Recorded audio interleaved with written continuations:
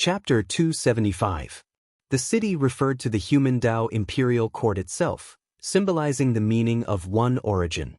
The two halls referred to the ancestral hall and sacred hall. The sacred hall enshrined Nuwa, the five elements sacred beasts, and the Daluo Jinxian of the human race. In the future, if a powerful figure appeared to protect the human race, they could also be enshrined there. The ancestral hall enshrined the martyrs of the human race, those who had sacrificed themselves heroically for the development of the human race.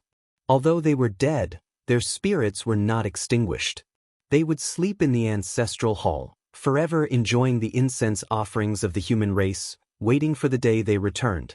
The two halls, one for life and one for death, used life and death to evolve the Tao of Yin and Yang, explaining the principles of Yin and Yang. The three palaces were the human emperor, empress, and crown prince.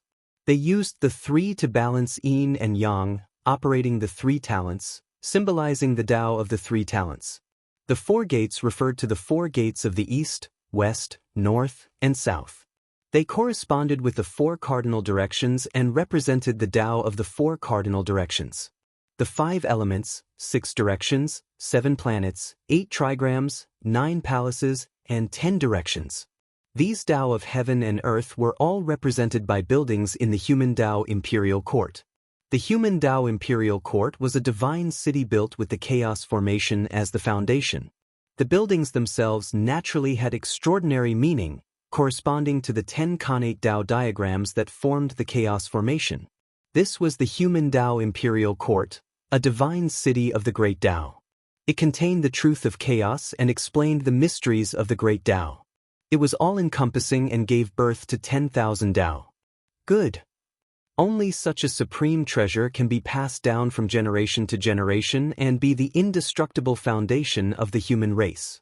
With this imperial court, no matter how harsh and difficult the environment the human race faces in the future, it can guarantee that the inheritance will not be lost.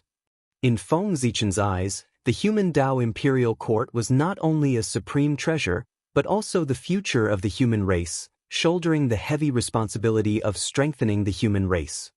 Chaos beacon. Feng Zichen reached out, and the chaos bead automatically appeared in his hand, blooming with hazy light. Go. With a wave of his hand, Feng Zichen sent the chaos bead into the center of the human Tao imperial court.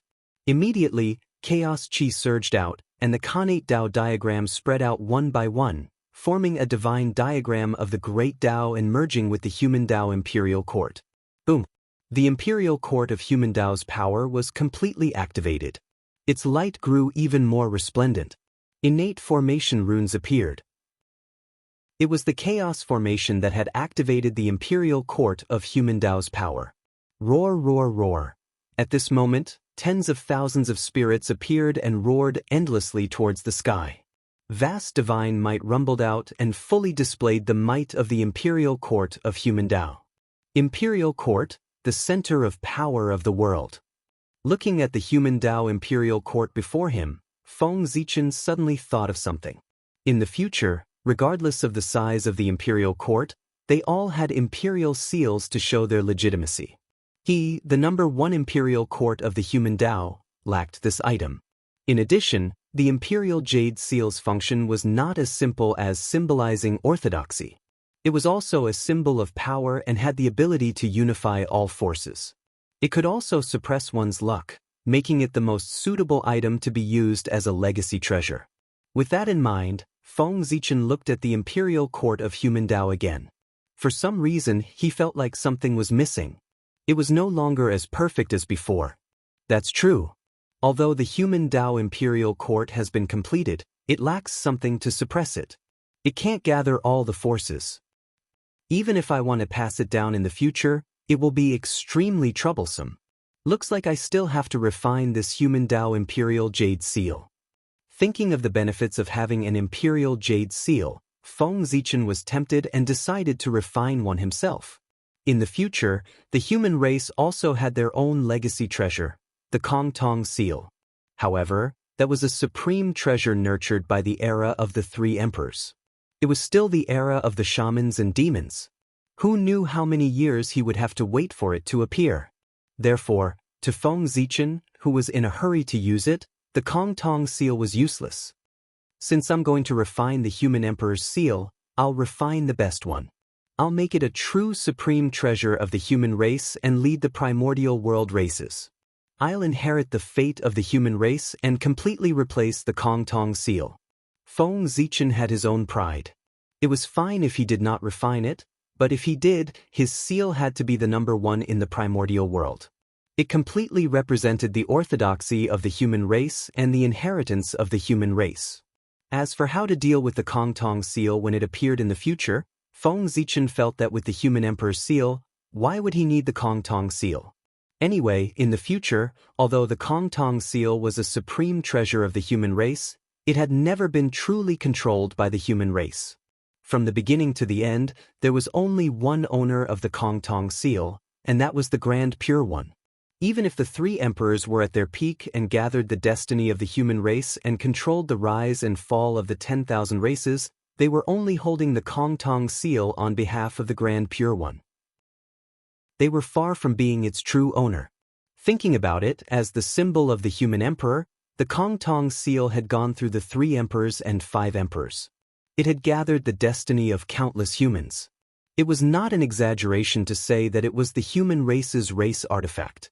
However, such an important treasure was not under the control of the human race. Wasn't that a joke? The human race had fought for countless years. Countless ancestors had sacrificed their heads and shed their blood for it. However, they had to give a share of the fruits of their labor to the Grand Pure One for him to enjoy. Not only that, after sharing the fruits of their labor, they had to be grateful to him. How could he tolerate this? Since that was the case, there was no need for the Kong Tong seal. This was something that was extremely important to the human race but was completely out of their control. Not only would it not be beneficial to the development of the human race, but it would also restrict the development of the human race. It would also help outsiders snatch the fruits of the human race's labor. Therefore, no matter how good the Kong Tong seal was, if it could not be controlled by the human race, it could not be kept. Now, Feng Zichen was going to refine a human emperor's seal that truly belonged to the human race. He was going to use it as the inheritance treasure of the human race and completely destroy the Kong Tong seal. At that moment, Feng Zichen's mind stirred and he took out the Pangu's finger bone that he had obtained from the ruins of End. He had originally planned to enshrine that treasure in the ancestral temple to increase the destiny of the human race. However, now that he wanted to refine the human emperor's seal, was there any better material than the Pangu's finger bone? That was the best treasure in the primordial world. It was also the treasure that could represent the orthodoxy of the primordial world. In the primordial world, what treasure could represent orthodoxy more than the remnant body left behind by the creator of the world? The Pangu's remnant body was the most orthodox treasure in the primordial world. As for the treasure that could represent the orthodoxy of the primordial world, it was enough to represent the orthodoxy of the Tao, not to mention the orthodoxy of the human race. Compared to the Kong Tong seal, it was like a firefly compared to the bright moon. There was no comparison at all. If not for the fact that the Tao runes in the Pangu's finger bone had been completely lost, this treasure would have been enough to be refined into the heavenly emperor's seal and become the symbol of the entire primordial world. It would have been supreme and become a connate cardinal treasure in one fell swoop. Unfortunately, in order to destroy the Chaos Fiend Celestial, the charm of the great Tao of this treasure had been completely lost. Apart from the indestructible bone body, there was nothing left. Otherwise, he could have directly turned into a connate cardinal treasure. There was no need for outsiders to refine it. Even so, the human emperor's seal refined with the Pangu's finger bone would at least be a supreme-grade connate cardinal treasure. It was much stronger than the Kong Tong seal. Chapter 276. Connate was naturally stronger than postnatal. The so-called postnatal supreme treasures were comparable to connate spiritual treasures only in terms of power. They were far inferior in other aspects. As for postnatal supreme treasures that were more powerful than connate spiritual treasures, there were only a few. In the entire untainted land, there were only 3, Buddha Pagoda, Sky-Throwing Seal, and Kong Tong Seal. The materials of these three treasures were all top grade. Naturally, they could surpass ordinary Khanate spiritual treasures. But because of this, these three supreme treasures were not universal. They could only be found by chance. Otherwise, the limit of postnatal supreme treasures would not be to go against the Khanate and become Khanate spiritual treasures. Great Taoist priests, your junior Feng Zichen wants to refine the Emperor's seal to inherit the human path and maintain the order of all living beings. I hope great Taoist priests can help me. After placing Pangu's finger bone on the altar, Feng Zichen tidied his clothes and bowed respectfully. Pangu's finger bone was so hard that Feng Zichen could not refine it. Even if he used a Khanate supreme treasure for hundreds of years, he would not be able to break it. Unless the top 10 Chaos Demon Gods came, even if Tao Ancestor Hongjun came, he might not be able to shatter it. The only way to refine Pangu's finger bone was to pray to Pangu and ask him to refine it. That was why the current scene was happening. As for whether Pangu would agree or not, Feng Zichen was not worried at all. Not to mention that he was favored by Pangu, he still had the heavy responsibility that Pangu had given him. In order to give Feng Zichen some benefits, Pangu would not refuse. Sure enough, not long after Feng Zichen's request, Pangu's finger bone on the altar changed. There was a flash of purple light, and Pangu's finger bone gradually melted, forming a purple liquid. Pangu's finger bone was purple. Because purple was the color of the great Tao. It was the most honorable color in the world. Thank you, great Taoist priests, for your help. Seeing the changes in Pangu's finger bones, Feng Zichen hurriedly bowed.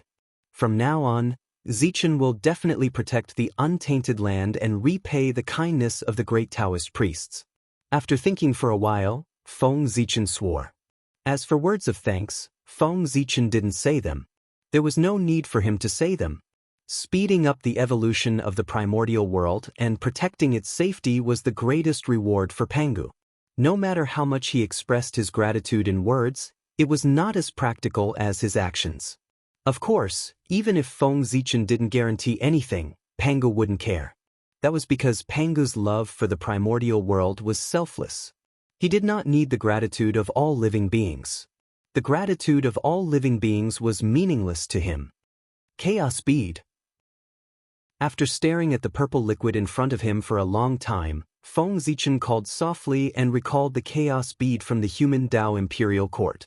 Although Pangu's finger bone was good, he had lost his Taoist runes after all.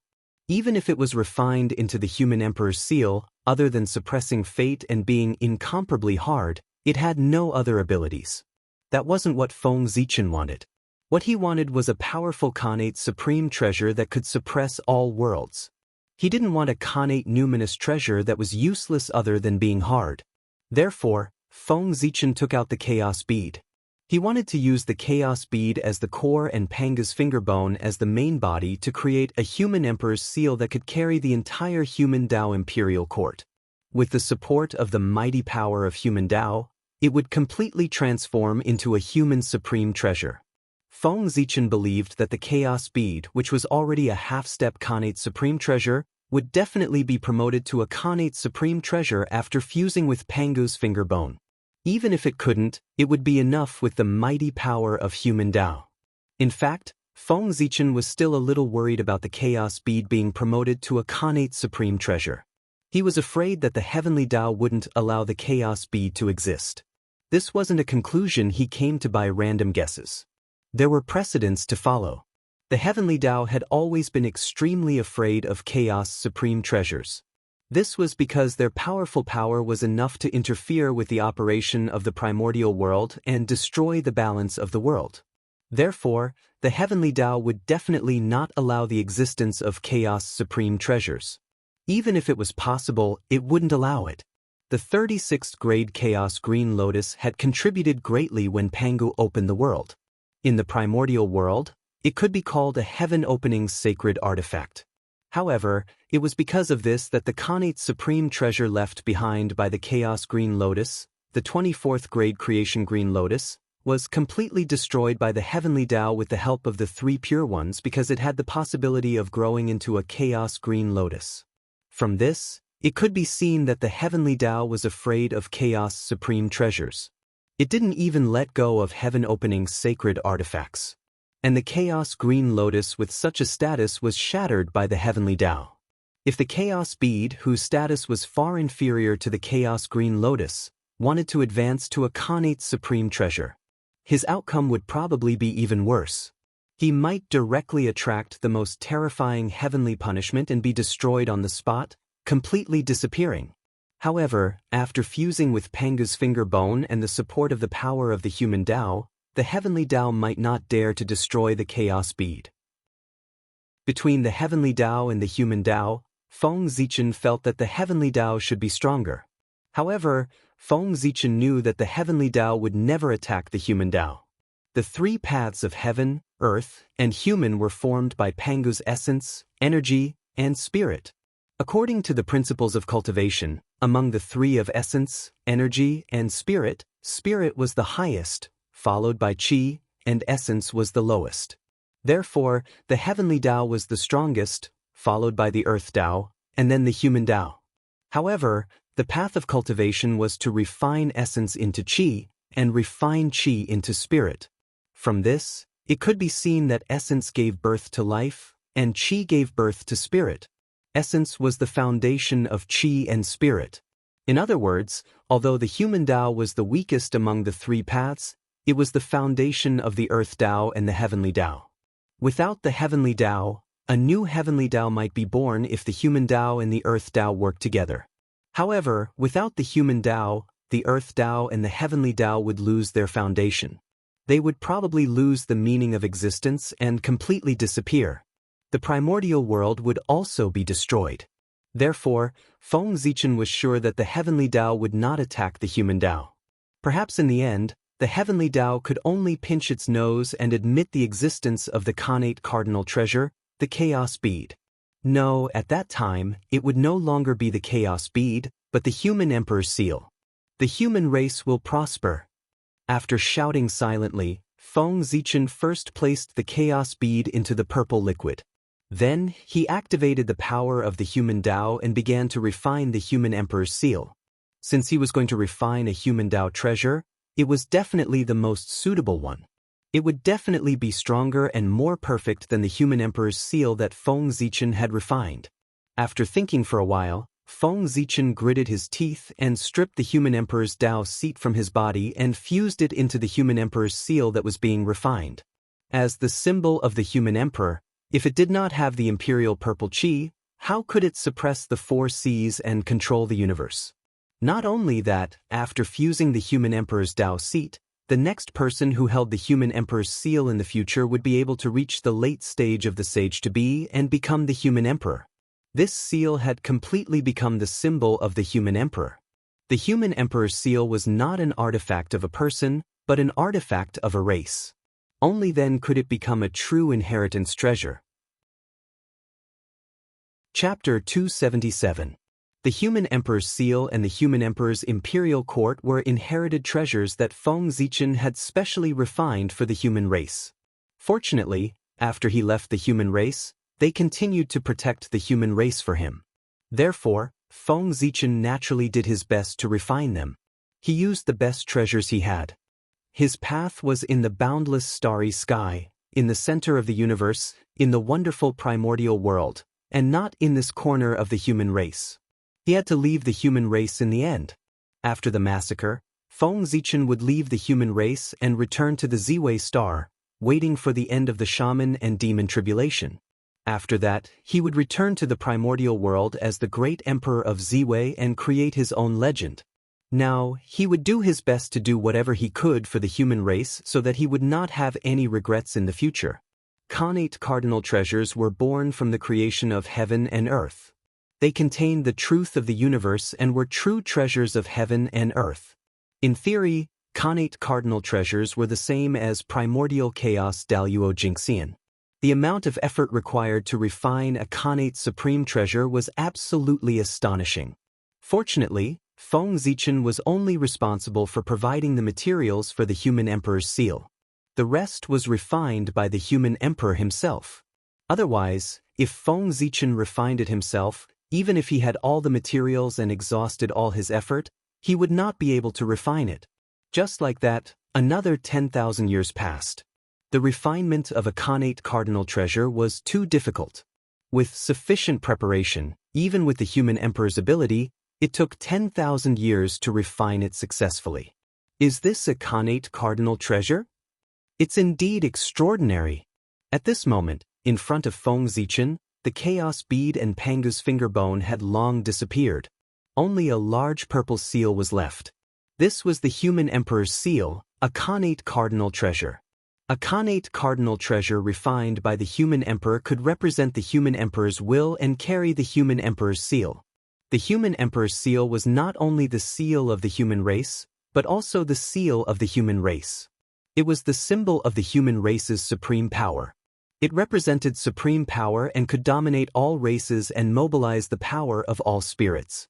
Of course, Feng Zichen did not dare to mobilize the power of all races. Did he really think that the shamans and demons were gone? If he really mobilized the power of all races, the experts of the shamans and demons would sense it and kill Feng Zichen before he could do so. In the last battle, the shamans and demons had declared the human emperor's majesty. They did not fear of the saints. Therefore, Feng Zichen had no ability to resist the shamans and demons. Emperor's seal. Emperor's seal. Times had changed. Perhaps in the future, when the era of the liches had passed, the human emperor's seal would be able to unleash its full power. But now they couldn't. The light of the shamans and demons was too dazzling, overshadowing everything. Even saints couldn't compete with them, let alone connate cardinal treasures. Emperor, shamans, god, shaman, his shaman was shamans. Just to wait. The races.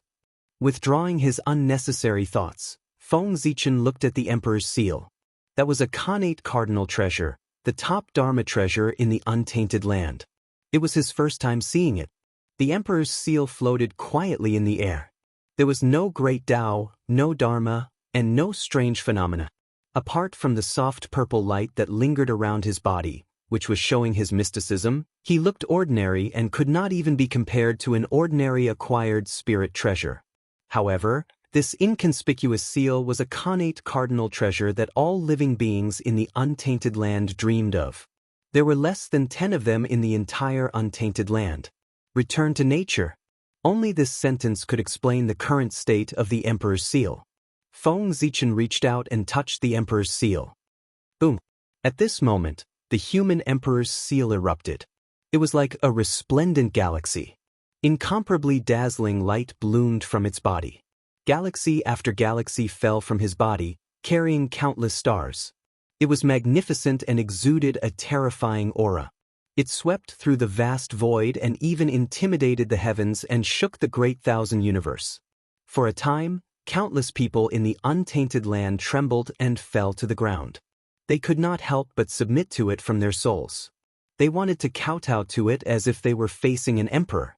The human path was all spirits. The human emperor was the emperor of all spirits. The emperor's seal was the symbol of the human emperor. It was what he relied on to control all spirits. Therefore, when the emperor's seal appeared, it was like the arrival of the human emperor. All spirits instantly sensed it and wanted to worship it to show their respect. Then the galaxy became brighter and brighter, emitting a monstrous pressure. The countless stars it carried also became bigger and bigger, revealing their true appearance. Those stars were not stars at all. They were clearly enormous figures. Because they were emitting a dazzling light, they looked like bright stars from afar. These figures were all spirits. They were the external manifestation of the human path. They contained endless power and wanted to destroy everything and return the world to its original point.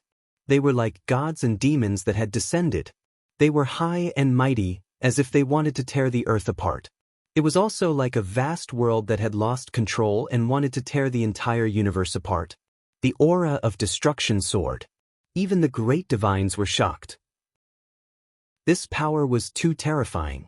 It was enough to shake one's heart and make one unable to resist. Even the world was trembling. A connate cardinal treasure was born. Moreover, it was a cardinal treasure that belonged to the human path. At this moment, A realization appeared in the hearts of many great divines, allowing them to know the reason for the matter. Connate cardinal treasure. Where is it? Without any hesitation, the great divines moved. Powerful divine thoughts rose from their bodies and swept through the entire untainted land, trying to find the location of the human path cardinal treasure. Boom! Under their divine thoughts, the entire untainted land was shaking. The void creaked as if it could not bear the weight. Even the operation of the rules of heaven and earth was temporarily stagnant. The living beings of the untainted land were pressed to the ground, trembling uncontrollably. Their hearts were filled with extreme fear, thinking that the world was about to end. Unfortunately, these great divines were disappointed. They searched every corner that they could search, but they did not find any trace of the Connate cardinal treasure. If it were not for the remnant aura of the Connate cardinal treasure that was leaked when it was born, they would have thought that what they sensed just now was an illusion. Forget it. In the end, it's not fated with us. After a few sighs, the divine thoughts that were wandering in the void retreated one after another. The untainted land returned to peace. The shadow of death that covered the hearts of all living beings slowly dissipated. The Connate cardinal treasure was flawless and contained a complete great Tao. It was the most perfect existence in the untainted land. Its essence was equivalent to the primordial chaos Daluo Jinxian.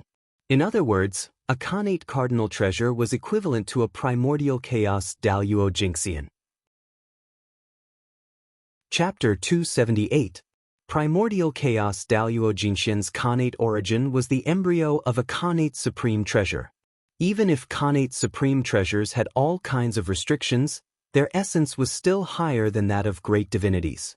In this way, how could those great divinities calculate the whereabouts of Connate supreme treasures? As for saints, they couldn't calculate the whereabouts of Connate supreme treasures. Connate supreme treasures couldn't develop intelligence and couldn't transform. Because of this, they had the strength of saints but couldn't take the initiative to use it. As the saying went, there were gains and losses. Although Connate supreme treasures had lost the possibility of transforming, they had achieved unimaginable achievements in shielding the heavenly secrets. Unless a Connate supreme treasure appeared on its own, even if saints turned the entire primordial world upside down, they wouldn't be able to find any traces of Connate supreme treasures. Otherwise, the two saints Zhu and Ti would have searched the primordial world for Connate supreme treasures long ago. They wouldn't be sitting peacefully on Mount Meru like now, drooling at the Connate supreme treasures in the hands of the three pure ones. They really couldn't find them. Holding the human emperor's seal in his hand, Feng Zichen had a feeling that he wasn't holding the human emperor's seal, but the entire race. At this moment, he seemed to be able to control the rise and fall of all races and the life and death of countless living beings. Of course, Feng Zichen knew that this was just an illusion. Controlling the life and death of all living beings was the power of the true human emperor. And he was only the emperor of the human race. He still had a long way to go before he could become the human emperor. He was far from being able to do this now. At most, he could control the life and death of the human race and borrow the power of all living beings. Rise. He sank his mind into the human emperor's seal. In an instant, everything about the human emperor's seal was reflected in Feng Zichen's sea of consciousness. That's right, it was the human emperor's seal. Apart from being a supreme treasure of the human race, the human emperor's seal was also the center of the human emperor's seal. It controlled everything about the human emperor's seal. Rise. Rumble. The entire human emperor's seal was shaking. The chaos formation was activated, and the great Tao divine diagrams slowly spread out. Chaos chi surged out, and the phantoms of all living beings appeared one after another. Then, the human emperor's figure suddenly disappeared from this place and appeared in the sky above the East Sea. The imperial dynasty was vast and boundless. The moment it appeared, it covered the sun, causing the East Ocean to sink into darkness. The changes in the sky immediately caught the attention of the human race. Then, what's that? Looking at the huge divine city in the sky, the clansmen fell into deep shock. They had lived on the shores of the East Ocean for a long time and had never seen such a vast and majestic imperial dynasty. They were already really calm that they didn't exclaim. "Is this the imperial court your majesty mentioned? It's unimaginably powerful. It's us who are ignorant." The ordinary clansmen didn't know what this was, but the elders of the human race understood the origin of the imperial court in the sky after some thought. If there were no surprises, this was the human emperor who had gone against the wishes of the masses to establish the imperial court of the human race. Just by looking at it from afar, even with their Tai Jinxian cultivation, they felt a sense of fear from the bottom of their hearts. From this, it could be seen how powerful this imperial court was. Thinking back to what they had said to Feng Zichen earlier, it seemed a bit laughable now. Perhaps they were really old and couldn't keep up with the times. Ignoring the clansman's shock, Feng Zichen didn't show himself. Instead, he took out a fishing net. Now, the human emperor's imperial court wasn't complete yet. He still needed to make some preparations. Behind Feng Zichen, the world tree appeared silently. It lowered the world origin and burned the fishing net in Feng Zichen's hand. At the same time, the human emperor's seal also trembled. It spewed out chaos origin and burned the fishing net. The chaos bead was only the core. Feng Zichen had refined it into the human emperor's seal. Its essence hadn't been destroyed and still existed. It was just that its appearance had changed. Moreover, after transforming into the human emperor's seal, the chaos bead had completely advanced to a Khanate treasure. It nurtured even more chaos origin. Not only that, the chaos bead's characteristics didn't disappear with its change. It could still absorb the fragments of the past and continue to advance. The fishing net in Feng Zichen's hand was none other than the net that had captured Ao Shui back then. It was the first net in the primordial world, an acquired merit numinous treasure. He took out this net. Just like how he refined the Swerin lamp back then, he wanted to refine another inheritance treasure for the human race. An inescapable net. Before this net, there was no net-shaped numinous treasure in the primordial world. In other words, this net had great luck and great merit. A treasure refined with it could definitely seal all directions and trap all living beings. It couldn't be more appropriate to call it an inescapable net. Now, Feng Zichen's cultivation had far surpassed before. Refining such a numinous treasure didn't require as much effort as before. Not long after, the fishing net completely merged with the luck of the human race and became a new inheritance treasure. Go! Throwing out the inescapable net, Feng Zichen nodded in satisfaction as he watched it expand and envelop the human emperor's palace. After being enveloped by the inescapable net, the radiance on the human emperor's palace gradually dimmed. It became less eye-catching and ordinary. Compared to the ordinary cities in the primordial world, there was no difference other than floating in the air. Now that the human race was weak, it was better not to be too ostentatious. It was better to accumulate food and slowly become king. Elders, the human emperor's palace has been completed. Do you want to follow me to take a look? Looking at the human elders who were filled with emotion, Feng Zichen asked. Of course. Such a supreme treasure is the first time we've seen it in our lives. If we don't take a look, wouldn't we regret it for the rest of our lives? The elders nodded and said excitedly. To them, even Khanate numinous treasures were rare, let alone a supreme treasure like the human emperor's palace. Elders, you must be joking. Smiling, Feng Zichen led the elders into the palace. While Feng Zichen was in seclusion to refine the human emperor's palace, the primordial world also quietly changed. On Kunlun Mountain, the conflict between the disciples of the Chan sect and the Jie sect became more and more irreconcilable. The disciples of the two sects quarreled all day, turning the peaceful holy land of Kunlun Mountain into a wet market. Insults were endless. If not for Xianqing's suppression, the disciples of the two sects would have already fought each other. However, even so, as the conflict between the two sides deepened, it had already affected the saints. Because of this, the Grand Master of Heaven and the Primordial Lord of Heaven had already quarreled several times. The three pure ones were not far away from splitting up. On the sun, Tai's aura was even stronger.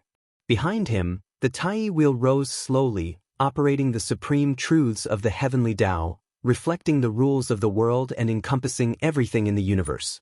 As it spun, It seemed as if countless worlds were born and destroyed in it, deducing all kinds of truths. It was extremely terrifying. Chapter 279. A flawless, primordial, and supreme Tao rune emanated from Donghuang Tai's body.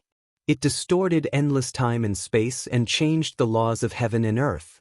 Clearly, after the last battle, Donghuang Tai's strength had improved again. He was not far from the primordial chaos Tao realm and could step into it at any time. Tai was born with the bell of chaos. He could be said to be the true son of an era. In the primordial world, whether it was the past or the future, there was no one else who was born with a connate cardinal treasure other than him. Even the first connate life form born in the primordial world, Taoist Hongjun, was far inferior to Tai when he was born. The 3 pure ones and the 12 ancestral shamans of Pangu did not have connate cardinal treasures when they were born. It could be said that Tai's treatment when he was born was the best in the primordial world. No one could compare to him. Logically speaking, Tai, who was born with such a halo, should be the most dazzling light in the primordial world, suppressing everything. In fact, it was the same. Ever since Tai descended, no one of his peers could compete with him. He defeated all his enemies, suppressing his peers until they could not breathe. Under his brilliance, they were overshadowed. If the 3 pure ones and the others had not received the help of Hongming's purple qi and reached the heavens in one step, becoming saints, Tai's strength was still the best in the primordial world. With Tai's talent, even if he could not become a saint, he could become a primordial chaos Daluo Jingxian. But now, he was still in the quasi-saint realm and had not taken that crucial step. This was completely because the heavenly court was dragging him down. That's right, it was the heavenly court's burden. To Di Jun and the others, the establishment of the heavenly court had great benefits. It could allow them to use the providence of heaven and earth to cultivate, improve their comprehension, and quickly break through to a higher realm. But it was different for Tai. He did not need the help of the providence of heaven and earth at all because his comprehension was the best in the primordial world. There was no way for him to improve. Instead, after the establishment of the heavenly court, countless karma gathered and dragged down Tai's cultivation. It made him unable to transcend heaven and earth and achieve primordial chaos. He could not break through to the primordial chaos Tao realm. In the eyes of outsiders, it was the heavenly court that made Tai Donghuang famous. But the truth was that the celestial court was a burden to Tai, preventing him from becoming the primordial chaos Daluo Jingxian. However, Tai was still Tai in the end. In the battle with Pangu's true body, he had profited from the disaster and comprehended the chaos Tao insight. He believed that it would not be long before he could take another step forward and become the primordial chaos Daluo Jingxian. At that time, it would be a grand occasion in the primordial world. Something had happened to the demon clan, and the witch clan was no exception. Strolling in the western land of the primordial world, Hoodoo could not help but look sad. This sorrowful expression was for the western continent. As the mother of the earth, the emotions of the West could not be hidden from her senses. The resentment hidden in the depths of the earth was clearly transmitted into his heart, causing a wave of sadness to surge out from his heart. Wisps of holy light bloomed from Hoodoo's body and surged towards the western continent, spreading for hundreds of millions of miles. It purified the tribulation aura, murderous aura, resentment aura, and a series of hidden auras. This was the origin of the earth, the foundation of Hoodoo. It was formed by her cultivation and was her innate origin. In other words, she was saving the western continent at the cost of damaging her own origin. Even if Hutsu's strength was not the best in the primordial world, she could still be ranked at the top of the first rate. Her innate origin was naturally extraordinary. If all of it was taken out, it would be a top-grade innate spirit treasure. Even if it was only a part, it would be easy to help a cultivator at the peak of Tai Jingxian break through to the Daluo Jingxian. If such a miraculous treasure was integrated into any place, it could create a blessed land. But in the western continent, it could not. The battle back then had completely destroyed the western continent, causing the land here to almost lose the possibility of recovery. Although Hoodoo's strength was powerful, she was still much weaker than the demon ancestor Ra. The demon ancestor Rahu had done everything he could to self-destruct. How could the Huda sacrifice a part of her innate origin to make up for the damage? If the Western continent could be repaired with the Earth's origin alone, Jain would have done such a simple thing in advance. How could he sit back and watch the Western continent decline? After all, with their strength, it was not difficult to find the Earth's origin. The Earth's origin was really useless. In order to revive the Western continent, they had used all the methods they could think of. As a treasure of the Earth's origin was naturally used at the first moment. But unfortunately, it was useless. No method was useful. At this point, unless there was a huge change in the Western continent, there was no way for it to recover.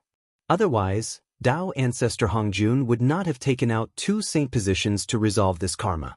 Hudu wanted to use her own innate origin to repair the Western continent, but she was thinking too much. In the depths of the earth, a powerful resentment suddenly surged out. With the power to erode everything, it destroyed the earth that had been repaired by the front and back earth, restoring it to the previous ruined place. Sigh, the destruction caused by the great war of immortals and demons is so terrifying. Countless years have passed, but there is still no chance of the Western continent recovering. The change in front of her was not beyond her expectations. With her cultivation, how could she not know that her innate origin was useless?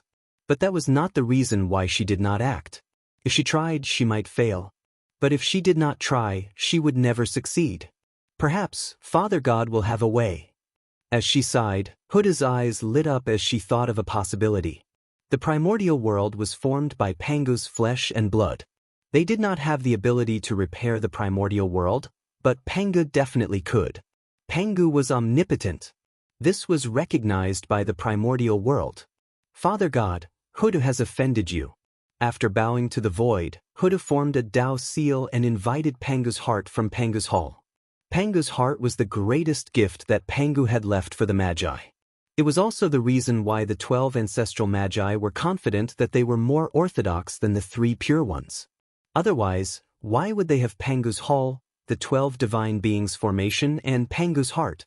As for the 3 pure ones, other than the heaven-opening mark, only the mysterious yellow pagoda of heaven and earth was inferior to them. Pangu's heart was indeed the most precious treasure of the Magi and the primordial world. Usually, the Magi would worship him in Pangu's hall and not use him unless it was a critical moment.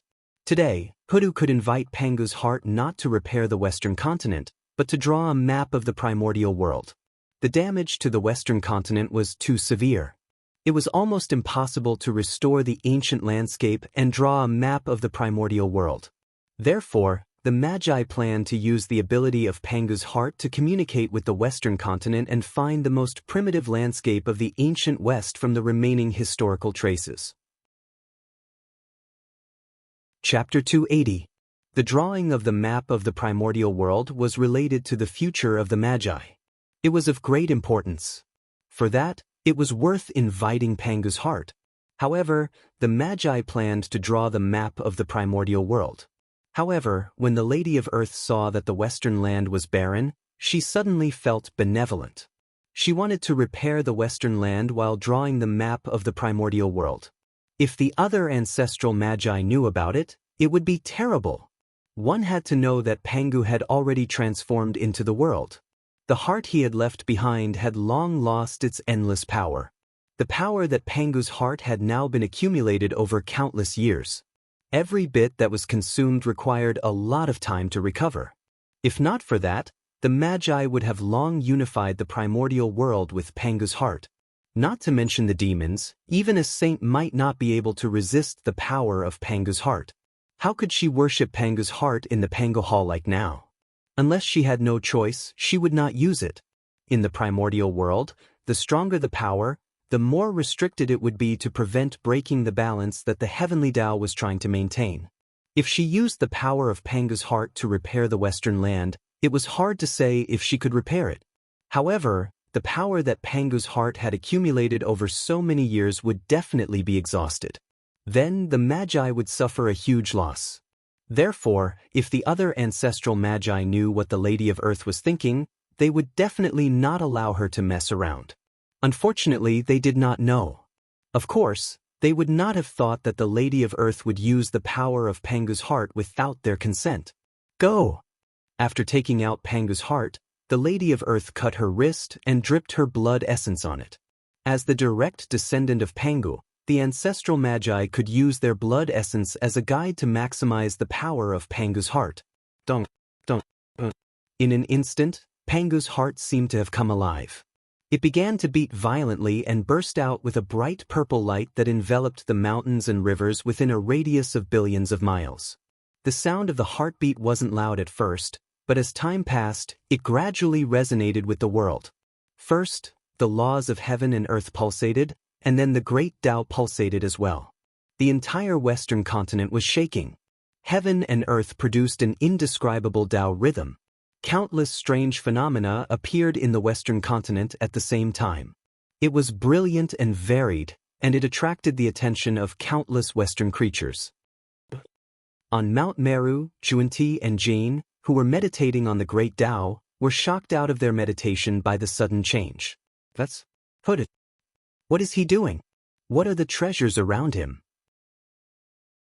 As soon as they came back to their senses, their eyes were attracted by Hutu.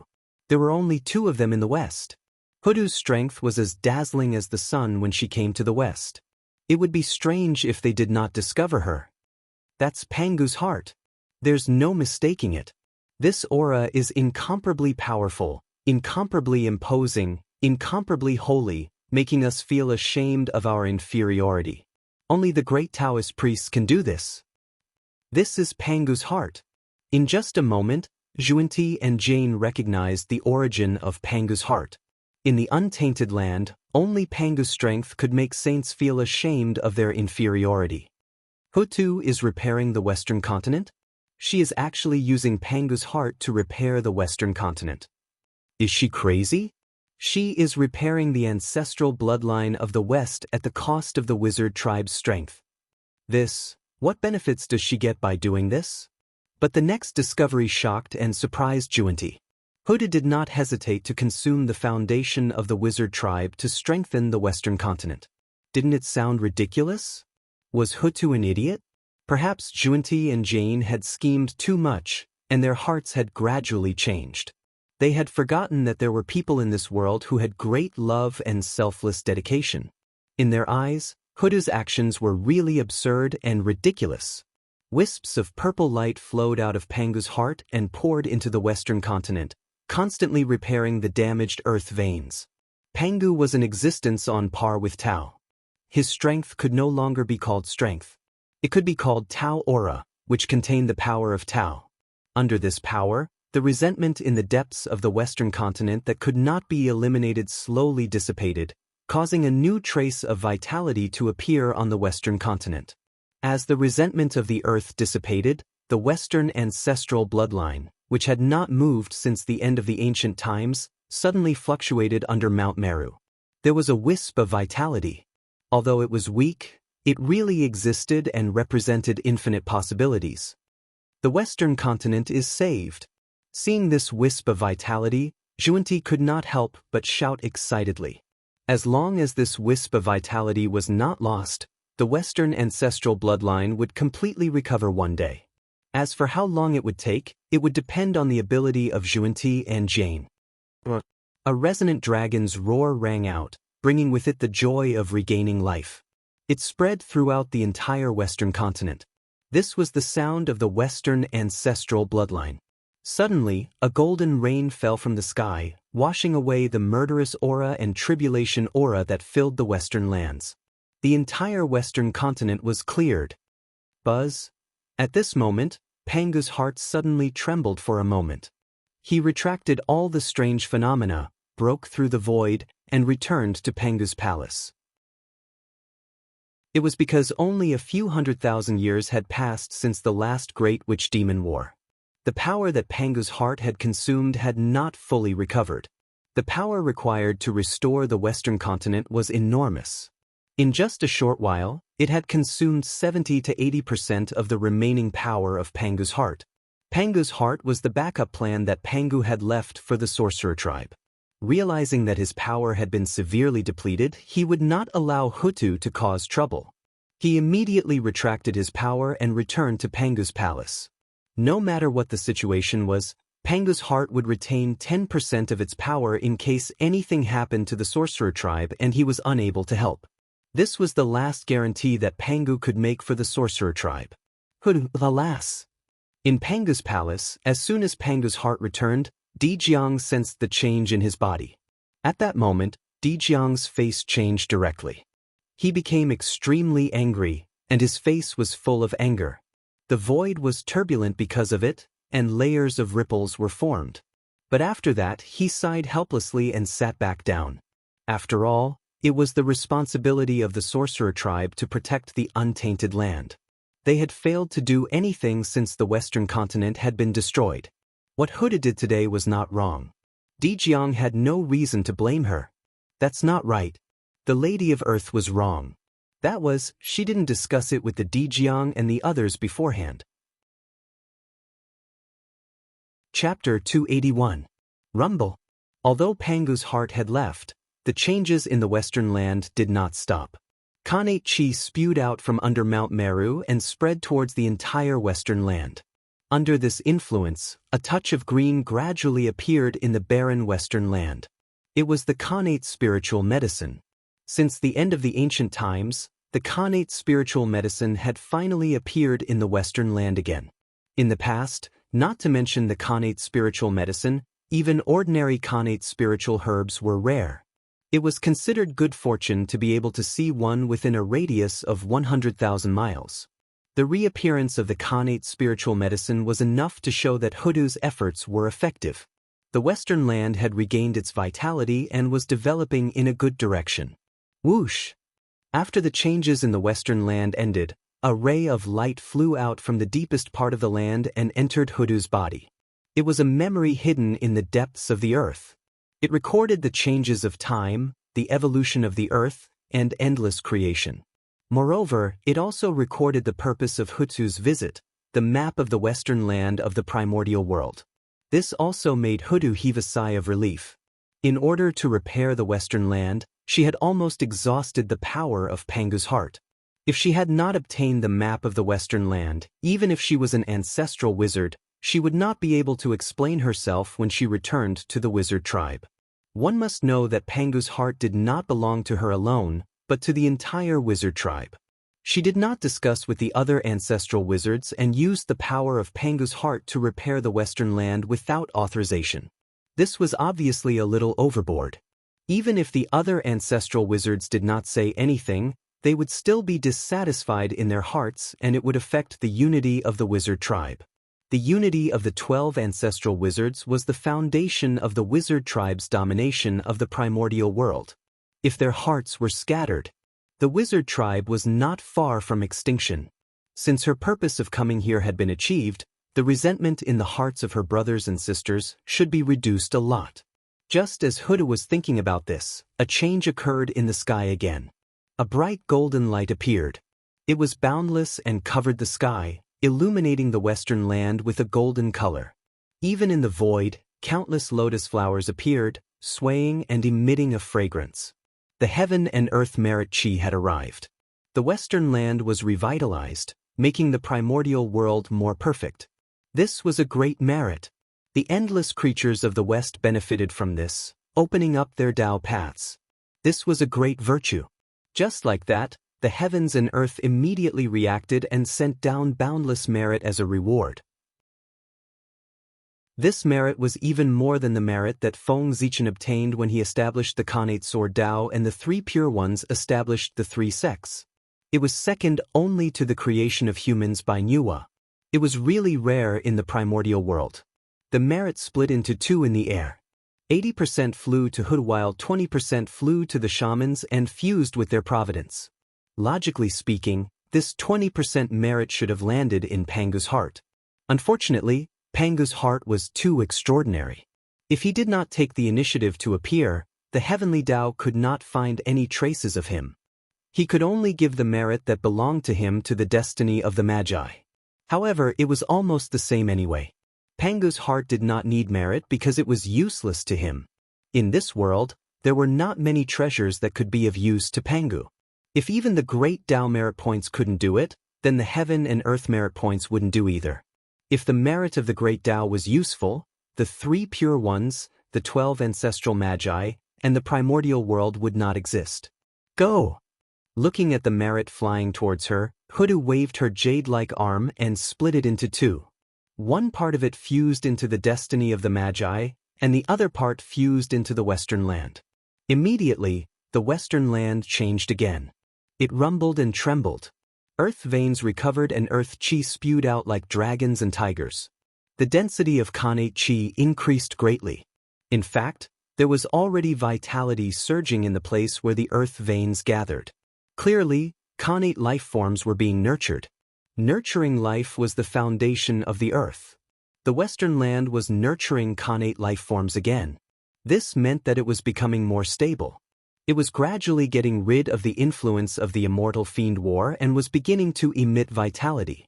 In the unknown land of the primordial world, where the destiny of the magi was, it was pitch black as far as the eye could see. That was negative karma. It was boundless and could not be seen. It covered up the destiny of the magi and could not be seen at all. This meant that the luck of the magi was over. If nothing went wrong, the magi would not be far from complete decline. However, at this moment, something unexpected happened. 2 merit points descended from the sky and forcefully opened a gap in the boundless negative karma, revealing the destiny of the magi. This meant that the magi had a chance of survival. A change had happened. This was something that had never happened in history. According to the original trajectory of history, who, like most Khanate god fiends, would not come to the barren west, let alone repair the western land. Now, for the sake of the primordial world, not only did Hoodoo come, but she also revived the western land, causing everything to change. Feng Zichen changed history once again. The situation in the primordial world became more and more incomprehensible. Goddess Hoodoo is merciful and boundless. At that moment, all the living beings in the west prostrated on the ground and chanted the name of Goddess Hoodoo, praising her benevolence and greatness. These praises came from the bottom of their hearts. It could be said that in the hearts of all the living beings in the west, Hoodoo's status had already surpassed that of Zhuanti. After all, no matter how good Zhuanti was, he could not benefit every living being in the west. However, Hoodoo had done it. Even the 2 saints, Zhuanti and Zhuanti, bowed slightly to show their respect. Previously, the 2 of them had suspected that Hoodoo had some ulterior motive. However, after seeing Hoodoo put merit into the western land, they completely dispelled their doubts. They understood that Hoodoo was truly selfless. How enormous would that amount of merit be? Zhuanti and Zhuanti believed that it could immediately make someone become a primordial chaos Daluo Jinxian. However, Hood did not even hesitate to send such merit out. Zhuanti's eyebrows twitched when he saw that. It was also this scene that made them understand that Hoodoo was a truly merciful person. Just like Pangu, she had great love for the primordial world. At that moment, their hearts were filled with respect for Hoodoo. That was the character that a saint should have. They were far inferior. It was really shameful for a saint. One had to know that the current Hoodoo was very different from the Hutu in the legends of history. In the past, merit was useless to the Magi, so they could give it up. However, ever since Feng Zichen passed down the Tao of God Fiends, the Magi had been cultivating their true spirits day and night. They could already use their true spirits to absorb merit. Merit was no longer something dispensable to the Magi. It was extremely important. It was a treasure that could increase one's cultivation level.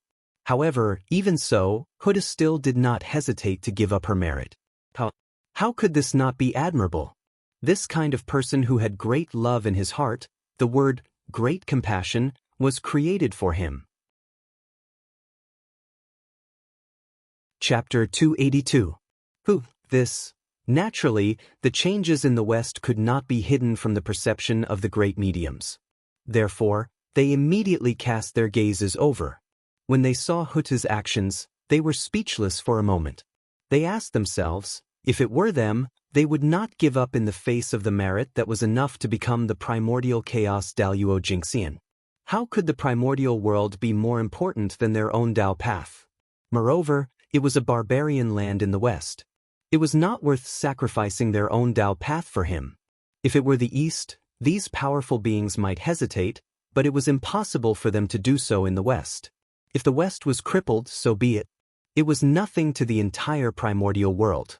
Anyway, there were no experts or treasures there. What was there to pity about a dead place? However, although their choices were different, their hearts were filled with respect for Hoodoo, just like Xuanti. Hoodoo's actions seemed silly, but it was really rare.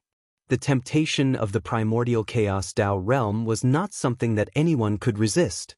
In the primordial world, there were only a few people who were as pure and loving as Hutu.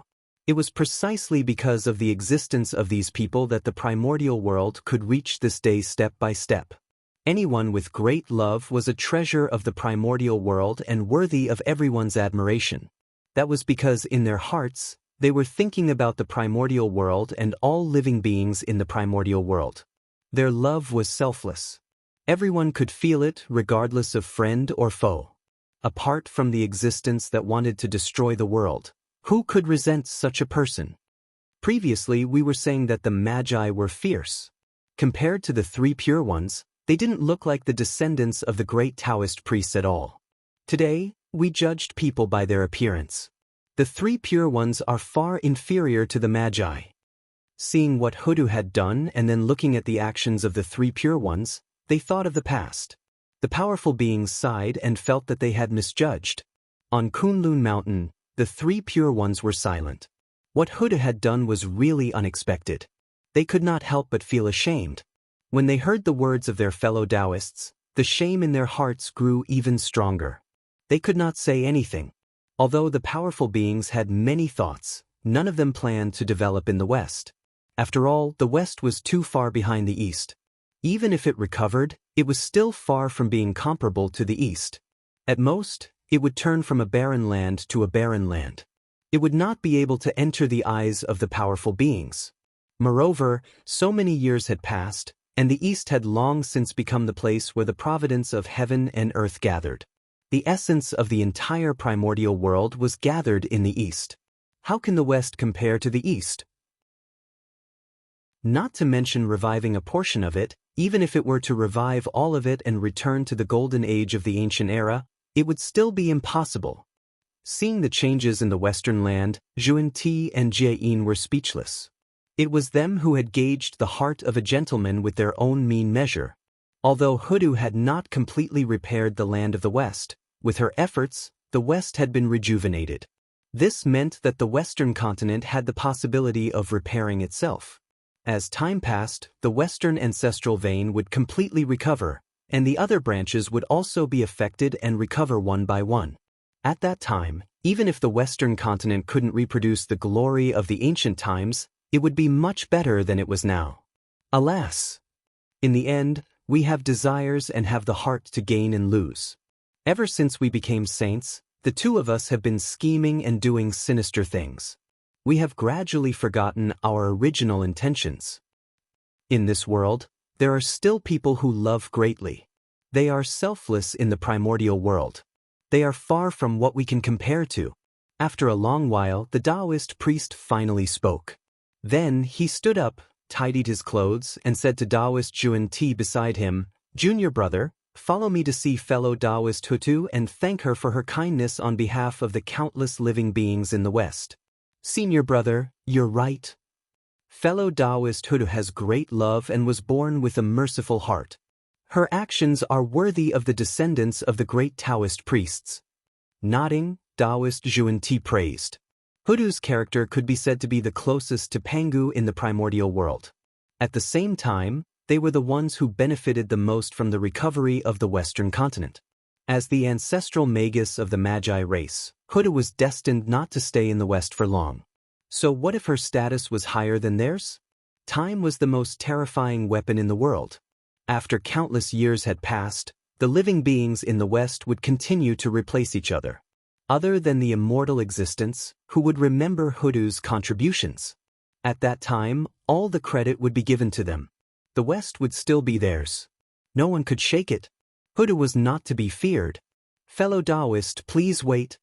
When the phenomenon of heaven and earth disappeared, Hudu was ready to leave. After all, she had achieved her goal of coming here. She had nothing else to ask for from the West. Why should she stay here? However, just as Hudu was about to leave, Zhuan-Ti hurriedly ran over and stopped her. In order to show his respect, Zhuan-Ti did not use his magical power to teleport. Instead, he flew over. Therefore, he did not appear in front of Hutu immediately. Greetings, fellow Taoists. Hudu was not surprised by the appearance of the two of them. No matter what, the Western continent was their territory. It would be strange if they did not come to take a look after she had caused such a big commotion here. Zhuan-Ti, thank you for your great kindness, fellow Taoist. Zhuan-Ti came in front of Hutu and did not say anything. He first bowed to Hutu 3 times. The first bow was for themselves. They thanked Hutu for repairing the Western continent. The second bow was for the Western continent. The third bow was for the Western living beings. As the true ruler of the Western continent, Zhuan-Ti had the right to thank Hutu on behalf of the Western continent and countless living beings. Originally, in this world, apart from heaven and earth, only Hongjun, Dijun, and Dijiang could accept the gift of the saint. No one else could. Heaven and earth, needless to say. Hongjun was the Tao ancestor. The saints were taught by him, so he could naturally accept their gifts. Dijun was the lord of heaven and earth. Dijiang was the eldest son of Pangu. The two of them had noble statuses and were not inferior to the saints.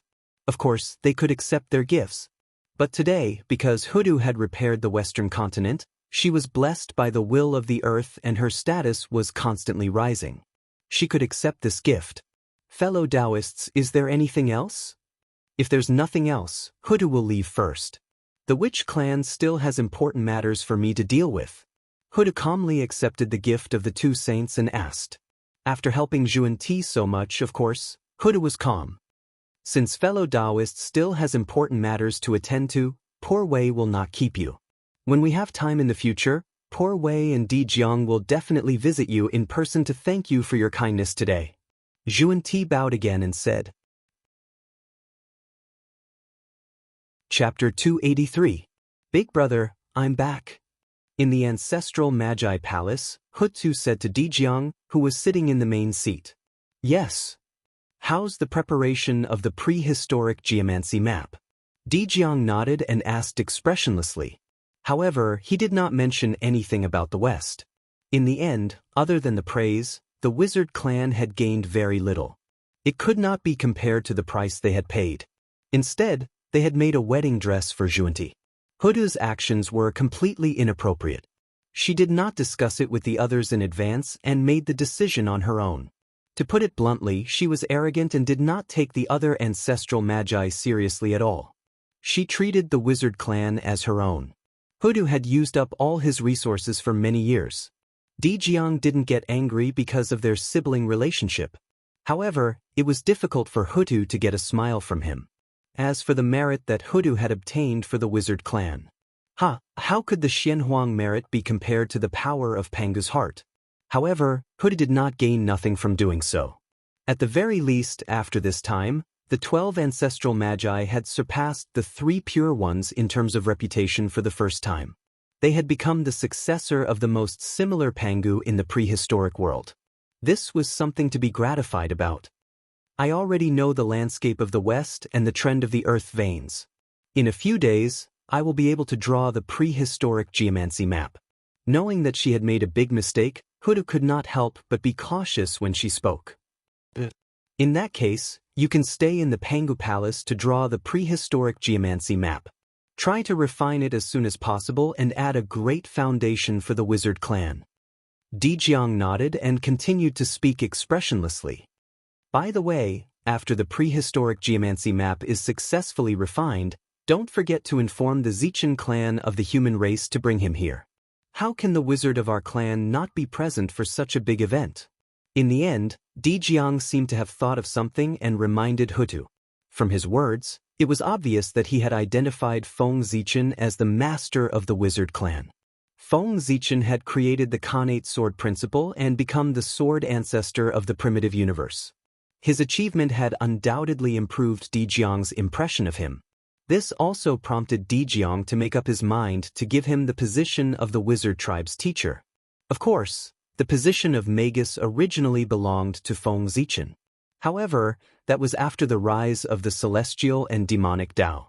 Di Jiang's decision was only to save the process and send the result to Feng Zichen in advance so that he could assume the position of wizard.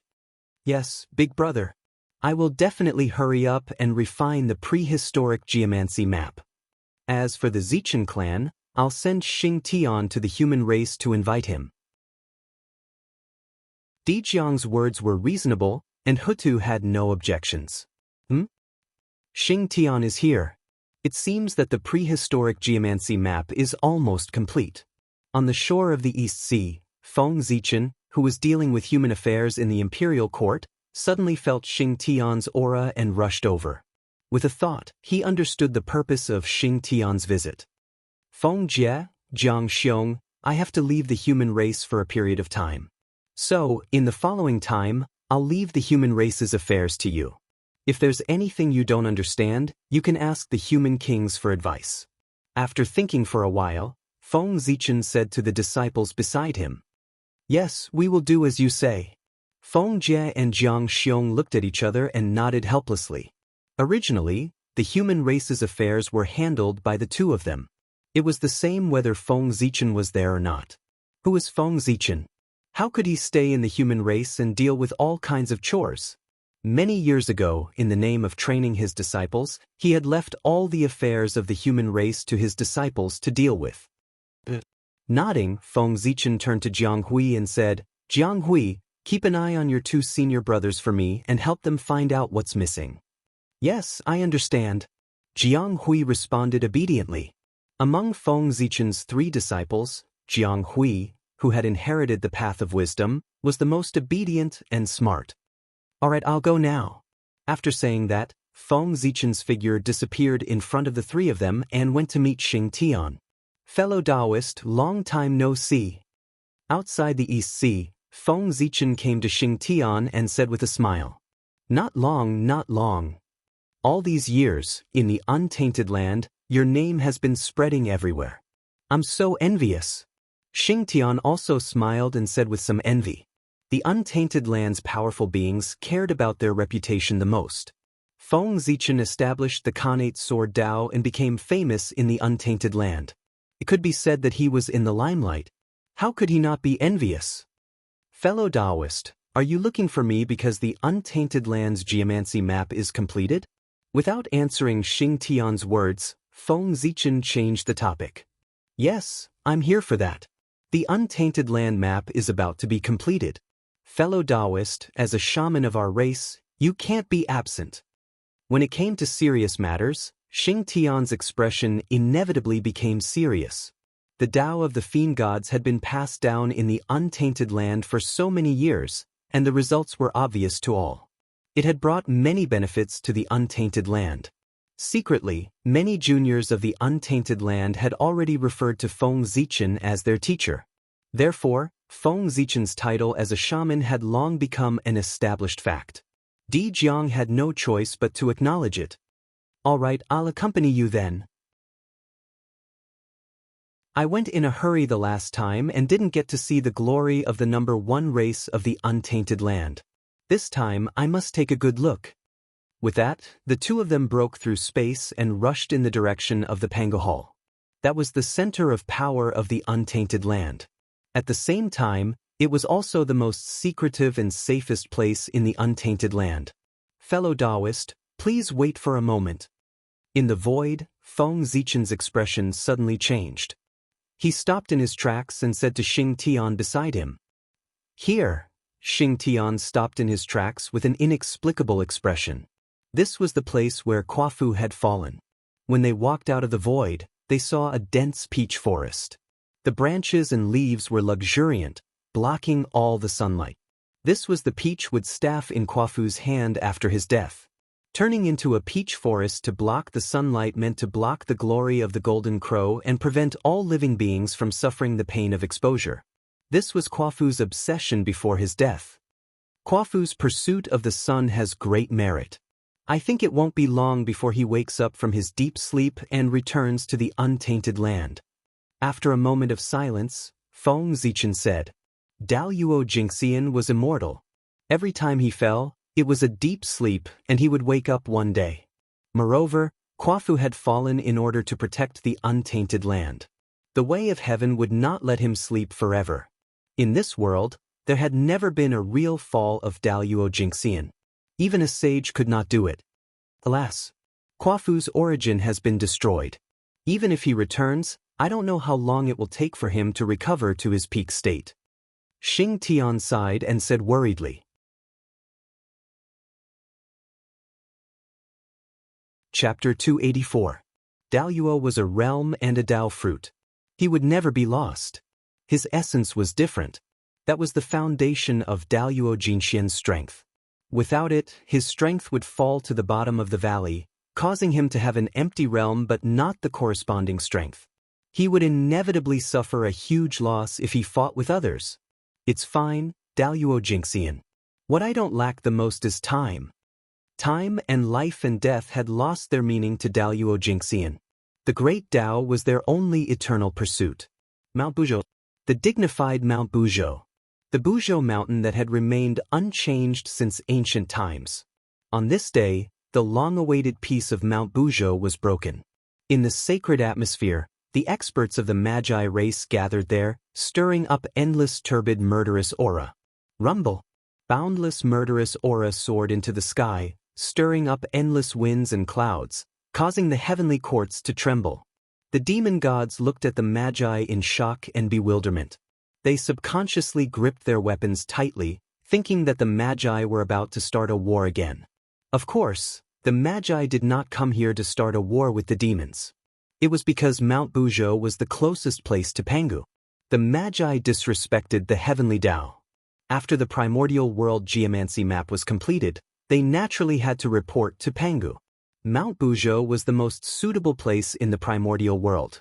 Ever since the birth of the Magi, Mount Buzhou had been the place where they worshipped their ancestors. The Magi were established under the witness of Mount Buzhou. After that, whenever there were any major changes in the Magi, they would come to Mount Buzhou and ask Pangu to bear witness.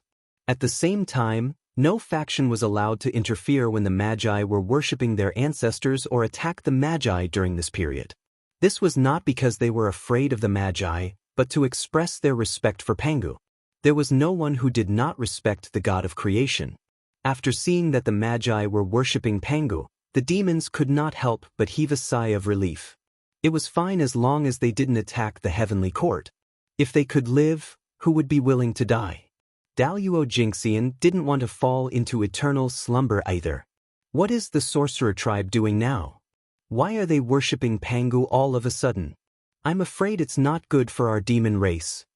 Inside the numinous sky hall, Di Jun's mood was indescribable. Every time the sorcerer tribe finished worshipping Pangu, their strength would increase greatly. Come to think of it, this time was no exception. In that case, the demon race would be in danger. Alas! If we don't think of a way to increase the strength of the demon clan, the next great Magi demon war will be the end of the demon clan. Sitting on the throne, Di Jun thought helplessly. The demon race was too difficult. Father God, today the shaman tribe observes the stars and the geography. They study the changes in the terrain of the primordial world and describe the terrain of the primordial world to form a map of the primordial world. This map contains the changes in the terrain of the primordial world and the changes of time. It can suppress the primordial world. Father, please enlighten me. Under the majestic Mount Buzhou, Di Zhang's expression was solemn as he said piously to the void. Father, please enlighten me. Behind him, the rest of the ancestral sorcerers also shouted piously. Map of the primordial world? What is this? Could it be that the sorcerer tribe also knows how to refine treasures? The powerful beings who were paying attention to this place could not help but be surprised when they heard this. Ever since the birth of the sorcerer tribe, they had never heard of them refining treasures. What the powerful beings thought did not affect the sorcerer tribe at all.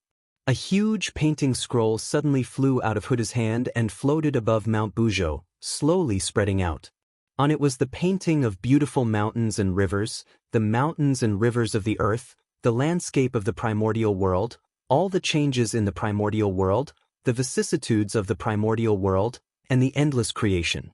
What was on the earth book, he had. What was on the Hichuluo book, he had. What was on the mountain river map, he also had. Everything on the primordial world, he had. This was the map of the primordial world, the first map of the primordial world, and also the most comprehensive map of the primordial world. It recorded everything on the primordial world. All the changes on the primordial world could be found on it. The 12 ancestral sorcerers spent hundreds of thousands of years to travel to every corner of the primordial world. They spent countless efforts and paid countless prices to finally complete the map of the primordial world. This was a treasure that was enough to shock the world. It contained countless creation and had incredible power. It could suppress the primordial world and even suppress the destiny of the sorcerer tribe. But at the moment when the map of the primordial world was born, it suddenly rained in the primordial world. The rain was golden and contained the chi of origin. It could create everything. The rain was not heavy, but it covered a wide area. In the primordial world, no matter where it was, there was golden rain falling. Mount Bujo, the heavenly court, Kunlun Mountain, the boundless sea of blood, there was golden rain falling. Even the Taoist temples of the powerful beings were no exception. At the same time when the golden rain fell, spiritual springs suddenly gushed out from the ground, emitting amazing spiritual chi. Around the spiritual springs, golden lotuses were born. They swayed and had an intoxicating fragrance. At this moment, great joy surged in the hearts of all the living beings in the primordial world at the same time. They could not help but smile. Not only the living beings in the primordial world, but even the boundless void, the great Tao of the universe, and the rules of heaven and earth were joyful. They were excited and manifested in the world, causing all kinds of strange phenomena to occur in the primordial world. The appearance of the map of the primordial world made the primordial world extremely excited. Its emotions spread out and affected everything, and then created the strange scene in front of them. Rumble. In the heavens and earth, a supreme power suddenly spread out. The whole primordial world was roaring. The great Tao of heaven and earth was shaking as if it was about to collapse. Nothing existed. This power was broader, more vast, and more majestic than the heavens and earth. In front of it, the heavenly Tao was extremely small and not worth mentioning. There was no doubt that this was the power of Pangu.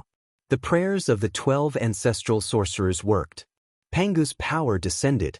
The vast power completely enveloped the map of the primordial world, constantly changing its essence and making it change in the most perfect direction. In the void, the 3 Taos of heaven, earth, and man spontaneously manifested. They carried the great Tao of heaven and earth and the endless rules of heaven and earth, and rushed to the map of the primordial world to strengthen its foundation and accelerate its evolution. Pangu, the father of the primordial world. His will was the will of heaven and earth.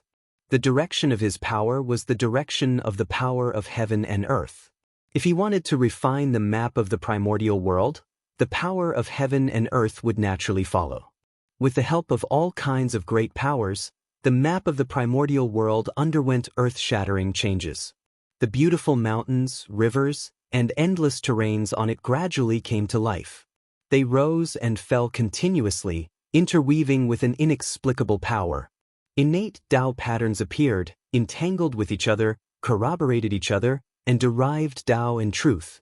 They were branded on the map of the primordial world, like the great Tao. One could see that the chaotic chi on the map of the primordial world was transforming into innate spiritual chi. It gave birth to bright spiritual light and derived endless innate rules. It was so bright that people could not open their eyes. Chapter 285. Rumble. Loud sounds came from the primordial geomancy map one after another. It was as if a world was being opened. It was extremely grand and deafening. No, it was not as if. It was real. With the support of Pangu's power and the power of the primordial world, a vast world was slowly taking shape in the primordial geomancy map. A shocking change was taking place. At that moment, it was as if all the creation in the primordial world had gathered on the primordial geomancy map. As a result, the world evolved extremely quickly. It was so fast that it was unbelievable. It defied common sense. In an instant, it was as if endless years had passed. The realm wall was born, the world was stabilized, the sun, the moon, and the stars were born, and the three lights were split. Time and space were formed and time changed. The world was quickly perfected. Pangu's power was beyond imagination. The power of the world was boundless.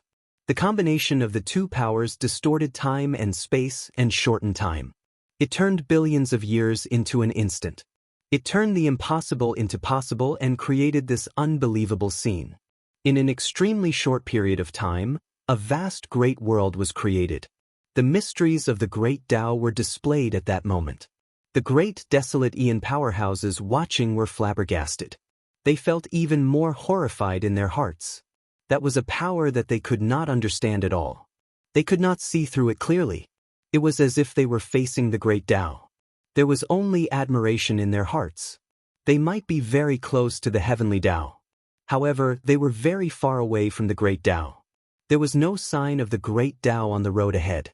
Therefore, they could not understand or imagine Pangu's power, which had transcended the heavenly Tao and was infinitely close to the great Tao. In their hearts, there was no concept of the great Tao at all. Naturally, they could not understand or reach it. Endless creation and endless power caused the world in the primordial geomancy map to change rapidly. In just a moment, countless changes occurred. That world had already matured and was on the verge of perfection. The sky was high, the earth was heavy, the mountains were majestic, the sea was boundless, and the mountains and rivers were incomparably beautiful. The mountains and rivers were like poems and paintings. The world was filled with endless creation aura. Looking carefully, in this world, the mountains, the water, the sky, the earth, the blessed land, and the endless creation all revealed some shadows of the untainted world. It was very similar to the untainted world. It was like a miniature version of the untainted land. That's right. The primordial world map was originally a topographic map of the primordial world. Now that he had obtained the creation of Pangu and derived a world, it was reasonable to use the primordial world as a template. However, although it was called a small world, it was actually not small. Its small size was only the result of comparison with the primordial world. In this world, what world would not be incomparably small compared to the primordial world? In terms of area and source energy, this world was thousands of times thicker than the Great Thousand Realms, far surpassing countless worlds. Boom! At the moment when the world was completely formed, an extremely powerful force suddenly swept out from the geomancy map of untainted land and engulfed the entire untainted land. All living beings in the primordial world, except for the saints, lowered their heads. This was the power that a connate cardinal treasure should have when it was born. It was just like when a sage achieved Tao and shocked the entire untainted land. The connate cardinal treasure was the primordial chaos Daluo Jinxian. In comparison, the appearance of the human emperor's seal and the 10,000 spirit crown undoubtedly caused a much smaller commotion. They could not be compared at all. The 10,000 spirit crown was still in an incomplete state. Its power was only comparable to an inferior grade connate numinous treasure. Of course, it would not cause any earth-shattering commotion. The human emperor's seal was because Feng Zichen was too weak. He did not dare to let the human emperor's seal show its sharpness to avoid causing any accidents. That was why it appeared in the world in a low-key manner. However, the Magi were different. They were powerful. It had always been others who were afraid of them, not them who were afraid of others. Naturally, they were not worried that someone would snatch the connate cardinal treasure. Therefore, they could completely activate the power of the geomancy map of untainted land and sweep through the entire untainted land to achieve the goal of intimidating everyone. This was the benefit of being powerful. One could do things as one pleased and not be bound by restrictions. It was for this reason that becoming stronger and stronger became the unanimous belief of all living beings in the untainted land. Connate Cardinal Treasure. That geomancy map of untainted land is a connate cardinal treasure. The Magi have actually refined a connate cardinal treasure. That's incredible! To be able to cause such a big commotion, the geomancy map of untainted land was undoubtedly a connate cardinal treasure. The great mediums of the untainted land were not blind. It was not like they could not see or feel the power contained in the geomancy map of untainted land. How could they not understand its level? At this moment, they were truly shocked. Even the appearance of Pangu's true body in the great war of liches and demons was not as shocking as this moment. That was a connate cardinal treasure. There were only a few supreme treasures in the untainted land. How could it be possible that it was artificially refined by a Magi without a primordial spirit? Wasn't it too incredible? The refinement of a connate numinous treasure was already extremely difficult. It was difficult for human beings to achieve it. Only with the help of heaven and earth could it be refined. As for a connate cardinal treasure that was more powerful than a connate numinous treasure, it was definitely not something that could be refined by human beings. Only the heaven and earth could gather unexpected good fortune and nurture it for countless years. But now, in just a few days, a man-made connate cardinal treasure was born just like that. Everyone was so shocked that they were speechless. They did not know what to say. In fact, it was not surprising that the geomancy map of untainted land could become a connate cardinal treasure. First of all, the geomancy map of untainted land recorded everything in the untainted land. It had unimaginable power that could resonate with the untainted land and be supported by it. Secondly, the main body of the geomancy map of untainted land was the chaos membrane. It was not a treasure of the untainted land and did not belong to the connate world. It was a spiritual object from the chaos. It contained the good fortune of the great Tao and was the manifestation of the chaos. Pangu had broken the chaos membrane and caused the untainted land to be born. It could be said that the chaos membrane was the mother body that gave birth to the untainted land. From this, it could be seen how extraordinary he was. Such a treasure contained the good fortune of the chaos. It was a material that could be refined into a chaos numinous treasure. And a chaos numinous treasure was an existence of the same level as a connate cardinal treasure. In this way, the chaos membrane could naturally be refined into a connate cardinal treasure. In the end, the one who refined the geomancy map of untainted land was none other than the most powerful existence in the world, Pangu. Under his power, heaven and earth moved with him and refined the geomancy map of untainted land together. The attributes of the chaos membrane also degenerated from chaos to connate and became more suitable for the untainted land. With so much incredible power gathered, it was natural for the geomancy map of untainted land to become a connate cardinal treasure. It was not surprising. It would be surprising if it could not succeed. Chapter 286. The great mystical abilities of the primordial world did not understand the twists and turns. They thought that it was a connate cardinal treasure refined by the Magi and naturally fell into shock.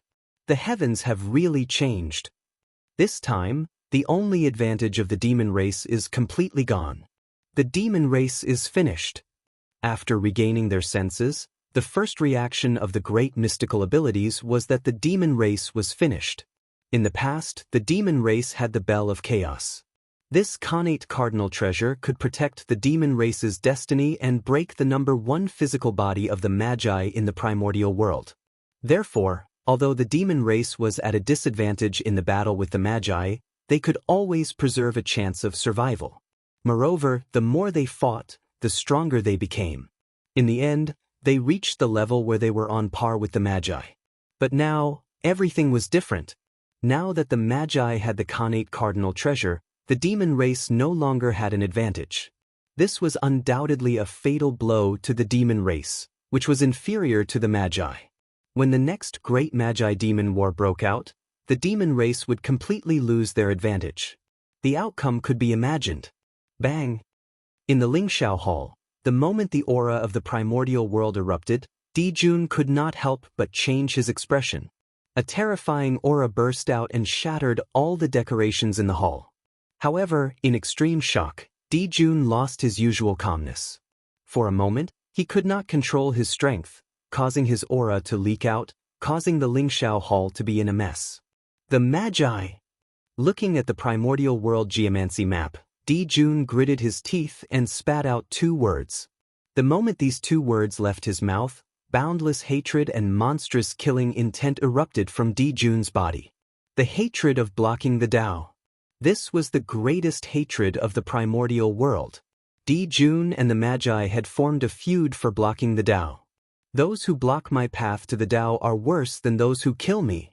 Compared to this hatred, the hatred that the Magi and the demon race had developed over the years was not worth mentioning. After unifying the primordial world, Dijun would be able to perfect the heavenly emperor karma rank and become a saint on the spot. As for the sorcerer tribe, they were the stones that stood in his way, blocking him firmly in front of the door of Tao. This hatred could only be resolved when Dijun became a saint or when the Wu tribe was destroyed. Now, with the geomancy map of the primordial world, the strength of the wizard tribe had increased greatly. The hope of Dijun becoming a saint was even slimmer. Even the demon race was in danger of being wiped out. You forced me to do this. Clenching his fists, Dijun made up his mind. He was about to attain the Tao of primordial chaos. It was extremely difficult for outsiders to reach the primordial chaos Tao realm. But for Dijun, it was not as difficult as he had imagined. He was the Lord of Zhoushan and the Lord of Heaven.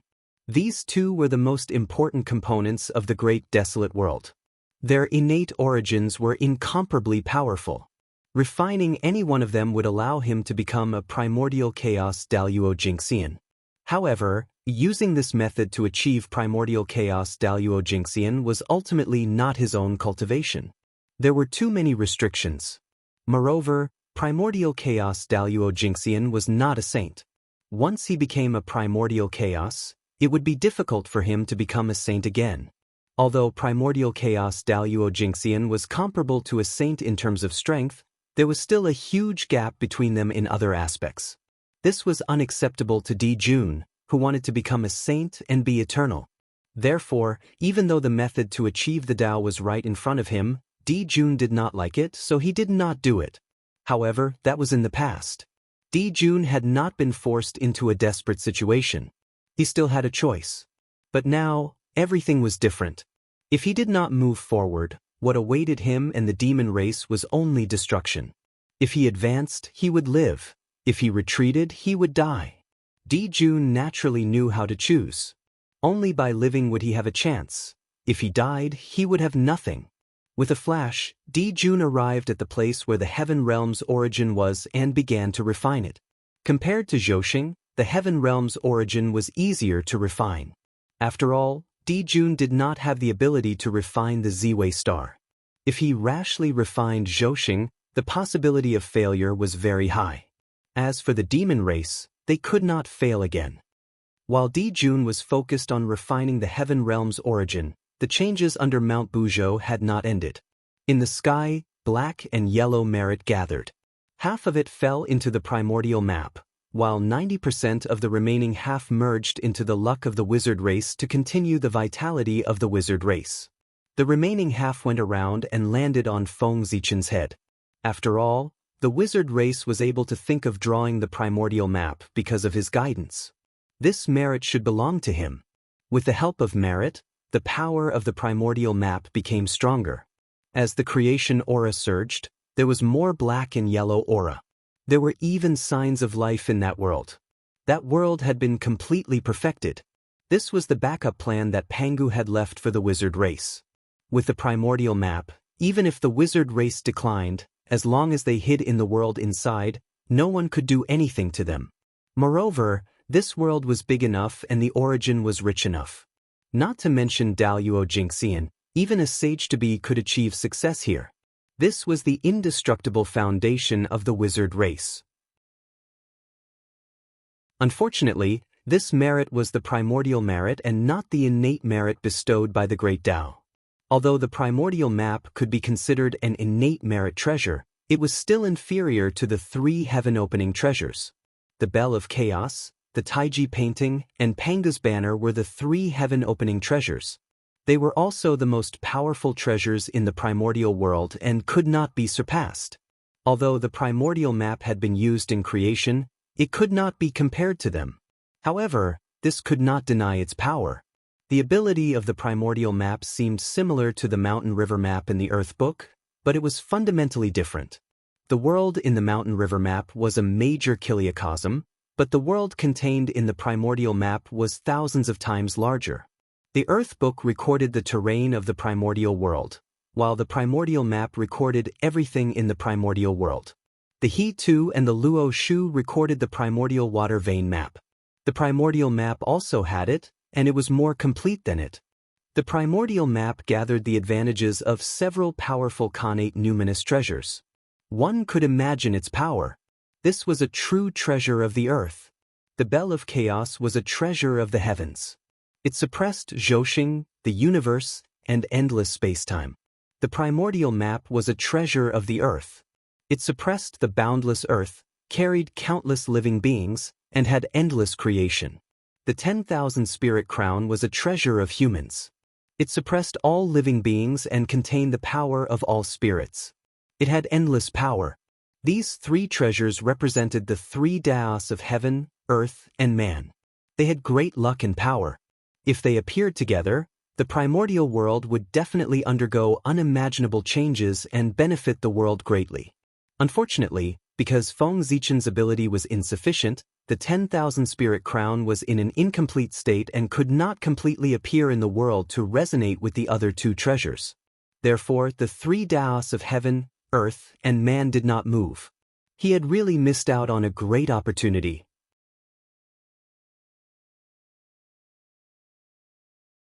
Chapter 287.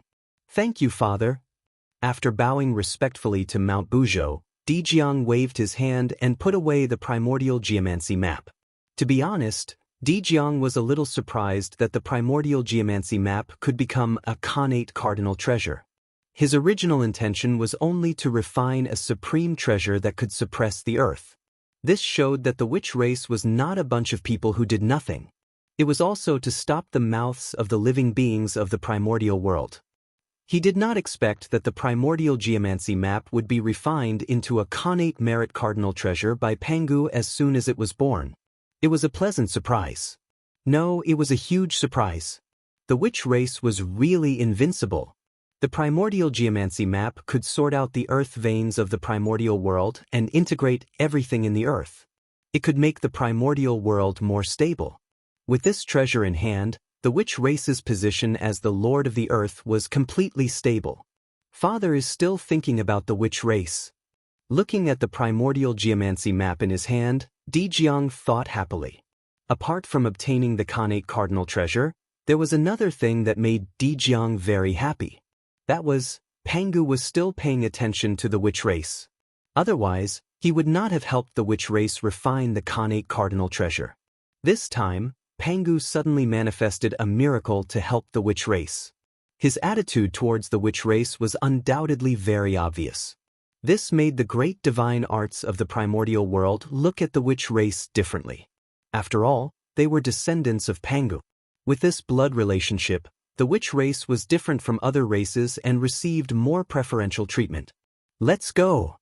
After bowing to Mount Buzhou again, Dijiang first glanced coldly at the heavenly court, then left with the witch race. It had long passed the 100,000 years set by the Dao ancestor. Even if Dijiang attacked the demon race now, no one could say anything. At this moment, the witch race had a connate cardinal treasure and their strength had increased greatly. Their aura had also risen to the extreme. It was the best time to fight the demon race. However, Dijiang could not. In order to repair the Western land, Hudu had almost drained the power of Pangu's heart. If they were to start a war with the demon clan now, they would definitely be able to win, but the price they would have to pay was definitely not something the shaman clan could bear. Therefore they had to wait. Wait until Pangu's heart regained its strength. Then, it would be the end of the demon race. But at this time, Dijiang would not know that what he missed today was the best opportunity to destroy the demon clan. From now on, there would be no more. That was because what he had been waiting for was not the great victory he had hoped for, but the demons who were getting stronger and stronger, and the magi who were getting weaker and weaker. The affairs of the world are impermanent, who would have thought? In the Pangu Palace, Feng Zichen and the 12 ancestors of sorcery sat on the ground, surrounding the untainted land geomancy map in the middle. They were meditating on something quietly. At that moment, the primordial world geomancy map emitted a faint glow and interweaved into images. If one looked carefully, one would see the famous mountains, great rivers, and blessed lands of the great desolate Aeon. Earth veins appeared, crisscrossing, connecting the famous mountains, great rivers, and blessed lands one by one. It was like the connection between Zhouxing, conforming to some inexplicable Taoist rhyme and containing supreme creation. This was the distribution map of Pangu's meridians, the secret hidden in the deepest part of the untainted land. Now, Feng Zichen and the 12 ancestors of sorcery plan to use this Pangu's meridians to redefine the Taoism of gods and demons, making it more suitable and perfect for the Magi clan. Fear. At that moment, the 12 ancestors of sorcery seemed to have understood something. Suddenly, their bodies burst out a bright light, and in front of them, they condensed into shadows. In front of Dijiang, there was a shadow that was like a yellow sack, red as fire, with 6 legs and 4 wings and no face. It was the ancestor of space. In front of Gomang, there was a shadow that was green like bamboo, with a bird's body and a human's face. It was the ancestor of wood in the east. In front of Zhurong, there was a shadow that had a beast's head and a human's body. It was covered in red scales, with fire snakes pierced through its ears and a fire dragon under its feet. It was the ancestor of fire in the south. In front of Gonggong, there was a shadow that had a python's head and a human's body. It was covered in black scales, with a black dragon under its feet and a green python coiled around its hands. It was the ancestor of water in the north. In front of Rushu, there was a shadow that had a human's face and a tiger's body. It was covered in golden scales, with a pair of wings, a snake pierced through its left ear and 2 dragons under its feet. It was the ancestor of metal in the west. In front of Hood, there was a shadow that had a human's body and a snake's tail. It had 7 hands behind its back and 2 in front of its chest. It was the ancestor of earth in the central region. These 12 Taoist shadows were like gods and demons, with different shapes. As soon as they appeared, they emitted a strong aura, as if they were going to suppress the whole universe. They were the original bodies of the 12 ancestors of sorcery, the incarnations of the great Tao, the dominators of the law, and the pinnacle of the untainted land. After comprehending Pangu's meridian diagram for several years, the 12 ancestors of sorcery constantly compared it with their own meridians. Once they were enlightened, they defined the celestial demon Tao with their own meridians, and deduced their own celestial demon Tao. In the future, if anyone practiced the celestial demon Tao in addition to reverting to Pangu's Tao body, they could also revert to the bodies of the 12 ancestors of sorcery and become the ancestor of sorcery's Tao body. This was undoubtedly a great thing for the cultivators who practiced the celestial demon Tao, as it gave them more choices. It was also a great thing for the celestial demon Tao, as it made it more perfect. Dang! At that moment, in the depths of Feng Zichen's mind, where the 12 ancestors of sorcery could not notice, the Hongmeng Daozhong trembled and let out a melodious bell sound. In an instant, endless Tao enlightenment burst out and poured into Feng Zichen's heart, causing his eyes to suddenly turn purple, noble, and mysterious. Everything was different.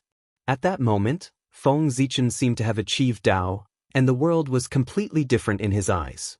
What he saw before him was endless connate Tao patterns. Everything was made up of Tao patterns, and in the simplest way, it explained the most fundamental secrets of Tao. The Tao shadows in front of the 12 ancestors of sorcery were constantly decomposing in Feng Zichen's eyes, turning into the most basic runes, and gradually overlapping with Pangu's meridian diagram. Tracing back to the origin, the 12 ancestors of sorcery were born in Pangu, and now they returned to Pangu. It was tracing back to the origin. After so many years, the Hongmeng Daozhong reappeared with its supreme divine power, helping Feng Zichen to enter the Dao-fusing realm and understanding the evolution of Pangu's meridian diagram. Pangu was the most powerful existence in the world, and everything about him was mysterious and unknown. His Dao was even more obscure and difficult to understand. Even connate godfiends would find it difficult to understand. Directly asking a godfiend cultivator to understand Pangu's meridian diagram, there was no need to think too much, as no one could do it. Therefore, with the help of the Hongmeng Daozhong, Feng Zichen understood. He wanted to use the Dao bodies of the 12 ancestors of sorcery to recreate Pangu's Dao body and further perfect the Dao of Godfiend. Obviously, it was impossible to directly cultivate Pangu's meridian diagram. But the meridian diagram of the 12 ancestors of sorcery was different. Although cultivating them was also difficult, it was only difficult. Compared to Pangu's meridian diagram, which was obviously impossible to cultivate, there was undoubtedly more hope, and it was much simpler. When the 12 ancestors of sorcery were united, they could summon Pangu's true body. Then, when the meridian diagram of the 12 ancestors of sorcery was united, they could evolve Pangu's meridian diagram.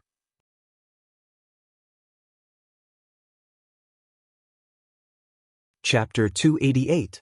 Feng Zichen's goal was to let his descendants cultivate the wizard incarnation technique, and then use the wizard incarnation body to reverse Pangu's Dao body. This method was undoubtedly much simpler than directly reverting to the Pangu Dao body, and it was also much more feasible. Feng Zichen could directly reverse into Pangu's Dao body. That was a coincidence. It was the result of endless creation. It was unique in the primordial world. No one else could replicate it. Now, this method was more widespread and could let people see the hope of attaining the Dao. In the untainted land, there were tens of thousands of cultivation methods. However, there were only a few that could attract people like a flock of ducks. This was because there were only a few things that could allow a person to attain Dao. The celestial Dao of the Shen sect, the sacred Dao of the Devil sect. Only cultivation methods that could allow one to attain the Dao could be called the Dao. The rest could only be called methods and were not of much use. As an unorthodox disciple, he did not belong to the orthodox sect.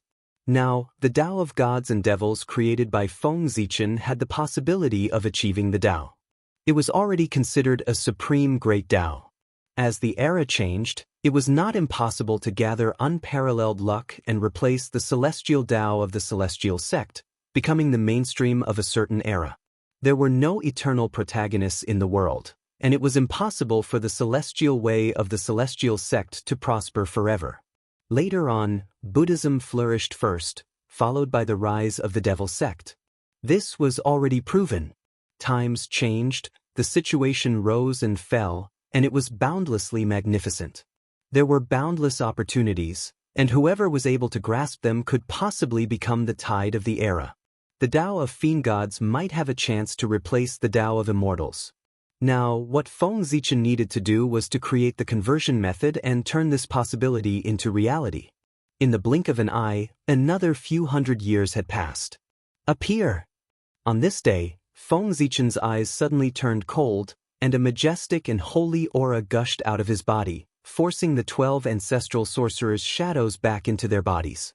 Then, an indescribable Dao shadow appeared behind Feng Zichen. It stepped forward and stood right above the primordial world map, as if it was indomitable. This was Pangu's Dao shadow. With the help of Hongmeng Daozhong, Feng Zichen succeeded, further perfecting the Dao of gods and demons, turning the possibility into reality. The Dao of fiend gods had truly become a supreme great Dao. Just like the celestial path of the celestial path of the celestial path of the demonic path, they all had their own ways to attain the Dao. Later generations could see the hope of attaining the Dao. Unfortunately, this was the Pangu Palace, which isolated all senses. Even the heavenly Dao could not pry into it. Otherwise, the perfection of the Dao of divinity and demons, a major event that would affect the future generations for countless years, would definitely receive the blessings of the world. Fellow Taoist, it's done. Di Jiang stepped forward and sensed carefully for a while. He could not help but show joy on his face. He said to Feng Zichen, "Thank you, Magus. The sorcerer tribe will never forget the sorcerer's contribution today." While speaking, Di Jiang even changed the way he addressed him. He did not even call him fellow Taoist, but Magus. It was not Di Jiang's fault for being snobbish. The perfected Tao of gods and demons had completely made up for the shortcomings of the sorcerer tribe. To the sorcerer tribe, it was too important, no less than a new life. Even if he were to exchange the primordial geomancy map for it, Di Jiang would still agree after hesitating for a while. The true spirit was even stronger than the essence soul. The true spirit could do what the essence soul could not. The true spirit could do what the essence soul could do, and it could not do it well. Apart from the fatal flaw of affecting one's Tao path after being damaged and not being easy to repair, there were almost no flaws. The Tao of gods and demons was simply tailor-made for the sorcerer tribe. His appearance was enough to increase the strength of the sorcerer tribe several times. It could also let the descendants of the sorcerer tribe see the hope of attaining the Tao. This was something that the immortal Tao and the fiend Tao did not have. That was because the sorcerer tribe did not have an essence soul. No matter how good these two supreme great Taos that relied on the essence soul were, the sorcerer tribe could not cultivate them. Before this, the cultivation of the sorcerer tribe was the process of constantly condensing their bodies and comprehending the laws. Although it was effective, it was rather simple and had many mistakes. Moreover, it was not systematic and seriously dragged down the progress of cultivation. Therefore, the appearance of the Tao of gods and demons was especially important. Moreover, the Pangu was the lifelong pursuit of the sorcerer tribe. The Tao of gods and demons could allow them to transform into the Pangu. This had an extraordinary meaning to the sorcerer tribe. It was the true meaning of their lives. Di Jiang really could not think of anything to repay such a great kindness. He could only thicken his skin and call Feng Zichen a sorcerer to show his noble status. "Fellow Taoist, you are too kind." Feng Zichen accepted Di Jiang's address calmly and did not feel that there was anything wrong with it. This was what he deserved.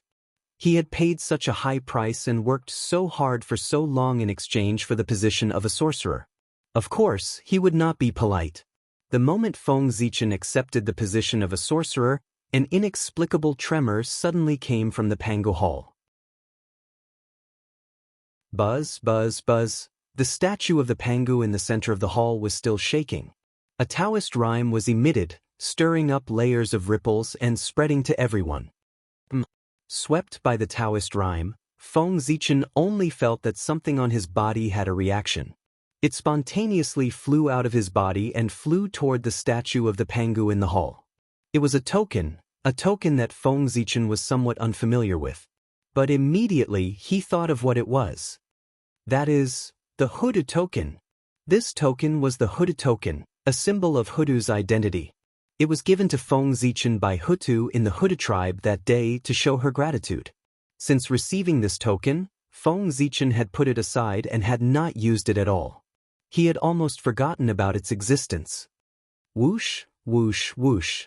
At the same time that the Hudu token on Feng Zichen's body flew out, the remaining 11 ancestral Magus tokens also flew out from the ancestral Magus and rushed toward the statue of the Pangu in the hall. This is the manifestation of the Father God? The sudden change surprised the ancestral Magi. They had no idea what had happened. However, since it was Pangu who had made a move, it meant that it was not a bad thing. They only needed to wait patiently. Whoosh! A ball of purple flames suddenly appeared in the hand of the statue of the Pangu and burned the 12 ancestral Magus tokens that flew over. The origin of this purple flame was not recognized by the eyes of the people present. However, they all understood that this was the Taoist fire, a supreme fire. It had unparalleled power and could burn saints. That was because it was the fire of the Pangu. Under this purple flame, the indestructible ancestral Magus tokens began to merge and gradually become one. The Pangu token. This Taoist fire was going to refine the Pangu token. When the Magus race was established, the Pangu token changed and turned into 12 ancestral Magus tokens. They fell into the hands of the 12 ancestral magi and ceased to exist. Today, looking at the actions of the statue of the Pangu, it was obvious that it was going to refine the Pangu token. Boom! The Taoist fire burned and burst out with a dazzling light. Nothing could be seen clearly.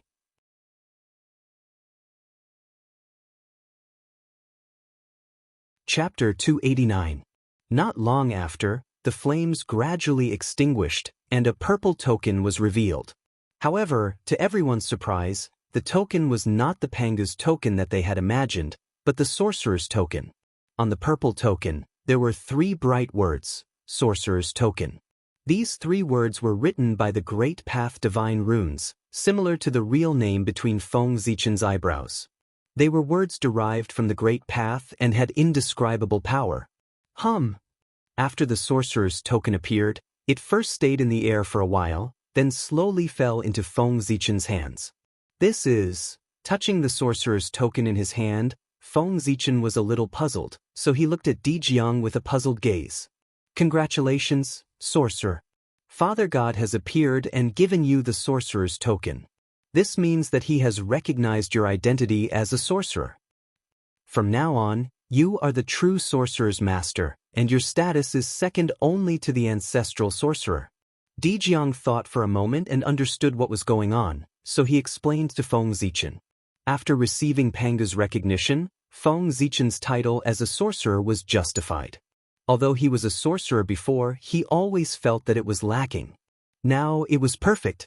After all, the sorcerer appointed by Pangu and the sorcerer appointed by the ancestral sorcerer were fundamentally different. This was especially obvious in terms of status and power.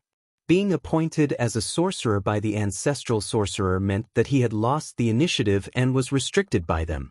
If the ancestral sorcerer was not satisfied, he could remove Feng Zichen's title at any time. However, being appointed as a sorcerer by Pangu was different.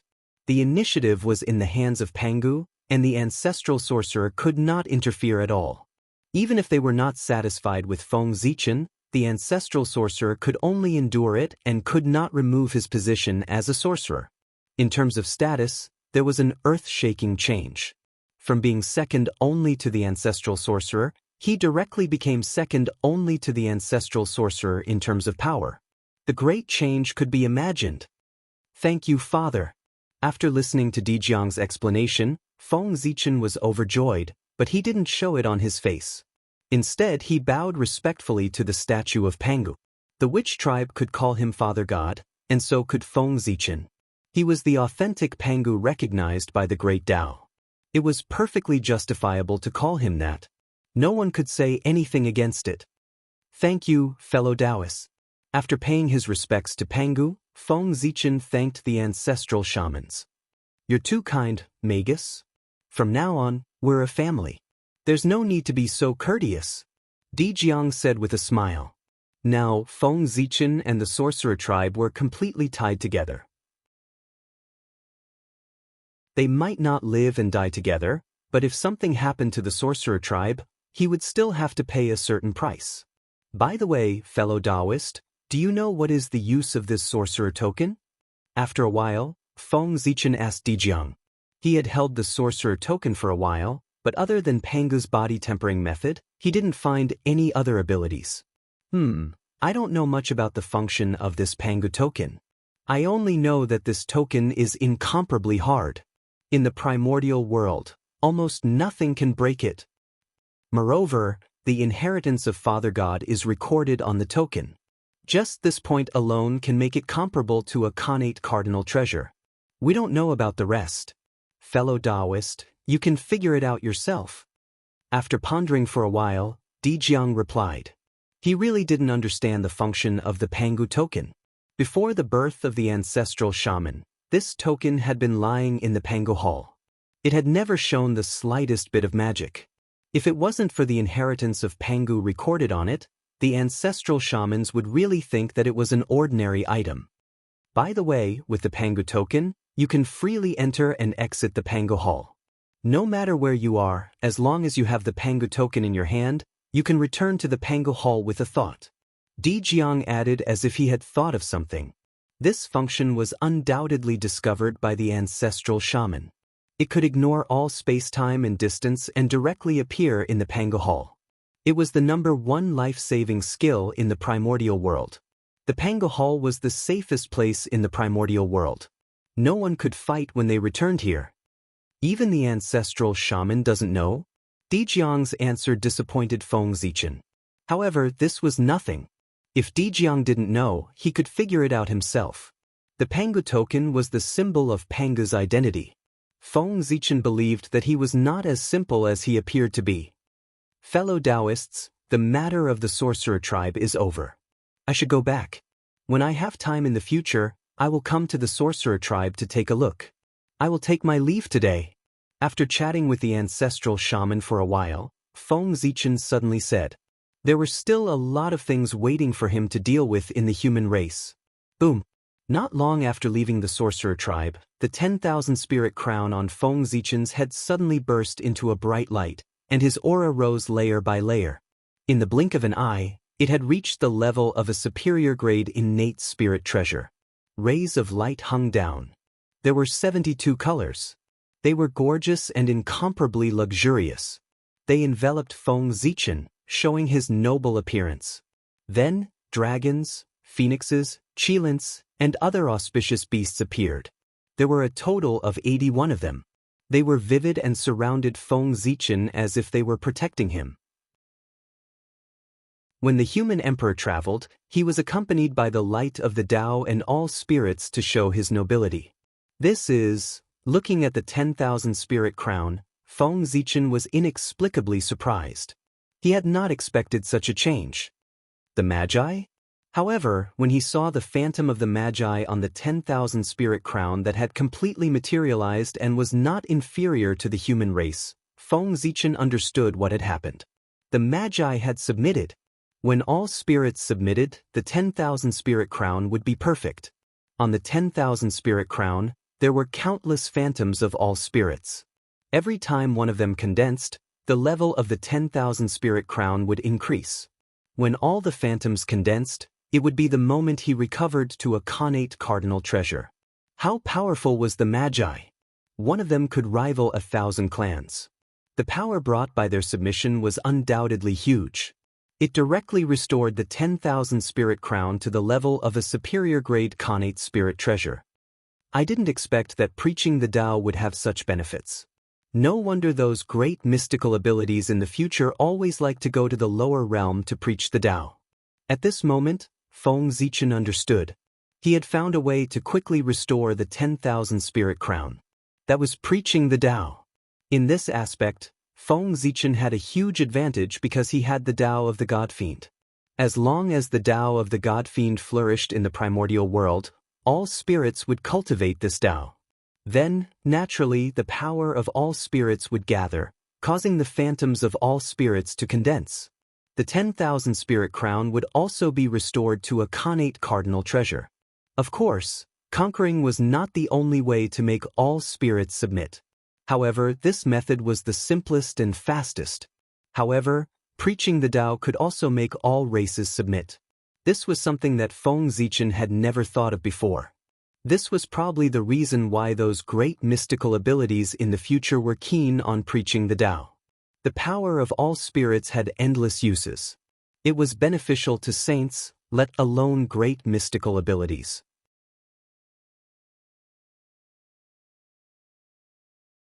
Chapter 290. Feeling happy, Feng Zichen's whole body was filled with a kind of joyful mood. Even his hurried steps were a little lighter. Unfortunately, his joy did not last long. He was interrupted by a figure in front of him. It was a young man. He was handsome and unparalleled. His eyes were filled with arrogance. It was as if no one in the world was worthy of his attention. He was wearing a golden feather robe with a golden crow embroidered on it. It was shining brightly, and his body was filled with the majestic aura of an emperor. He was extremely noble. The moment he saw this person, the two words Tai naturally appeared in Feng Zichen's heart.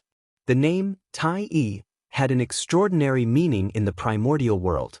He represented the peak of the primordial world, the most noble of the gods. Only one person could be called that. Then, the identity of the person in front of him was about to be revealed. Eastern Emperor Tai. The person who came was actually Eastern Emperor Tai. Tai stood there quietly, motionless.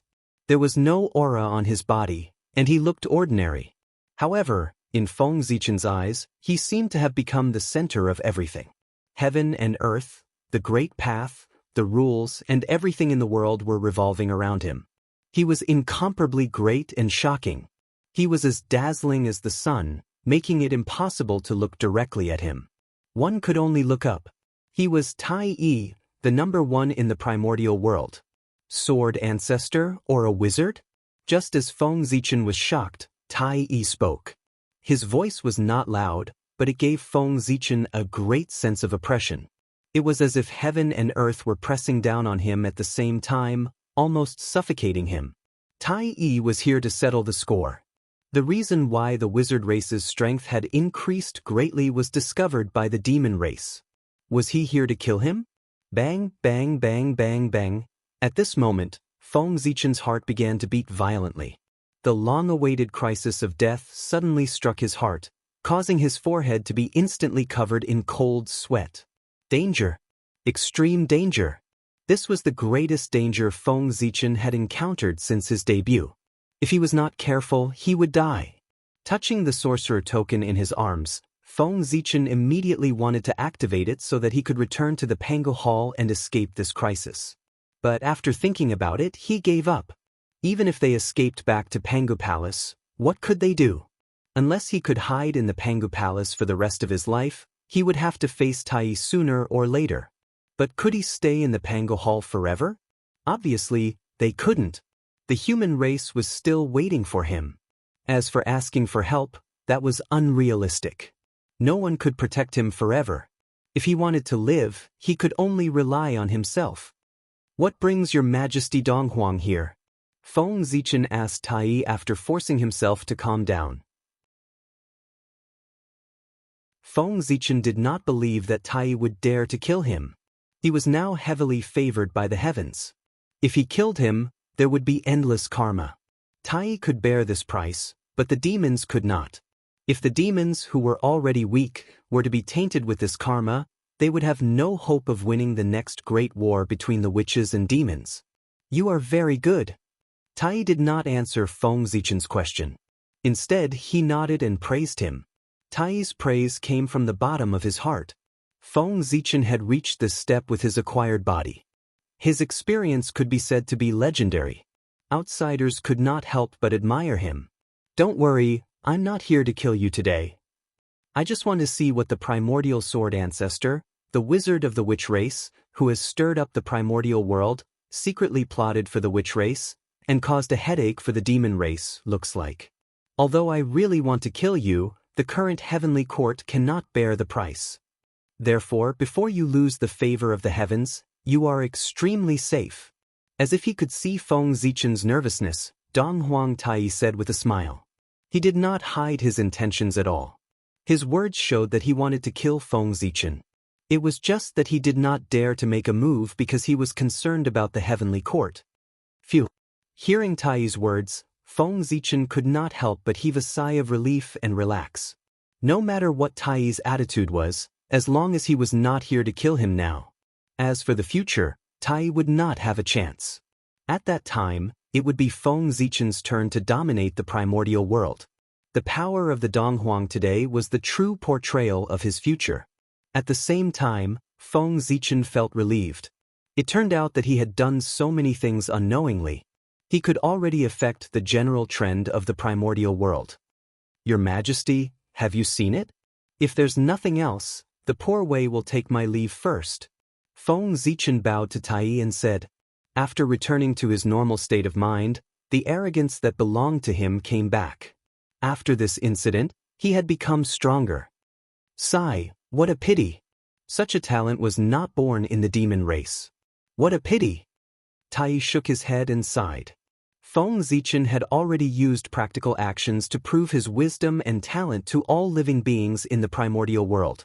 It might be an exaggeration to say that he was the best in the primordial world. But there were still top 10. If Feng Zichen had been born in the demon race, the heavenly court would have long unified the primordial world. The Magi would not have been able to do anything. Unfortunately, such an earth-shaking figure was born in the human race. Fate was really playing tricks on people. Shallow water could not raise a true dragon. The human race was shallow water.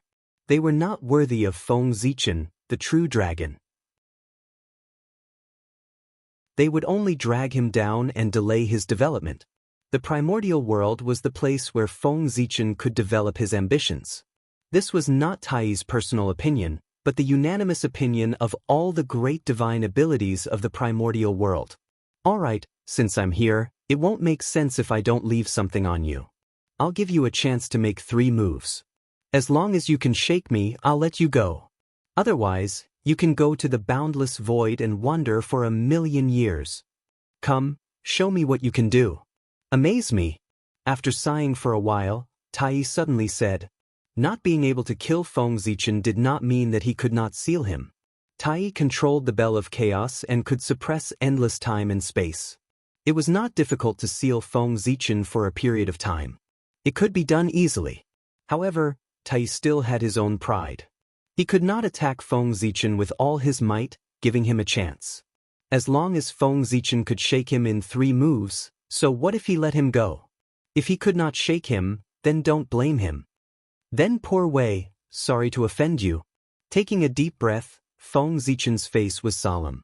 Now no one would come to help him. Tai had come here personally. How could he not shield the heavenly secrets? With Tai and the Bell of Chaos, even a saint would not be able to figure out what was going on here. Therefore, Feng Zichen could only rely on himself and the sword in his hand. He clenched his right hand and Zichen's sword appeared. Immediately, boundless sword intent swept in all directions.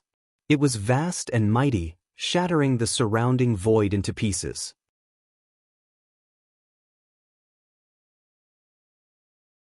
Chapter 291. Knowing how powerful Tai was, Feng Zichen used all his strength as soon as he attacked. In the depths of his sea of consciousness, the human emperor's seal suddenly emitted a bright light. Vast and endless power poured out and poured into Feng Zichen's body, raising his strength to the realm of sage-to-be perfection in an instant. Merit! In Tai's eyes, a large amount of merit suddenly surged out of Feng Zichen's body, temporarily raising his strength to the realm of sage-to-be perfection. He had the ability to fight against him. Although Tai was strong, he had not completely stepped into the realm of primordial chaos. He had only taken half a step. Naturally, he could not see through the concealment of the human emperor's seal, and there was a deviation in his understanding. Of course, this was also because Tai was conceited and did not use the Bell of Chaos. Otherwise, the concealment of the human emperor's seal might not be able to stop Tai. At that time, Tai, who had discovered Feng Zichen's secret, would not be so easy to talk to. It was impossible to predict what he would do. Your Majesty, sorry. With a loud roar, Feng Zichen swung his sword. Rumble! Dazzling sword light burst out, boundless, and swept toward Tai with the power of 3 talents.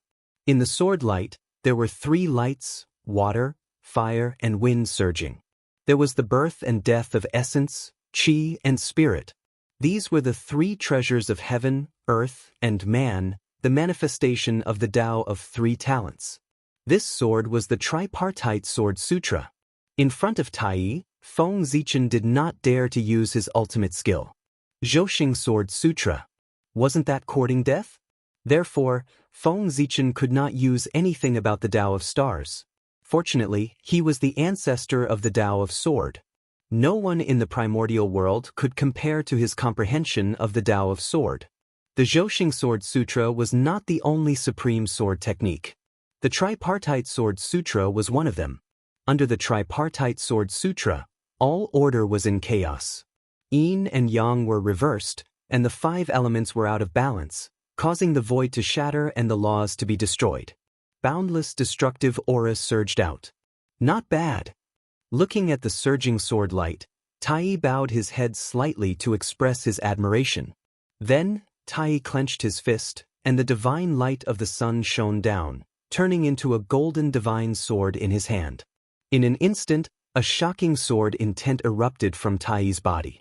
It was extremely sharp and domineering. The emperor's aura was vast and mighty. In the past, Tai was not proficient in the way of the sword. However, the moment he picked up the sword, everything about the connate way of the sword appeared before his eyes, allowing him to naturally comprehend the way of the sword.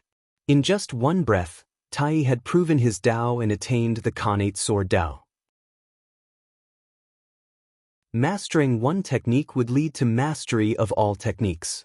This was how it worked. Slash! Tai shouted and swung his sword. Dazzling light erupted, even more resplendent than the sun's radiance, even more dazzling, illuminating the heavens and the universe. Heaven and earth were covered in a vast expanse of white, nothing visible. Under the illumination of this light, the three sword lights were like white snow, constantly melting. In an instant, they were completely evaporated. This sword attack that contained Feng Zichen's full strength did not cause any waves at all. It was destroyed by Tai just like that. Then, the sword light did not slow down and continued to attack Feng Zichen.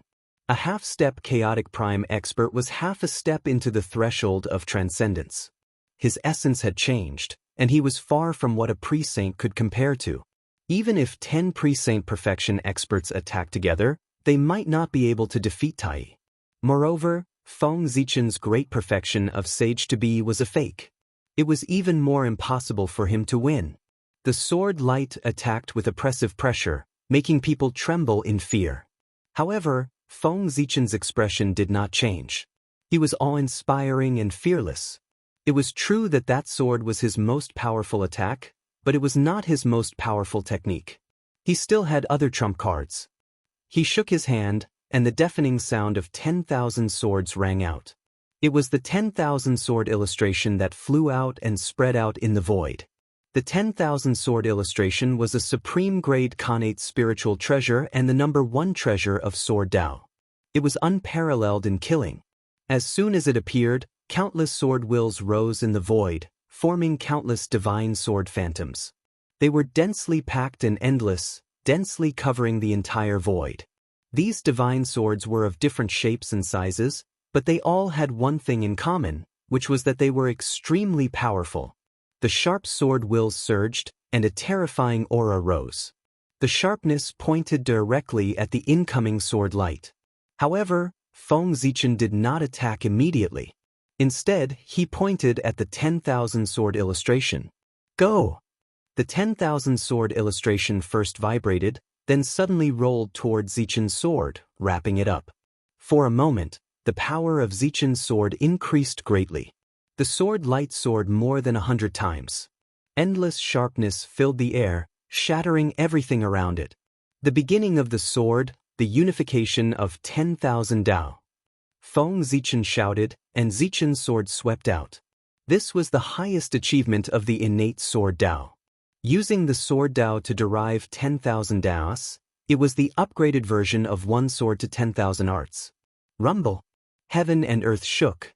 10,000 Tao descended and blessed the countless divine swords, making them sublimate. They interweaved with Tao and truth, transforming into Tao swords.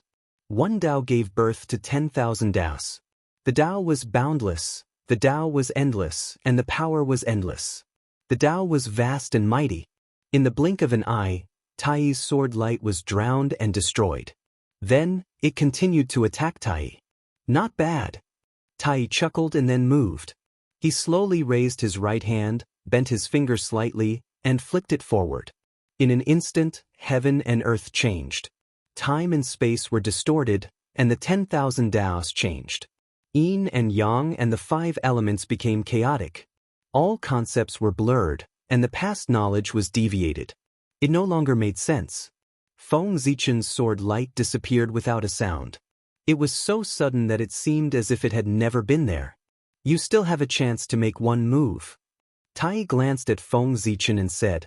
At this moment, Feng Zichen truly felt the power of the peak of the primitive world. Daluo Jingxian and Sage to be were still fighting on the superficial level of Tao. As for primordial chaos experts, they had already reached the deeper level of Tao and began to deal with the power of concepts. How terrifying was it to distort the opponent's knowledge in terms of concepts? Imagine a primordial chaos expert denied everything about you in terms of concepts, making all your previous knowledge invalid. For example, east was no longer east, and west was no longer west. The sword in your hand was no longer a sword, but a saber, a spear, or something else. It could be anything, an existence that was different from your knowledge. How could he fight like this? Fortunately, Tai was not a real primordial chaos Daluo Jinxian, but a half-step Daluo Jinxian. He was not an invincible existence. He still had a chance. Holding the Zichen sword, Feng Zichen's aura suddenly changed greatly. A majestic aura filled the air, and the will of the heaven-opening path surged out. All the distorted concepts returned to normal in the blink of an eye. Visualizing the scene when Pango opened the sky, Feng Zichen held the Zichen sword tightly. At the same time, all his experiences so far appeared in his mind. For a moment, all kinds of emotions surged in his heart. Happiness, anger, sorrow, joy, bitterness, and so on. However, these emotions were soon replaced by a firm determination to pursue the Tao.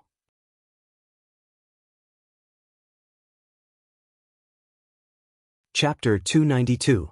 Of all the things in the world, only the Tao was eternal.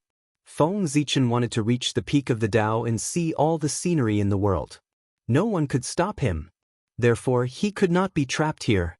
Kill! With this thought in mind, Feng Zichen attacked with his sword. The sword light was resplendent, like the first ray of light in the world, shining through all the darkness. This sword strike gathered everything of Feng Zichen. It was the strongest sword strike he could unleash at the moment, a sword strike that could split the world. What was split was the sky that belonged to him. What was split was the land that belonged to him. This sword strike confirmed his desire to pursue the Tao. This sword strike also represented Feng Zichen's determination. He wanted to open up a world that belonged to him in the primordial world. Panga's principle of splitting the sky, coupled with all his Tao comprehensions, finally achieved his strongest sword strike. When this sword was unleashed, it surpassed everything. Rumble. The world was rumbling, and the great Tao was trembling. Wherever the sword light passed, it was as if it was going to split the world apart. Countless principles and endless creation were born, shattering all the known existences. This sword strike carried Feng Zichen's belief that it could surpass everything and slashed fiercely at Donghuang Tai. This is what the primordial sword ancestor should be like. Facing this sword strike, even Tai could not help but be a little moved. A wisp of golden light gathered behind his head, growing larger and larger, enveloping him and protecting him. At this moment, Tai did not want to make a move. This sword strike had stunned him. He wanted to know how powerful this sword strike was and whether it could make him retreat. With the help of the heaven-splitting Tao, Feng Zichen barely possessed a trace of primordial chaos power. He had mastered the power of concept and could pose a threat to Tai. The sword light arrived in the blink of an eye. It ignored all space-time and all concepts and directly slashed at the golden light curtain. Boom! In an instant, the world suddenly fell silent and fell into silence. Then, a shocking explosion sounded. Terrifying power overflowed and shook the entire primordial world. Such an intense commotion caused Tai's concealment to be completely useless. Countless powerful cultivators were alarmed and looked in their direction. That's Tai and Sword Ancestor. Why are they fighting? How could the Sword Ancestor be a match for Tai? He's in trouble now. Recognizing the origins of these two people, the great divine ability users were astonished. However, this was nothing. Both of them were famous people in the Untainted Land. One of them was the #1 in the Untainted Land in the past, while the other was a figure in the limelight today. The sudden fight between the two of them had aroused the great interest of everyone, regardless of the reason. They were also happy to watch the fun. However, in the Pango Hall, the 12 ancestors of sorcery saw this scene and their expressions changed greatly. They hurriedly ran to the place where the incident happened. Crack, crack. The golden light screen that enveloped Tai began to crumble inch by inch. In an instant, it turned into a sky full of light and disappeared. It could be seen that although Tai was not injured, under the strong impact of the sword light, he took half a step back. This half step was enough to explain everything. According to Tai, as long as Feng Zichen could shake him, he would let Feng Zichen leave. Now, Feng Zichen had done it. "You can leave now." After a moment of silence, Tai said.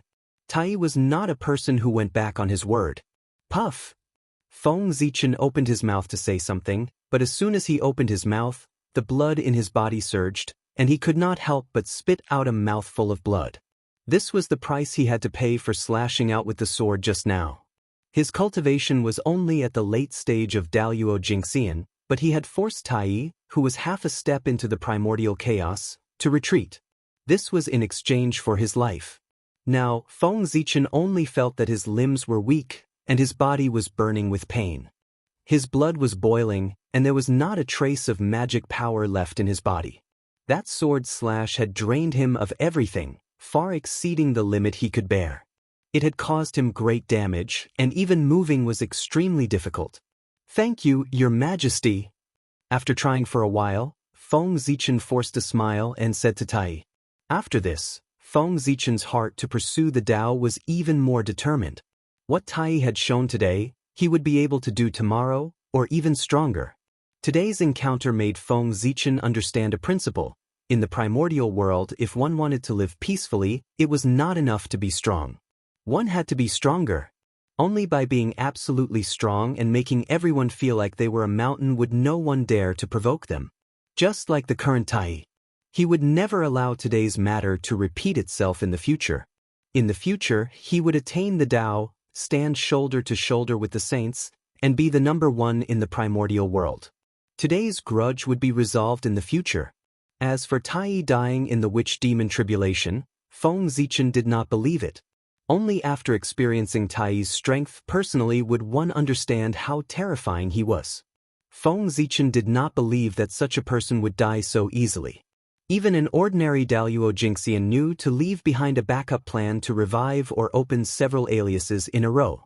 These characters would definitely leave behind more backup plans, and they would be beyond imagination. Perhaps, in the witch demon tribulation, there might not be many great divine abilities that had truly fallen. It was far from as many as in the legends. The so-called fall was most likely just a change of character. They would continue to be active in the primordial world with another identity and not be known by the world. After all, as long as they did not admit it, who could suppress a great divine ability and forcefully investigate? If they made a mistake, wouldn't they have a personal grudge? The more he thought about it, the more certain Feng Zichen was of his guess. After coming to the primordial world for so long, he deeply realized that the legends of the future could only be used as a reference and could not be believed. That was because one would never be able to guess whether the legend was true or false. Since the end of the primordial era, the ones who truly dominated the primordial world had always been the connate godfiends. Even if the era changed, the world changed and the sea changed. This point had never changed. It had always been the same. Therefore, the so-called legends of the future might be somewhat true, but the images of the characters might not be true as in the legends. The truth hidden in the legends had long been hidden by the mighty figures who were still alive. What could be spread out was what they wanted people to know. It had long been changed beyond recognition. And what they did not want people to know, it was really unknown. Tai, how dare you? The void beside Feng Zichen suddenly changed. Dijiang walked out of it. He first supported him, then pointed at Tai and scolded him. However, before Dijiang could scold him, he saw Tai's figure slowly dissipate. He had returned to the sun. Being ignored by Tai, Dijiang was furious. He grabbed at the void and was about to pull Tai back. Don't doubt that as the ruler of space, he had the ability. Forget it. At this moment, Feng Zichen tried to persuade him.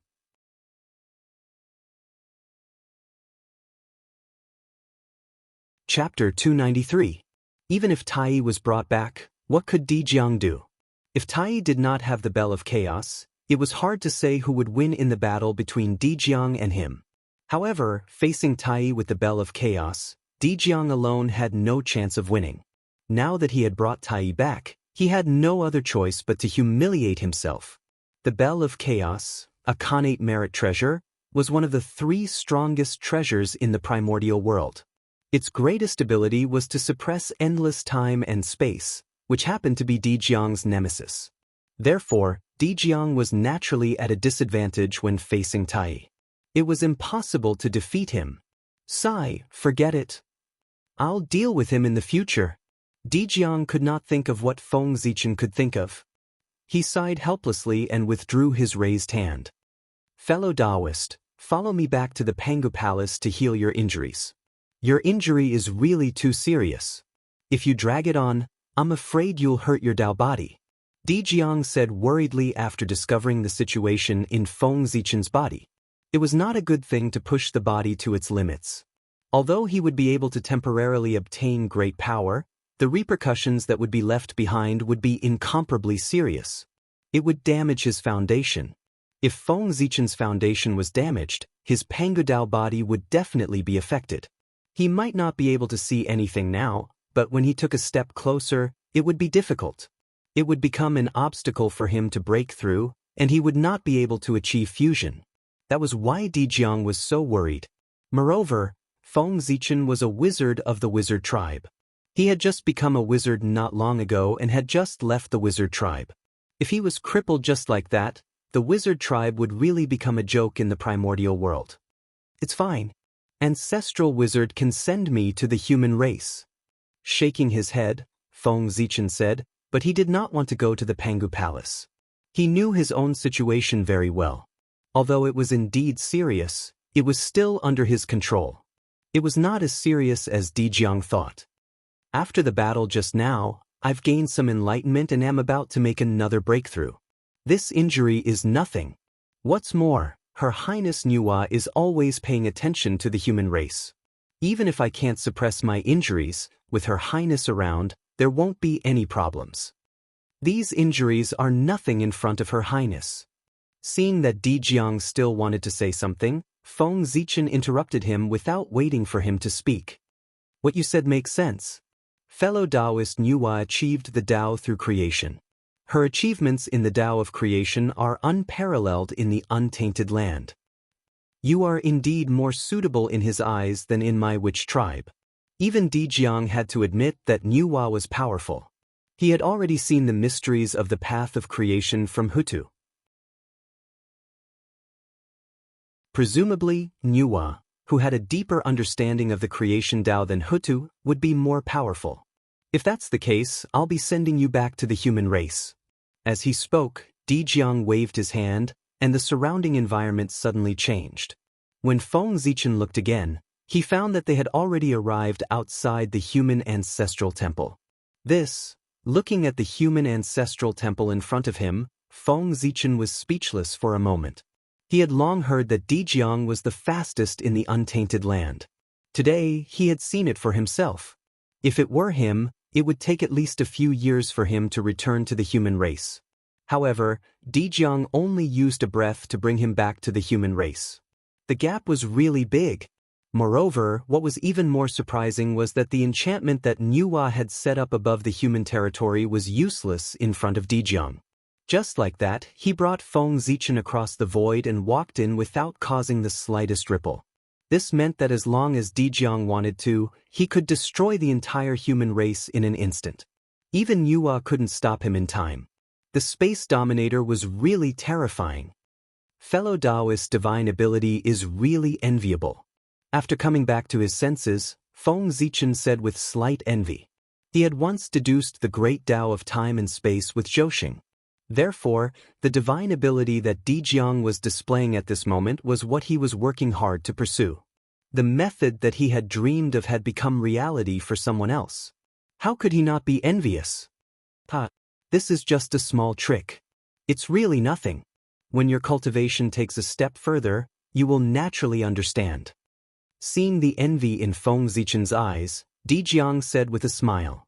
Manipulating space was just an instinct for Dijiang. It was as simple as eating and drinking. Therefore, he naturally wouldn't understand the frustration of an outsider comprehending the Tao of space. Fellow Taoist, do you want to go to the human ancestral temple? Pointing at the ancestral temple, Feng Zichen invited him. No, the witch clan still has important matters waiting for me to deal with. I won't be here and disturb your recovery. Shaking his head, Dijiang refused. In the human ancestral temple, Nuwa was enshrined. If Dijiang went in, he would inevitably meet Nuwa, which would be awkward. After all, Nuwa's brother was the great enemy of the witch clan, Emperor Shi, one of the 3 emperors of the demon clan, Fushi. Not long ago, the witch clan almost killed him. It could be seen that the relationship between the witch clan and Nuwa was not very friendly. Therefore, in order to avoid unnecessary trouble and make things difficult for Feng Zichen, Dijiang didn't plan to go in. Also, if you need anything in the future, just ask the witch clan or let the clansmen do it. Don't be afraid of trouble. After all, we are a family. If we continue to be polite, it will seem distant. Dijiang, who was about to leave, suddenly stopped and said to Feng Zichen. As a wizard recognized by Pangu, Feng Zichen had power second only to the ancestral wizard in the witch clan. Dijiang said, "This was the treatment he deserved." Zichen understands. Nodding, Feng Zichen indicated that he understood. At this point, he was already involved with the witch clan, so he didn't need to care about such a small matter. If he didn't use the power, it would be invalid. Feng Zichen was naturally stingy with the power in his hands.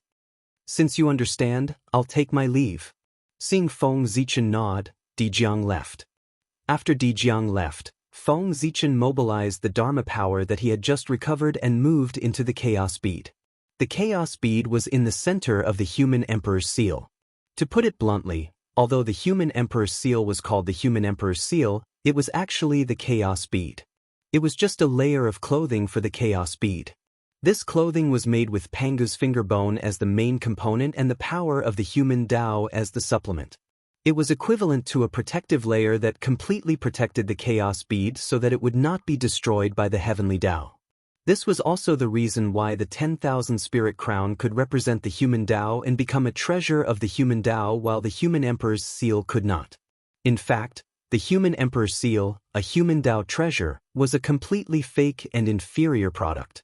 If not for Pangu's finger bone, the human Tao would not recognize its identity as a human Tao treasure no matter what.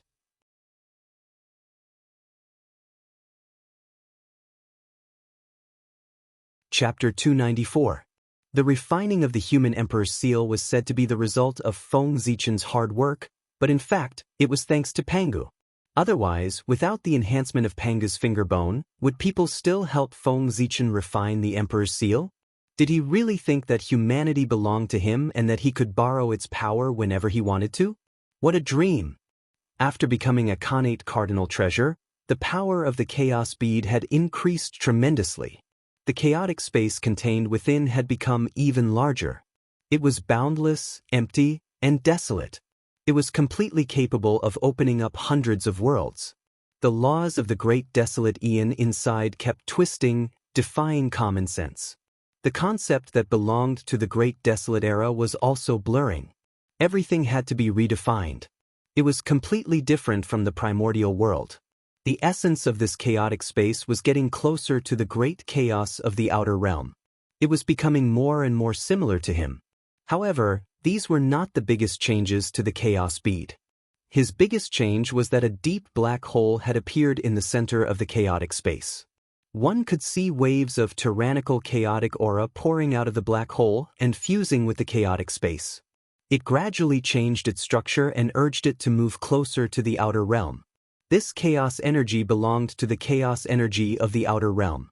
From this, it could be seen that the black hole was a passage that led directly to the chaos outside. It was just like the door to the void of end. After passing through this passage, one didn't need to pass through the barrier of the world to reach the outer realm. Similarly, the people of the outer realm could use this passage to bypass the barrier of the world and enter the great desolate land. To the primordial world, this was an extremely terrifying thing. It would cause unimaginable consequences. The world barrier was the greatest protection that Pangu had left for the primordial world. In addition to blocking the invasion of the great chaos outside the realm, he also had another important task. And that was to stop the invasion of the chaos fiend gods. Because of the barrier of heaven and earth, those chaos demon gods who were lucky enough to survive Pangu's attack could not set foot in untainted land even if they had unimaginable strength. He could not cause any harm to the primordial world and cause it to return to the chaos to achieve his goal of taking revenge on Pangu. But now, there was a passageway inside the chaos bead that allowed the chaos demon god to bypass the world barrier and come to the primordial world. This was simply too terrifying. If Feng Zichen had evil intentions, or if the chaos bead fell into the hands of the chaos demonic celestial, the untainted land would not be far from destruction. It was no wonder that the heavenly Tao would not allow the existence of the chaos bead. This was only a Khanate supreme treasure, but it already possessed such powerful abilities. If it was restored to a chaos supreme treasure, how unimaginable would it be? It was likely that he would directly open a channel to the outer realm of chaos in the Great Desolate Realm. He would lead the outer realm of chaos into the Great Desolate Realm and completely destroy the Great Desolate Realm. If Feng Zichen was the heavenly Tao, he could not keep the chaos bead. This was simply a ticking time bomb that could blow up the entire primordial world at any time. This treasure must be destroyed. I really didn't expect the chaos bead to have such a function. Isn't this saying that the outer realm of chaos has become my backyard? I can come and go as I wish. After sizing up the chaos channel for a while, Feng Zichen was overjoyed. He was a creature of the chaos. To others, the outer realm of chaos was a dangerous place. But to him, it was a real blessed land. There were opportunities everywhere that could help him attain the Tao. However, the chaos bead had just been promoted to a Khanate supreme treasure, and the chaos space had yet to evolve, causing the channel to be unstable. It was possible to connect to the outer realm of chaos, but it would be difficult to go over. He had to wait until the level of the chaos bead increased a little before the channel could be completely stabilized and allow Feng Zichen to come and go. However, these problems were not problems in Feng Zichen's eyes. He still had the world tree. Communicating with the endless dimensions was the instinct of the world tree. With the channel in front of him, it was not difficult to connect to the outer realm of chaos. Feng Zichen could follow the world tree to the outer realm of chaos. At that moment, Feng Zichen's mind stirred. The world tree suddenly stretched out a root and directly inserted it into the chaos channel, forcefully expanding it and completely stabilizing it. Let's go! Without hesitation, Feng Zichen's figure moved and directly jumped into the channel, leaving the primordial world. To him, there was nothing that could heal his injuries better than the aura of chaos. That was the mother of all things, the ancestor of heaven and earth, the source of everything. Rumble! The chaos array spread out, and the great Tao divine diagram appeared. The surrounding chaos chi swarmed over and was all refined by the array. It poured into Feng Zichen's body, allowing him to heal his injuries and transform. Fighting was always the fastest way to improve. Facing the terror of Donghuang Tai, Feng Zichen benefited a lot. He had a new understanding of the great Tao.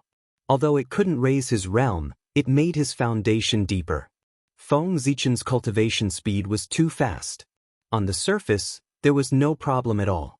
However, compared to cultivators of the same realm, in terms of comprehension of the great Tao, he was still lacking some maturity and stability.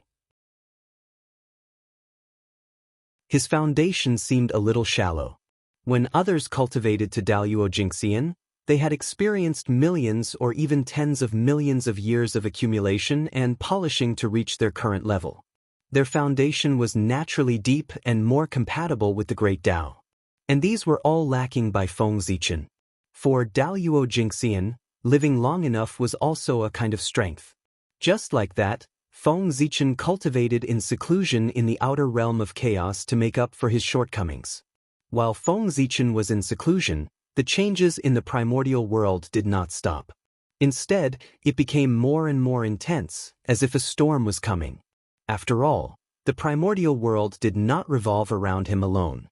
On Kunlun Mountain, the conflict between the Jie school and Chan school that had accumulated for many years finally erupted. Even the saints could not help but be affected. Wearing fur and feathers, wet and egg-like? Second brother, you.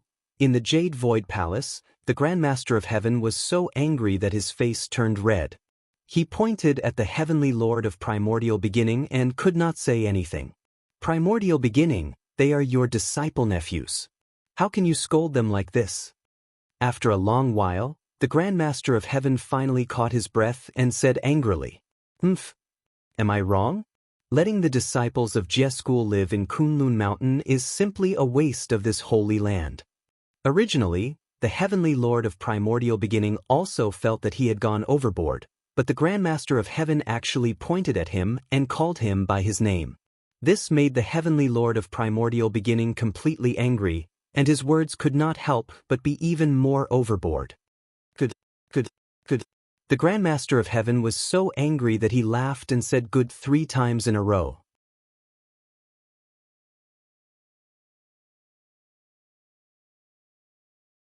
Chapter 295. Third brother, listen to second brother's advice. It's better to get rid of your outer sect disciples as soon as possible so that they won't drag down your cultivation in the future.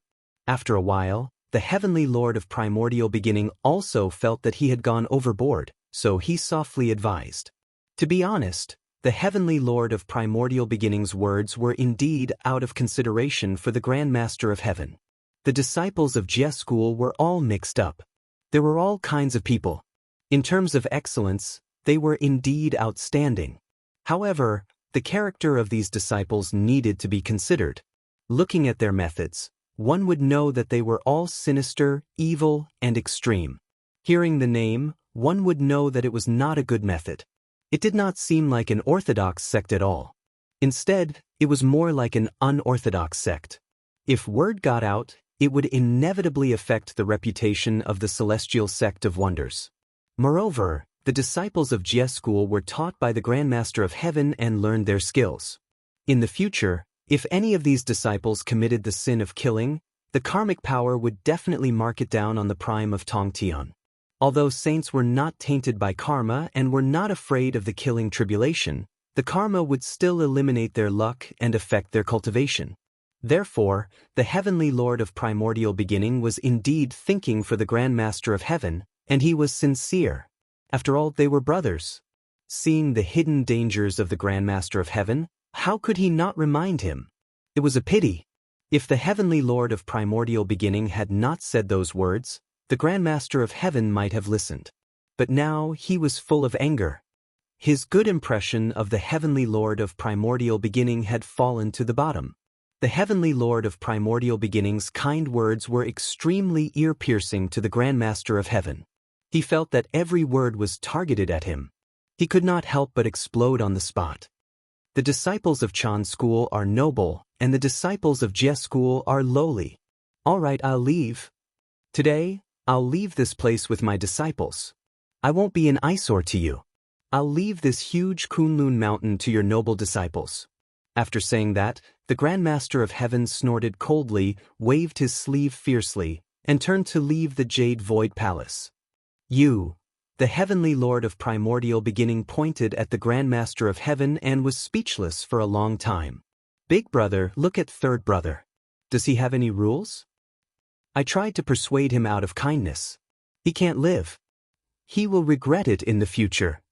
After a long while, the Heavenly Lord of Primordial Beginning said to the Grand Pure One after the Grand Master of Heaven left, "Sai, you should also speak less." With third brother's departure today, the relationship between us 3 brothers has been ruined. However, it's good that third brother has left. There are many disciples of Jie school, and most of them are active people. If he stays on Kunlun Mountain, he will cause trouble sooner or later. Now that they're gone, they won't be restrained. Perhaps they can be more at ease and return peace to Kunlun Mountain. After a moment of silence, the Grand Pure One sighed. They were brothers who had been together since they were born and had never been separated. Today, however, they had fallen out. If they had to go their separate ways, why bother? Most of the disciples of the Jia sect have yet to be eliminated. Although they have some background, they won't last long. They will definitely cause trouble in the future. Just wait and see. The Heavenly Lord of Primordial Beginning, who wanted to continue, could not help but change the topic when he saw the Grand Pure One's increasingly ugly expression. Alright, let's not talk about Third Brother. In the future, only Big Brother and I will be left in Kunlun Mountain. Big Brother, you can stay for as long as you want. I won't ask. Hearing that, the Grand Pure One's expression froze. What did the Heavenly Lord of Primordial Beginning mean? He could stay for as long as he wanted. Did he really think that he was the owner of Kunlun Mountain? With that thought in mind, the Grand Pure One, who was already unhappy, became even more unhappy. His old face was completely sullen. At that moment, he flung his sleeve and said unhappily, Heavenly Lord of Primordial Beginning, Sect Master of Chan School, Master of Kunlun Mountain. How impressive. Poor Wei is unlucky. I can't accept your courtesy. I'll leave Kunlun Mountain to you alone. Poor Wei, it's better to find another place. With that, the Grand Pure One left the Jade Void Palace with a cold expression. Big Brother. At that moment, the Heavenly Lord of Primordial Beginning realized that he had said something wrong. However, at this point, it was over no matter what he said. He could only watch as the Grand Pure One left. Ah, it's good that they're all gone. I'm the only one left. Isn't Kunlun Mountain mine? Ha! After muttering to himself, the Heavenly Lord of Primordial Beginnings suddenly laughed. The laughter was very loud. However, there was no joy. There was only endless sadness and indescribable sadness. The friendship that had been accumulated over countless years had been thought that they would support each other forever. However, today, there was a crack and they could never go back. Just feeling uncomfortable was not enough to describe the feelings of the Heavenly Lord of Primordial Beginning. Master, are you really leaving? In the Shangqing Hall, Xian Qing looked at the absent-minded Grandmaster of Heaven and asked softly. This is the will of the heavens. I have no choice but to leave. The Grandmaster of Heaven sighed and said in an inexplicable tone, the three pure ones, the true lineage of Pangu, the direct lineage of the celestial sect of wonders, the saints of heaven and earth. They had enjoyed all the glory of the primordial world. They were the most honorable and powerful existences in the world. Were they really unable to resolve the conflict between their disciples? Would they really be swayed by their emotions? Could the Grandmaster of Heaven really not see that the Heavenly Lord of Primordial Beginning was doing this for his own good? Would the Heavenly Lord of Primordial Beginning really say something wrong? Why didn't the Grand Pure One stop the two of them when they were quarreling? This sentence revealed the helplessness in the hearts of the three pure ones. While becoming a saint and being respected by heaven and earth, they had also completely lost their freedom. They were destined to not be able to escape the control of the Heavenly Tao and be controlled by it. They were unable to resist. If the Heavenly Tao separated the three pure ones, what could they do? This was also the only thing that could restrict the saints in the primordial world. Otherwise, this world would have developed according to the will of the saints. Facing the saints, primordial chaos Daluo Jingxian might be able to fight them. However, facing the saints who controlled the power of the Heavenly Tao in the primordial world, other than the saints, no one could contend against them. The stronger they were, the heavier the shackles on their bodies. The greater the restrictions they faced, the greater the price they had to pay for acting recklessly. This was the principle of the primordial world. The principle set by the Heavenly Tao could not be violated. Not even the saints. The three pure ones were too powerful. 3 saints, and 3 saints with connate cardinal treasures. This force was too strong, beyond imagination. Facing such a powerful force, even the Heavenly Tao would be afraid and increase the restrictions on them. Their power was bound to be weakened. It was because he saw this point that such a scene played out on Kunlun Mountain today. That's right, everything that happened today was directed and acted by the 3 pure ones. Even if the 2 sects fought, it was also the result of the 2 saints' indulgence.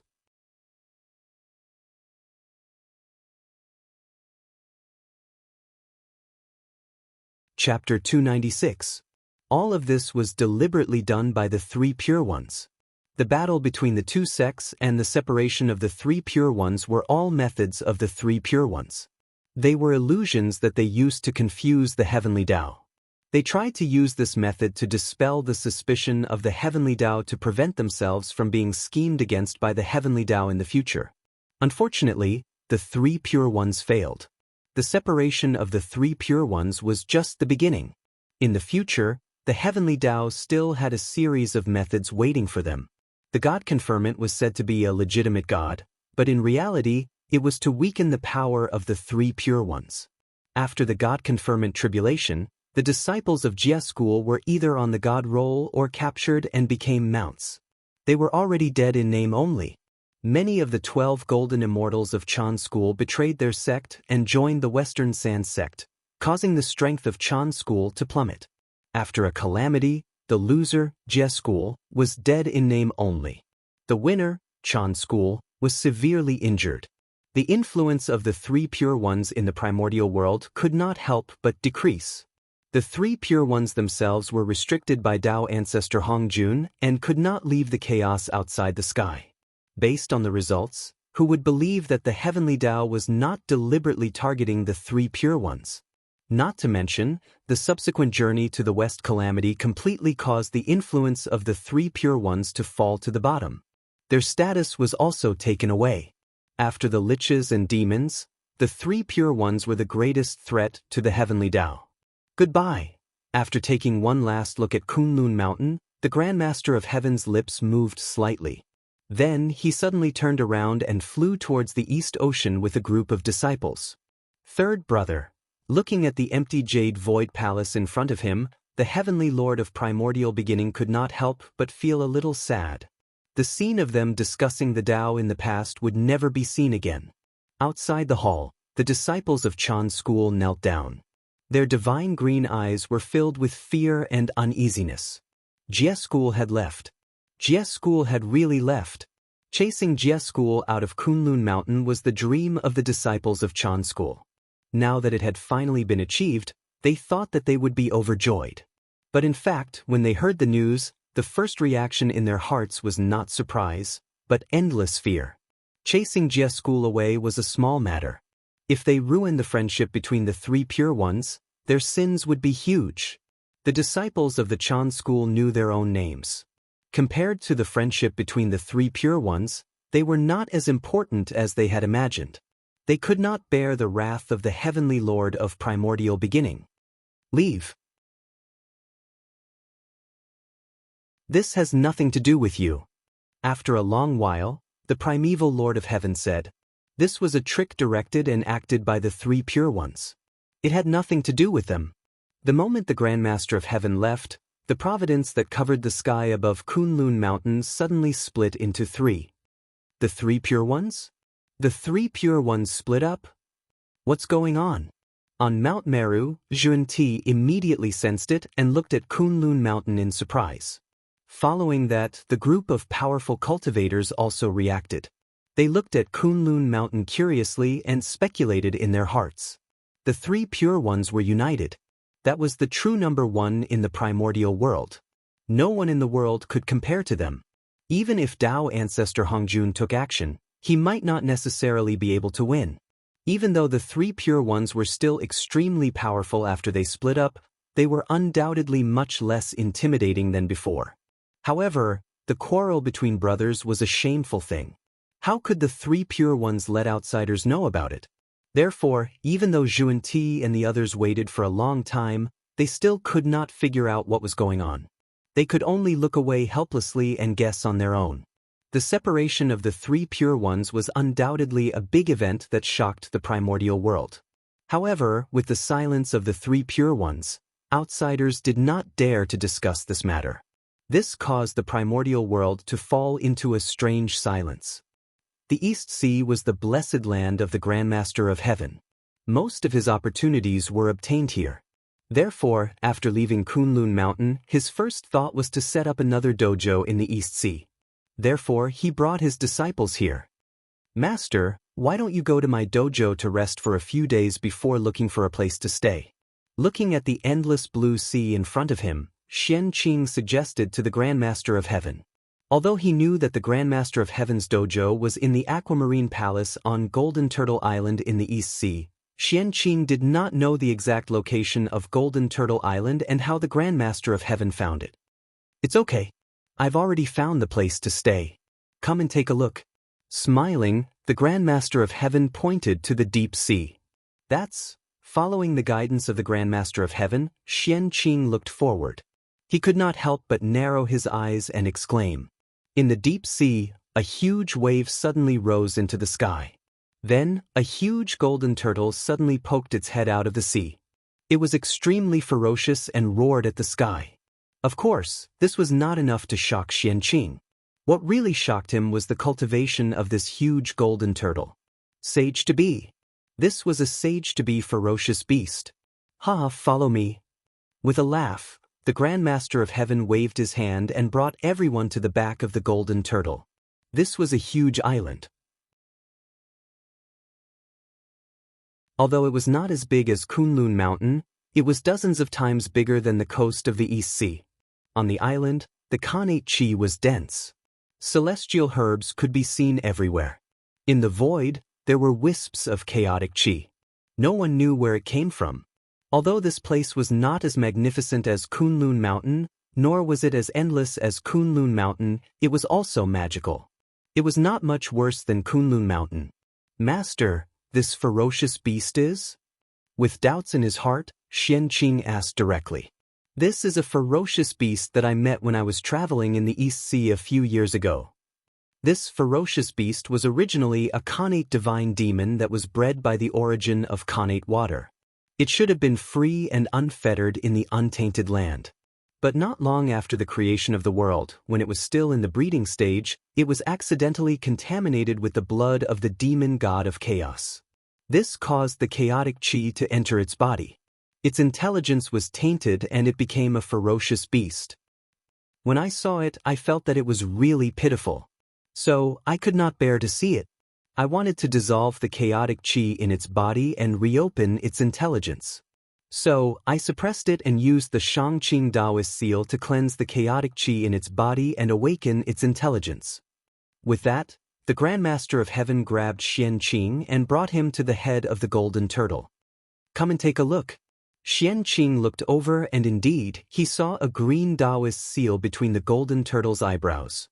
It was emitting a green Taoist seal that was constantly baptizing the golden turtle's true spirit and removing the chaotic evil chi inside it.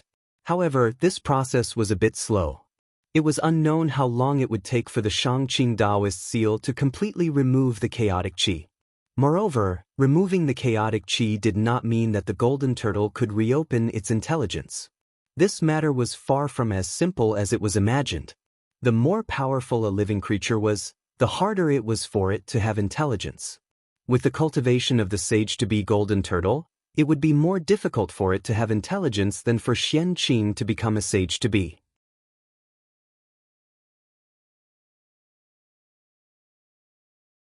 Chapter 297.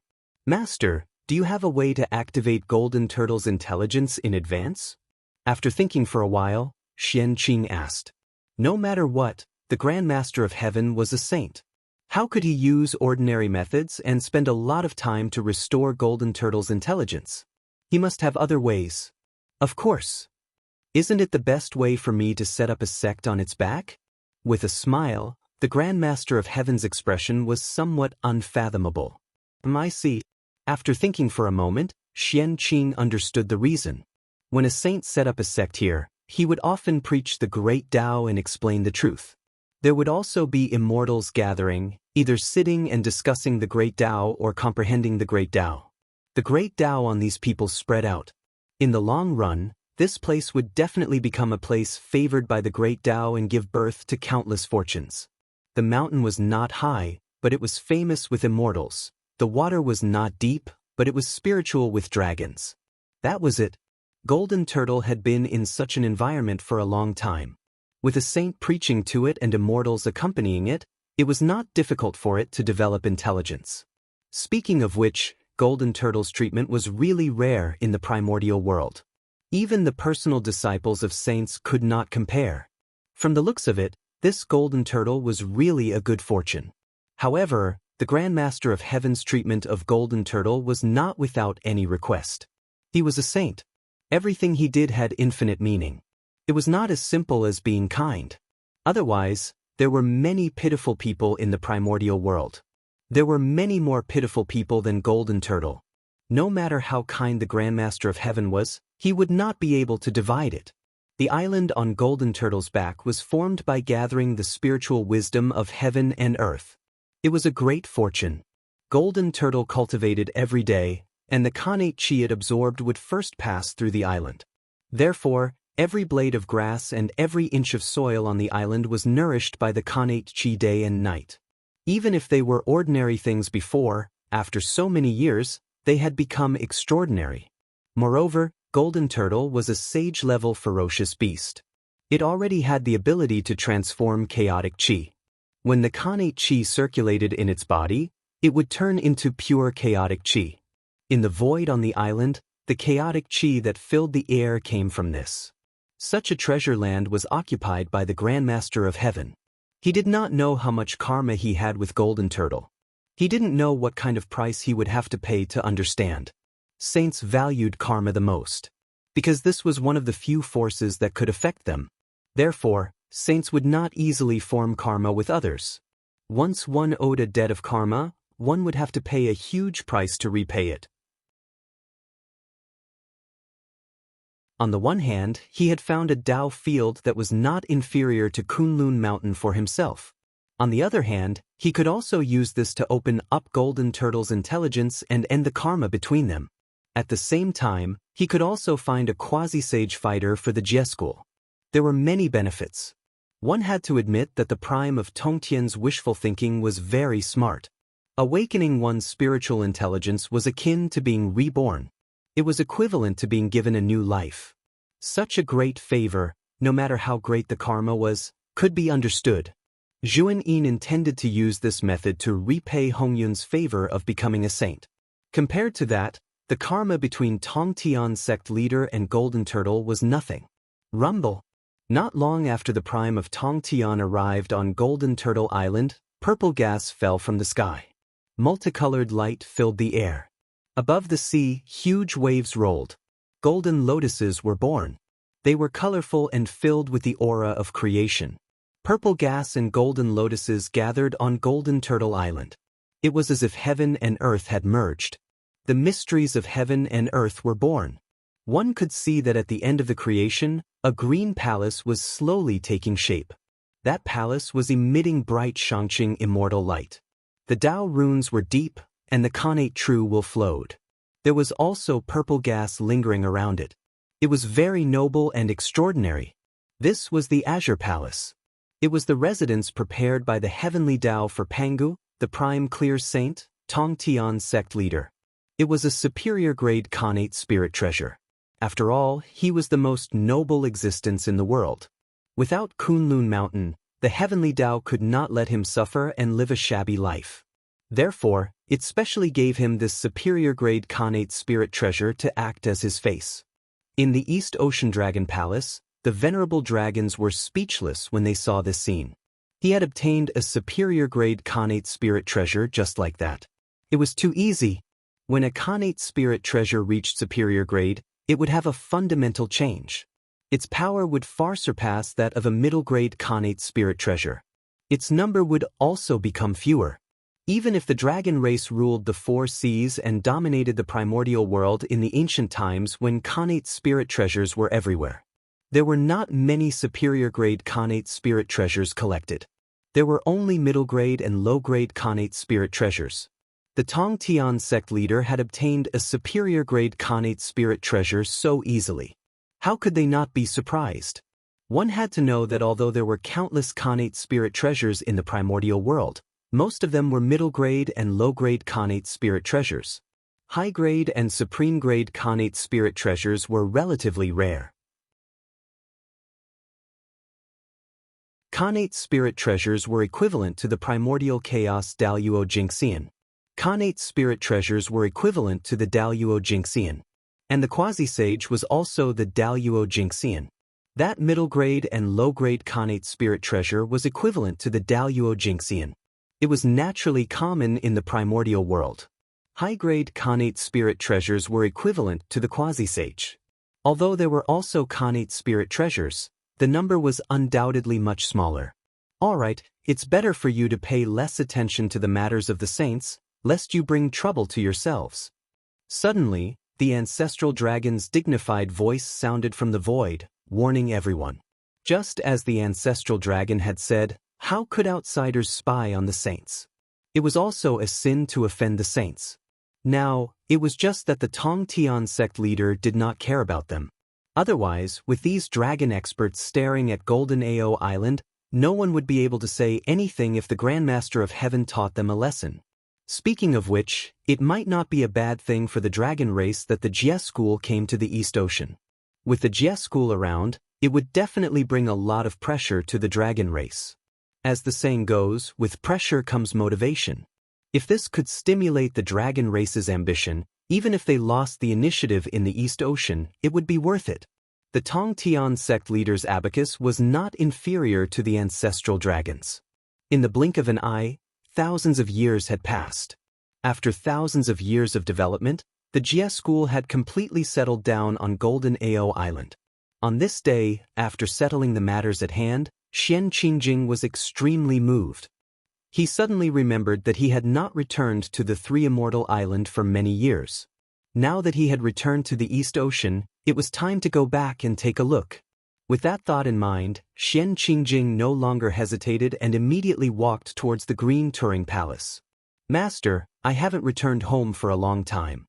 Today, I've arrived at the door, but I want to go back and take a look. I hope Master will allow me. In the Green Turing Palace, Xian Qingjing bowed. It's not a big deal. If you want to go back, just go back. I can't stop you.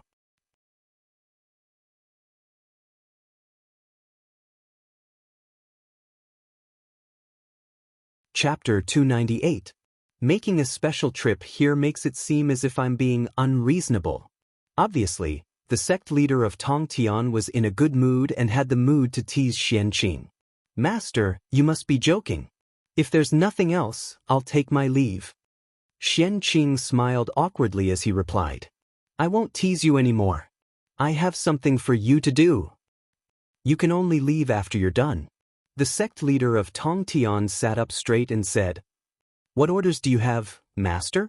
Xian Qing's expression became serious when it came to serious matters. It's not a big deal. You don't have to be so nervous. Seeing Xian Qing's serious expression, the sect leader of Tong Tian waved his hand and continued. Although Golden Ao Island is not bad, it's still a little small compared to Kunlun Mountain. Your junior brothers are all living here. It's inevitable that it's a little crowded. Therefore, I plan to let those outer sect disciples all move out to free up some space. From now on, I will preach on Golden Ao Island every 1,000 years. At that time, all the outer sect disciples can return to Golden Ao Island to listen to the preaching. They can also ask me for guidance on cultivation. What do you think about this? With that, the sect leader of Tong Tian looked at Xian Qing. Compared to Kunlun Mountain, Golden Ao Island was not just small. It was like the difference between a stream and the sea. The area of Kunlun Mountain was bigger and wider than the upper-class world. The area of Golden Ao Island was not even comparable to the upper-class world. There was no comparison at all.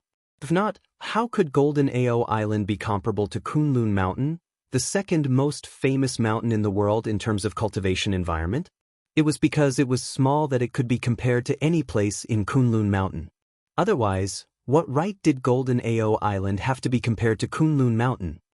Master, you're right. Junior brothers don't like to be quiet. If they stay on Golden Ao Island, not only will they feel uncomfortable, but it will also be crowded. Let them leave and find their own cave abodes. They might even be eager. Coincidentally, this is the East Ocean. There are countless immortal islands on the sea. It's not difficult for them to find a place to settle down. After thinking for a while, Xian Qing agreed. With the character of the disciples of the Jie sect, something would happen sooner or later if they stayed on Golden Ao Island. They might offend the sect leader of Tongtian. It was better to leave as soon as possible. That would be better for everyone. All right, it's good that you agree. I'll leave this matter to you. The Prime of Tongtian nodded and ordered. Yes, Master. After receiving the order, Xian Qing immediately drafted a decree and asked the Fire and Water Child to pass it down. A few years later, Xian Qing completed the task given by sect leader Tongtian. After tidying up the cave residence, he turned around and left for Azure Palace to visit sect leader Tongtian. After senior brother left, everything on Golden Turtle Island fell on your shoulders. I've troubled you. After leaving the Aquamarine Palace, Xian Qing said to Duobao who had sent him off. Senior brother, you must be joking. On this Golden Turtle Island, there are only 3 junior sisters and I left. We can't even get busy. What can happen? Hearing Xian Qing's words, Duobao smiled. Personal disciples and outer sect disciples were treated differently after all. The Prime of Tongtian could let the outer sect disciples leave, but he would not let his personal disciples leave. After all, the personal disciples were the successors of the saints. They were the successors of their orthodoxy and represented their face. Only when his cultivation reached Daluo Jingxian could he be considered to have finished his apprenticeship and go out to explore. Now, it was better to stay obediently on Golden Ao Island and cultivate. Duobao, you can send me off here. Take care. I'm leaving. If there's anything in the future, you can come to the 3 Immortal Island to find me. With that, Xian Qing's figure flashed and flew out of the island. On Golden Ao Island, there was the sect leader of Tongtian in charge. It was not as carefree as on the 3 Immortal Island. Returning there was truly carefree. Where is eldest senior brother going? Not far from Golden Ao Island, Xian Qing heard someone calling him. The voice was crisp and pleasant. Just by hearing the voice, he knew that the person who came was a peerless beauty. It's the 3 junior sisters. Xian Qing looked back. As expected, there were 3 beautiful figures in front of him. They were all rare beauties. They were the 3 Xiao sisters, Yun Xiao, Qiong Xiao, and Bai Xiao. Greetings, eldest senior brother. Seeing Xian Qing stop, the 3 Xiao hurriedly went forward to greet him. But are the 3 junior sisters leaving Golden Ao Island too? Xian Qing was a little curious when he saw the 3 of them. In the sect leader of Tongtian's heart, the 3 of them, together with Zhao Gongming, were no less important than his personal disciples. As such, why would the sect leader of Tongtian let them leave the island if their cultivation was not at Daluo Jingxian's level? The 3 of us came from the East Sea. Now that we've returned to our homeland, of course, we have to go back home to take a look. Yun Xiao took a step forward and explained. Xian Qing understood after hearing what she said. The sect leader of Tongtian was not someone who was not close to relationships. If the 3 Xiao wanted to go home to take a look, of course, he would not reject them. Eldest senior brother, why aren't you comprehending the great Tao on Golden Ao Island? Why are you going out to sea? After a while, Yun Xiao asked in confusion. In her impression, this eldest senior brother was a seclusion maniac. Unless something major happened, she would definitely not see him. He had been in seclusion all this time. Of course, Yun Xiao still admired Xian Qing's seclusion. People who sought the Tao were most afraid of being unable to endure loneliness. There were not many people like Xian Qing who could guard their hearts and seek wholeheartedly. This was a true person who sought the Tao. Therefore, in private, many disciples of the Jie school regarded Xian Qing as a role model to encourage themselves. Look, even a powerful existence like eldest senior brother was working hard to cultivate. What reason do you have not to work hard? The 3 Xiao were also a member of this group of people. Therefore, it was inevitable that Yun Xiao was surprised to see him going out to travel today. Didn't senior brother tell you? I was also born in the East Sea. Now that I have returned to the East Sea, of course, I have to go home to take a look. This time, Xian Qing was a little strange. His identity was not a secret. How could the 3 Xiao not know? He, Xian Qing, was born from the creation of the East Sea. He had obtained the luck of the 9 heavens to transform. He was a natural-born saint and was of the same origin as the heavens. This information was known with a single calculation. He did not hide it at all. Therefore, Xianqing thought that everyone in the Jie school knew his identity.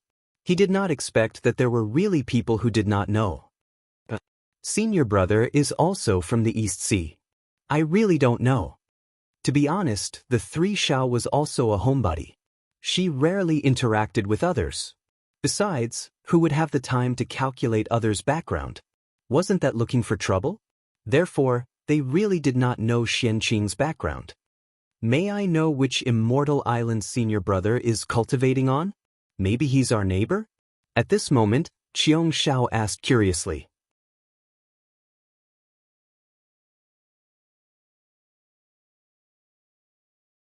Chapter 299. There were many immortal islands in the East Sea, but there were only a few that could compare to the blessed grotto heavens. Without a doubt, the first place was Dongwangong's Sifu State. From this name, one could see how extraordinary it was. The first place was indisputable. The rest were Xianqing's 3 immortal island, the 3 immortal island that gave birth to the 3 Xiao immortals. These were the immortal islands that could give birth to innate god-fiends. There weren't many of these immortal islands. Now that he heard that Xianqing was also from the East Sea, Sanshao naturally felt a sense of familiarity. The concept of the primordial world was still very strong. Otherwise, the East wouldn't look down on the West so much. As innate god-fiends from the East Sea, Xianqing took good care of Sanshao. After all, in the East Sea, other than the Water Clan, there weren't many innate god-fiends left. Each of them was quite precious and was his natural ally. In theory, below the East Sea was the Water Clans. Above it was the innate god-fiends. However, now that the innate god-fiends were weak, most of the blessed lands on the East Sea were occupied by the innate god-fiends from the land.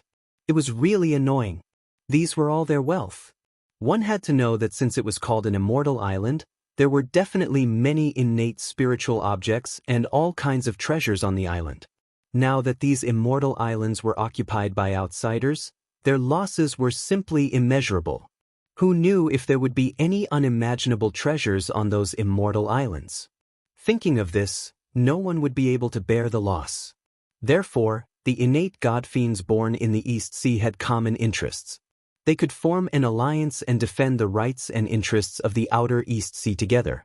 The past was a problem left behind by history. Even if it was in the past. In the future, if there were cultivators from the land who came to the East Sea to make a living, they couldn't control those in the sea. But on the surface of the sea, they had to get their consent. There were still masters on the East Sea. In fact, there weren't as few innate god-fiends in the East Sea in the past. They could be considered a very powerful force in the primordial world. At that time, the East Sea was completely dominated by them. Even the Dragon Clan, the master of the 4 seas, had to avoid them and didn't dare to compete with them. At that time, none of the innate god-fiends on land dared to come to the East Sea to dominate it. They didn't want to live. They were once the #1 force in the East Sea. He was the leader of the male immortals in the world, the Duke of the East. But it was a pity that the glory of the Violet Palace realm didn't last long. Donghuang Tai alone had destroyed the #1 power in the Eastern Sea, turning the Purple Mansion into the dust of history. Because of this, the Eastern Sea's innate gods were all wiped out and no one dared to rise again. That was what led to the current situation. Senior brother is from the 3 immortal island. Junior sister, have you heard of it? Xianqing replied with a smile. This. Is senior brother's dojo also called 3 immortal island? It's actually the same as our dojo. Qiong Xiao could not help but exclaim. Xiao's nonsense is a joke. Senior brother, you are talking about the 3 immortal islands overseas, also known as the 3 immortal mountains overseas. It is a legendary place of good fortune in the East Sea. It is not inferior to the top grotto heavens in the untainted land. It is far from our 3 immortal islands. Before Xianqing could speak, Yun Xiao took the lead to explain. I didn't expect senior brother to be from the 3 immortal island. How enviable! After explaining to Qiong Xiao and Bai Xiao, Yun Xiao turned around and said to Xian Qing enviously. The Three Immortal Island overseas was a legend in the East Sea. It had always existed in rumors, but no one had really seen it. All the living beings in the East Sea had only heard of its name and never seen its whereabouts. People like Yun Xiao thought that it was fabricated by their predecessors. Qiong Xiao and Bai Xiao had never heard of it. Now that the legend had suddenly become reality, the shock of the three knights could be imagined. What's the big deal? It's just a place where people live. Xian Qing's words were asking for a beating. Straw huts and palaces were also places where people lived, but how could they be the same? Yun Xiao was speechless when she heard that. Senior brother, can we go to your dojo to take a look? I've never seen the number 1 sacred ground in the East Sea. I really want to take a look, Bai Xiao said excitedly after learning about the origins of the Three Immortal Island. Of course, the Three Immortal Island is so big. I can't see it all by myself. It's not impossible to lend one to you. It's not just you guys. Even the other junior brothers and sisters who want to come to the Three Immortal Island are welcomed by me. Xian Qing nodded and said affirmatively. If the disciples of Jie School came to the Three Immortal Island, not only would Xian Qing not reject them, he would also look forward to it. The Three Immortal Island had a destiny and was destined to become a gathering place for itinerant immortals. Since Xian Qing had become its master, he naturally accepted its destiny. If he wanted to turn the Three Immortal Island into a gathering place for itinerant immortals, he would naturally need the help of the disciples of Jie School. Xian Qing's junior brothers might not be as good as the disciples of Chan School in terms of the righteous path. However, in terms of unorthodox methods and strange techniques, few people in the primordial world could compare to them. These were precisely what Xian Qing needed. What was an itinerant immortal? Immortals who had no sex and no worries were called itinerant immortals. Without any inheritance, they would inevitably be lacking in combat strength compared to the disciples of large sections. In order to make up for their shortcomings, the itinerant immortals racked their brains and tried their best to display their strengths. With limited knowledge, they created miracles and opened up the 100 arts of immortal cultivation to perfect the immortal Tao. It could be said that the 100 arts of immortal cultivation were the foundation of itinerant immortals' survival. In the future, as itinerant immortals, if they did not master 1 or 2 skills, they would be too embarrassed to come out and meet others. The predecessor of the 100 arts of immortal cultivation was the strange technique that the disciples of Jie School came up with. Gathering the disciples of Jie School to the Three Immortal Island and gathering their wisdom would definitely bring endless inspiration to Xian Qing. In this way, would the 100 arts of immortal cultivation be far away? With the 100 arts in hand, Xian Qing's position as the master of the Earth Immortals would be stable. Once the witch and demon calamity ended and the immortal Tao flourished, he would be able to enjoy endless luck and live a carefree life. Let's go!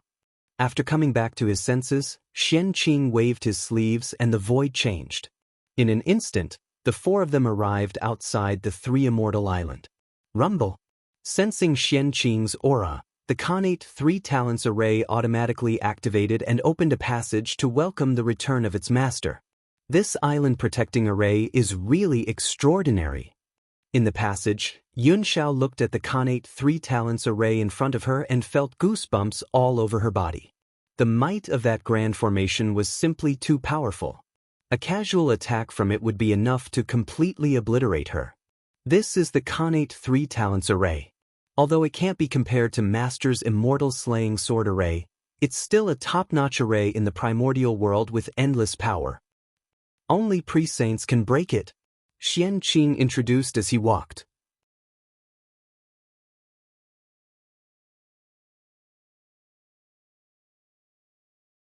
Chapter 300. Wow! The environment here is not inferior to Kunlun Mountain at all. When they arrived at Penglai Island, San Shao could not help but exclaim. The innate spirit qi on the island was unimaginably dense. It had already formed spiritual clouds floating in the air. From time to time, spiritual rain would fall, nourishing everything. It was extremely mystical. This was a scene that could not be seen in the outside world. Furthermore, the primal chaos essence energy floating in the void was even more than that of Golden Ao Island. It was not inferior to Kunlun Mountain. There were probably not many holy lands in the great desolate world that could compare to it. After all, it was the top immortal island in the great desolate world. Even if it could not compare to Kunlun Mountain, it would not be too far off. That is, innate spirit root? A pool of innate spirit roots? Oh my god, that's too much. The most precious and eye-catching thing on Penglai Island was undoubtedly the pool of pure world white lotuses. The moment Sanshao stepped onto Penglai Island, he was attracted to it and could not help exclaiming. First senior brother is really rich. No wonder he doesn't like some of the treasures of Jie School. After a while, Sanshao came back to his senses and said in shock. There were at least 100 lotus flowers in the pool. Even if they were all inferior grade innate spirit roots, they were still a shocking amount of wealth. Furthermore, they were not. In the middle of the spiritual pool, the 12th grade lotus flower shrouded in sacred light looked very majestic. It was definitely a supreme grade innate spirit root, which was rare in the great desolate world. With this pool of lotus flowers, Xian Qing could be considered a top tycoon in the great desolate world. Apart from the powerful cultivators at the front of the Purple Cloud Palace, almost no one could compare to him. This is the 12th grade pure world white lotus, one of the 4 great lotus platforms of the great desolate world. It is a supreme grade innate spirit treasure and also a supreme grade innate spirit root. It is one of the top innate spirit treasures of the great desolate world. The sect guarding treasure of the Western sect is its brother from the same sect. Furthermore, the pure world white lotus is a top sect guarding treasure of the great desolate world. It can purify all the filthy qi in the world. It has great benefits in the cave abode. Seeing Sanzhao's curiosity, Xian Qing introduced it. Among the numerous connate numinous treasures, there were only a few that could compare to the 4 great lotus platforms. Their status among the connate spirit treasures was equivalent to the status of Zenyuanzi and Kunpeng among the pre-saints. Eldest senior brother is truly blessed. With such a supreme treasure in hand, the future of the great Tao is bright. After knowing the origin of the treasure in front of him, Sanzhao's heart was filled with envy. With such a supreme treasure by his side, it would be hard for him not to be strong. Do you like it? If you like it, I'll give each of you one. Xian Qing smiled and said generously. As long as the tree of world was there, it could cultivate the white lotuses of purification without limit. Therefore, this thing was really not considered precious in his eyes. He didn't feel any heartache when he used it as a favor. This is too valuable. We can't accept it. Although he was a little moved, Yun Shao still rejected him. It was true that they were Xian Qing's martial brother and sister, but their relationship was not that good. It's fine. Senior brother doesn't lack this item. I'm giving it to you as a token of my appreciation. You mustn't refuse. If the Tao of itinerant immortals was to prosper, the help of Sanshao and Yun Shao would be needed. It was better to build a good relationship now than to be clinging to Buddha's feet. It was not only them. Among the disciples of Jie School, Xian Qing would give appropriate help to the disciples with good character. Building a good relationship with them would definitely bring great benefits in the future. This was called investing in advance. Xian Qing would not do a business without capital. All right then. But Xian Qing. Yun Shao and Yun Shao nodded and walked towards the chaos spirit pool. The 3 of them looked outside the pool for a while, and then each picked a 6th grade white lotus. Seeing this scene, a hint of admiration appeared in Xian Qing's eyes. These Sanshao knew how to behave. The 6th grade white lotus was only a middle grade connate spirit treasure. It was far inferior to the 9th grade white lotus in the pool. Xian Qing let them choose. Normally, they should choose the best, but they didn't. This undoubtedly won Xian Qing's favor. Giving away 3 superior grade connate spirit treasures in a row, even Xian Qing would feel heartache for a while. Of course, even if Sanshao chose the 9th grade white lotus, Xian Qing would not say anything. After all, he was the one who said it. They did not do anything wrong if they did as he said. However, in that case, Xian Qing's impression of San Shao would not be good. Thank you, senior brother. After picking the white lotus, San Shao returned to Xian Qing's side and thanked him happily. It's okay. Xian Qing shook his head and said. Next, Xian Qing brought San Shao to tour 3 Immortal Island, causing the 3 of them to be amazed. Dong, dong, dong. On this day, Xian Qing was taking a nap. Suddenly, a melodious bell sounded in his ears, waking him up. Has 1,000 years passed just like that? That bell was the sound of the immortal gathering bell. Since it sounded, it meant that 1,000 years had passed. The Tongtian sect would hold a sermon on Golden Ao Island and answer the questions of the disciples at the same time. Immediately, Xian Qing's figure moved and rushed to the Green Turing Palace. In fact, with his cultivation level, it was no longer useful for him to preach to the general public like the Tongtian sect leader. However, this was the first time the Tongtian sect leader held a sermon after coming to the East Ocean. As the eldest disciple of the Jie school, he could not be absent. It would be fine in the future. If nothing major happened, he, the eldest disciple of the Xian sect, would not have to run to Golden Ao Island. Along the way, Xian Qing looked around and saw that it was full of aquatic creatures. They were rushing to Golden Ao Island, afraid that they would not be able to get a good seat if they were late. The Tongtian sect leader's sermon was not only for the disciples of the Jie school. All the living beings of the primordial world could come and listen. However, they could not go to the Green Turing Palace to listen to the teachings of the saint like the disciples of the Jie school. They could only find a random place on Golden Ao Island to listen to the lingering sound of the saint's sermon. Saints still had the word saint in them. They had the responsibility of educating all living beings in the primordial world. Their principles could be heard by anyone. In the past, on Kunlun Mountain, the 3 pure ones often sat down and discussed the Tao. It attracted countless living beings of the primordial world to come and listen. There was no lack of liches among them. Even so, the 3 of them did not chase away the people who came to listen to the Tao. Saints still had to care about their image. Education without discrimination. Although it was the philosophy of the Jie school, it did not mean that the other saints did not have to abide by it. It was fine if one did not preach the Tao. However, if one preached the Tao, one did not care who came to listen. One just had to preach the Tao in peace. Saints preached on behalf of the heavens. It was not a joke. Don't make any noise in the saints' Tao field. After arriving at Golden Ao Island, Xian Qing swept a glance at the living beings on the island and said sternly. Suddenly, the world fell silent. Junior Brother Water, Junior Brother Hua, please maintain order. Don't let them offend Master. Xian Qing turned around and said to the child of fire and water.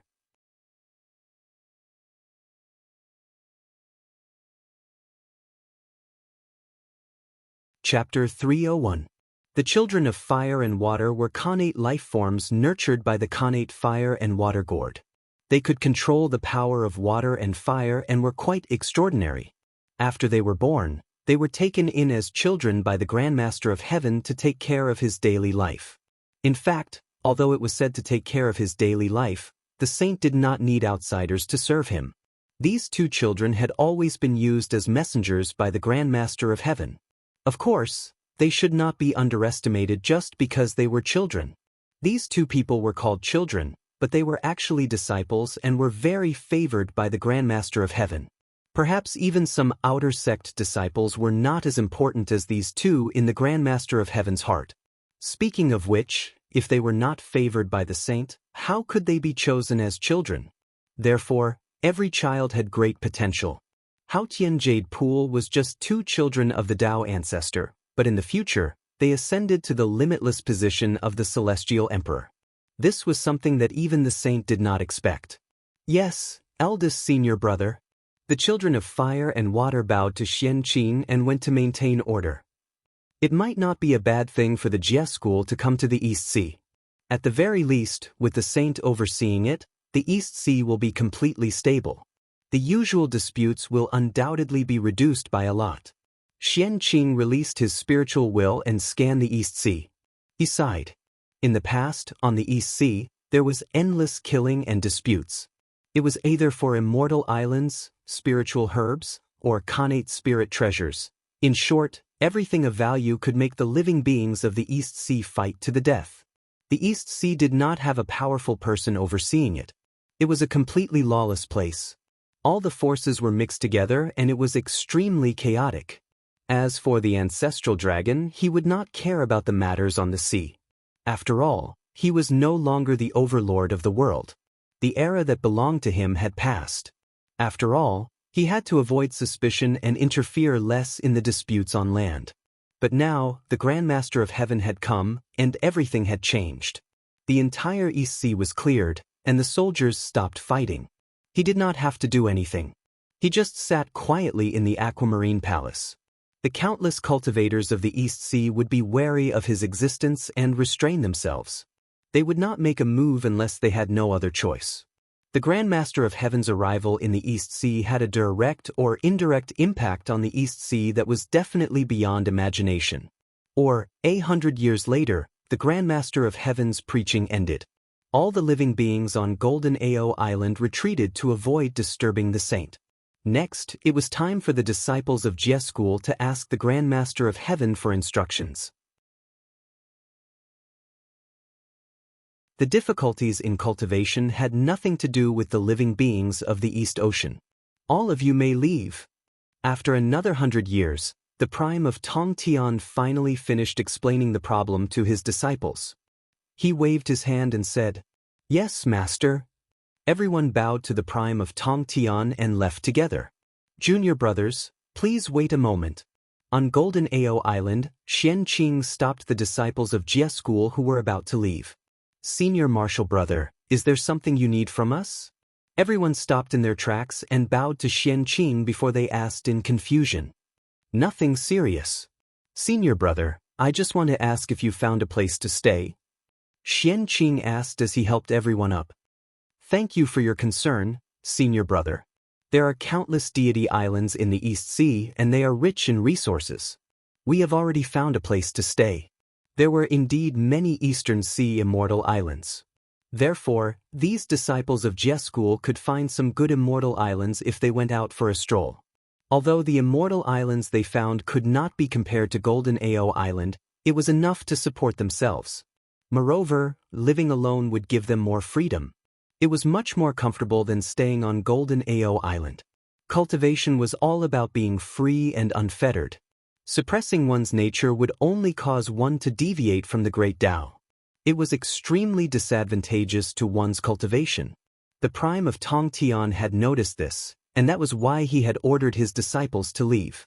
Otherwise, did he really think that a saint would not be able to solve the problem of Golden Ao Island not being big enough?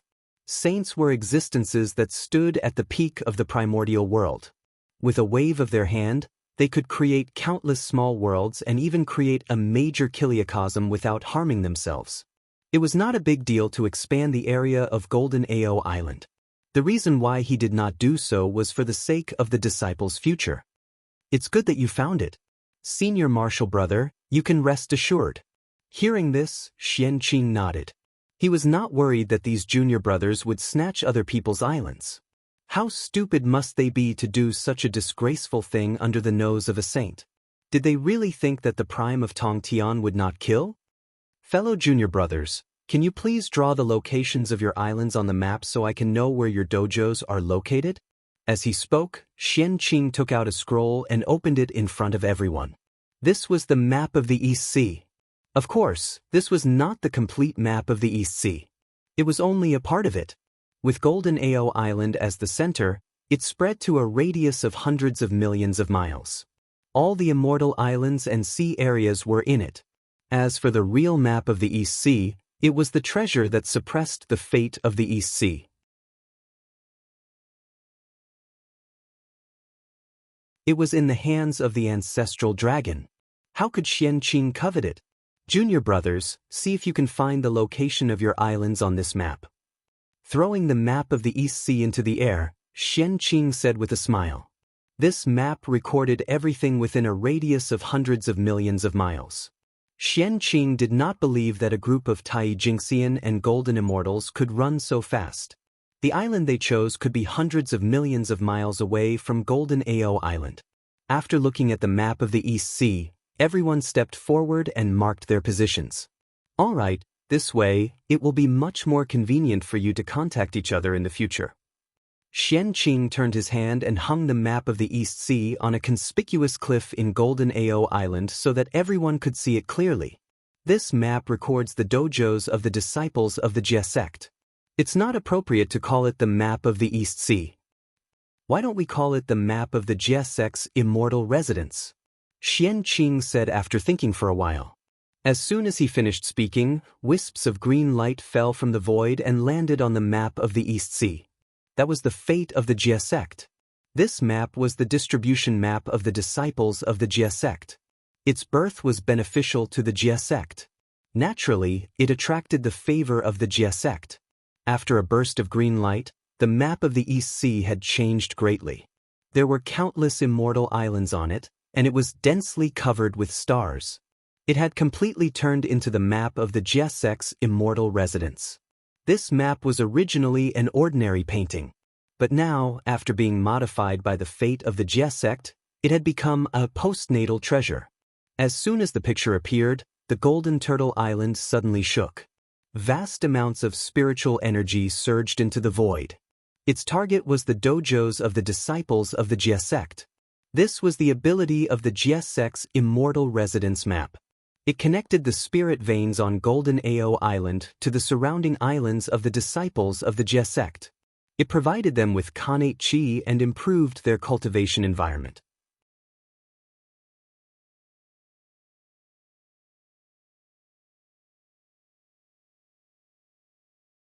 Chapter 302. Thank you, eldest senior brother.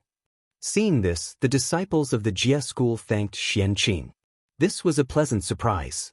They had gained so much just by reporting the name of the place. They had really made a profit.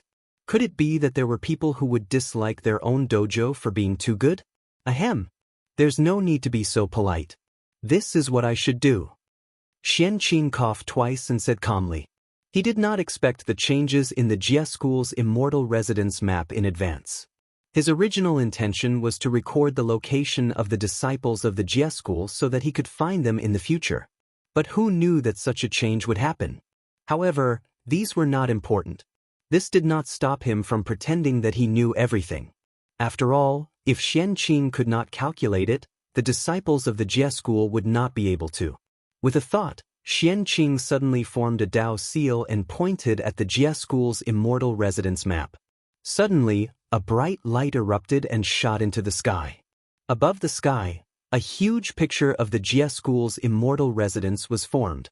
It covered the sky and the sun, causing the endless living beings of the East Sea to look up and see it clearly. Everything recorded in this map is the territory of the Jie school. If outsiders violate it, they will be killed without mercy. Fellow Taoists of the East Sea, please bear this in mind. After doing all this, Xianqing said coldly. His voice was so loud that it spread throughout the entire East Sea. He was warning the cultivators of the East Sea. The disciples of the Jie school were of different levels. The strong ones, such as Xianqing, were existences who had attained the Daoyuo Dao fruit. The weak ones were worse. Their cultivation level was only that of a golden immortal. Moreover, there were many such disciples. When the Jie school first came to the East Sea, it was hard to guarantee that there would not be people who were bold enough to kill some disciples with lower cultivation levels. One had to know that the Grand Master of Heaven was very good to his disciples. As a result, the disciples of the Jie school, regardless of their cultivation level, had at least one Khanate spirit treasure to protect themselves. Some disciples even had several Khanate spirit treasures. They were all very rich. To be honest, even Xianqing could not help but have the urge to snatch them. Not to mention those cultivators who lived in the East Sea for a long time. They were cunning and fierce, and their courage was first class. They might even dare to attack the disciples of the Jie school. Even the Grand Master of Heaven could not pay attention to the movements of the disciples all the time. It wasn't that he couldn't, but that he wasn't willing. Disciples also had their own freedom. How could there be a teacher watching them all the time? What kind of propriety was that? Moreover, saints also needed to cultivate. Perhaps one day, when the Grand Master of Heaven fell into Tao enlightenment, something would happen to his disciples, and he would not be able to sense it. With Mount Buzhou suppressing the long river of time and space, any cultivator below Daluo Jingxian who died was truly dead. Even the saints could not reverse the flow of time and revive them. As the saying goes, it is better to be safe than sorry. It is always good to take precautions in advance. All right, junior brothers, if you have matters to attend to, you may leave first. With this map, it will be much more convenient for you to visit each other in the future. Xian Qing said to his junior brothers with a smile after he put away his superpowers. Yes, senior brother. The disciples of Jie School bowed to Xian Qing again and left. However, Xian Qing did not leave Golden Turtle Island but stayed. Bao, bring me all the void stones in the treasury. At the same time, help me perfect my plan. After everyone left, Xian Qing said to Duobao. The void stone was a peerless treasure that was coincidentally produced when the void was destroyed. It had a trace of the charm of the void great Tao and was extremely precious. However, that was in front of ordinary people. In front of Xian Qing and the others, this item was just a small thing. In the treasury of Jie School, the void stones were not ranked. There was a huge pile just like ordinary stones. It was nothing. After a while, Duobao returned to Xian Qing's side with the mountain-like void stones. Senior brother, I brought you the void stones you wanted. Is there anything else you need help with? Duobao asked curiously after putting down the void stones. His senior brother could be said to be omnipotent and knew everything. It was really strange that he needed his help today. Senior brother, I have a big plan. If it succeeds, not only will it be very beneficial to Jie School, you and I will also obtain some merit. Xian Qing led Duobao to his cave abode as he spoke. What is the plan? Senior brother, tell me about it so that I can have a plan in my heart and know where to start. Hearing Xian Qing's words, Duobao's eyes lit up and he asked curiously. Merit? That's merit, you know. Ever since Duobao was born, he had never obtained any merit.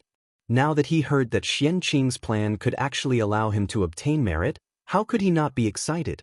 Probably no one in the primordial world would not be excited in the face of merit.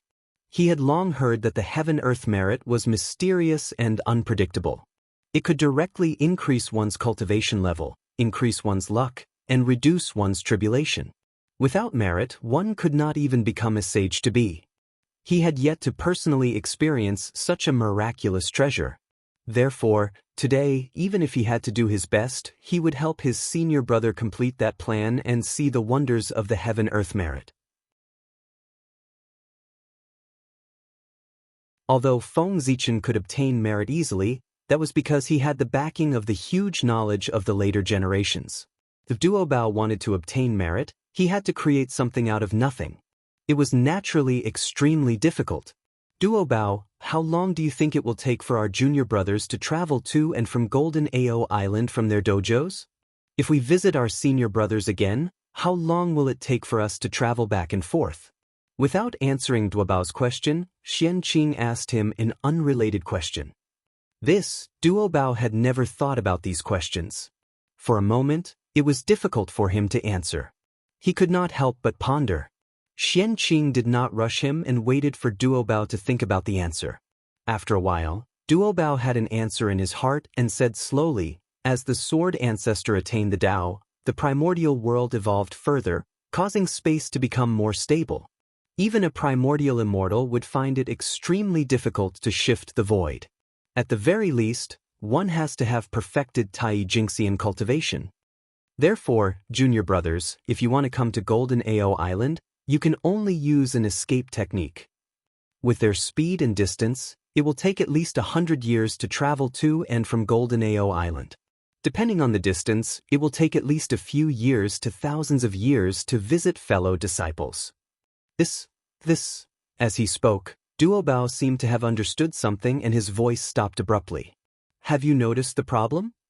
Master will preach the Tao every 1,000 years. As for the junior brothers, they will need hundreds or even thousands of years to travel. In that case, how can they have enough time? They will either give up listening to the Tao in order to cultivate or give up cultivating in order to listen to the Tao. But how can that work? Cultivation and listening to the Tao complement each other. The lack of either will affect the progress of cultivation. This can't be taken.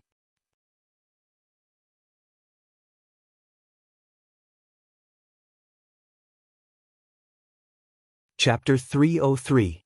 That's right, Xianqing was talking about the teleportation array of the later generations. This was an array formation that had never appeared before the primordial world. In the later generations, the cultivators' realms were low. Most cultivators could not cross the earth, destroy regions, and cross realms.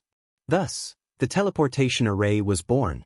Now, the primordial world was vast and boundless. The Tai Jingxian had spent countless years but could not travel all over the primordial world. The Daluo Jingxian could not see the end either. Many cultivators below the Daluo Jingxian could only go around in one place for their entire lives. They did not know how vast the primordial world was and how big the world was. Therefore, this was the best time for the teleportation array to be born. This is troublesome. However, since eldest senior brother has thought of this, I think you have already thought of a solution. Then, eldest senior brother's plan is related to this. After Xianqing finished speaking, Duobao asked cooperatively. That's right. My big plan is related to this. Xianqing nodded. He was very satisfied with Duobao's cooperation. The Jie school is famous for our array formations. If we claim to be second, no one would dare to claim to be first. Therefore, I plan to use my strength and create an array formation. Distort the void to achieve the effect of void teleportation. This way, we can let those junior brothers who have not reached the perfected Tai Jingxian do not have to travel long distances to come to Golden Ao Island. If they want to come, they can just go through the space array. It's simple and fast. It can also save a lot of time. In addition, if this array formation can be popularized in the primordial world, I wonder how many living beings will benefit. This is all our merit. After returning to the cave abode, Xianqing explained to Duobao. Senior brother, you are so talented. I can't compare to you.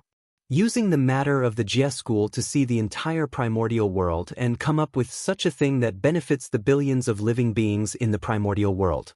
Senior brother's wisdom is really admirable.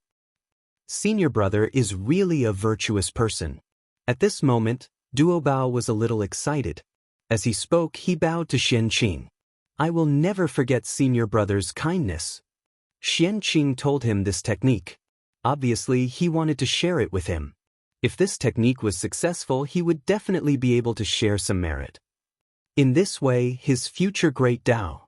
Merit was the ticket to the door of a quasi-saint.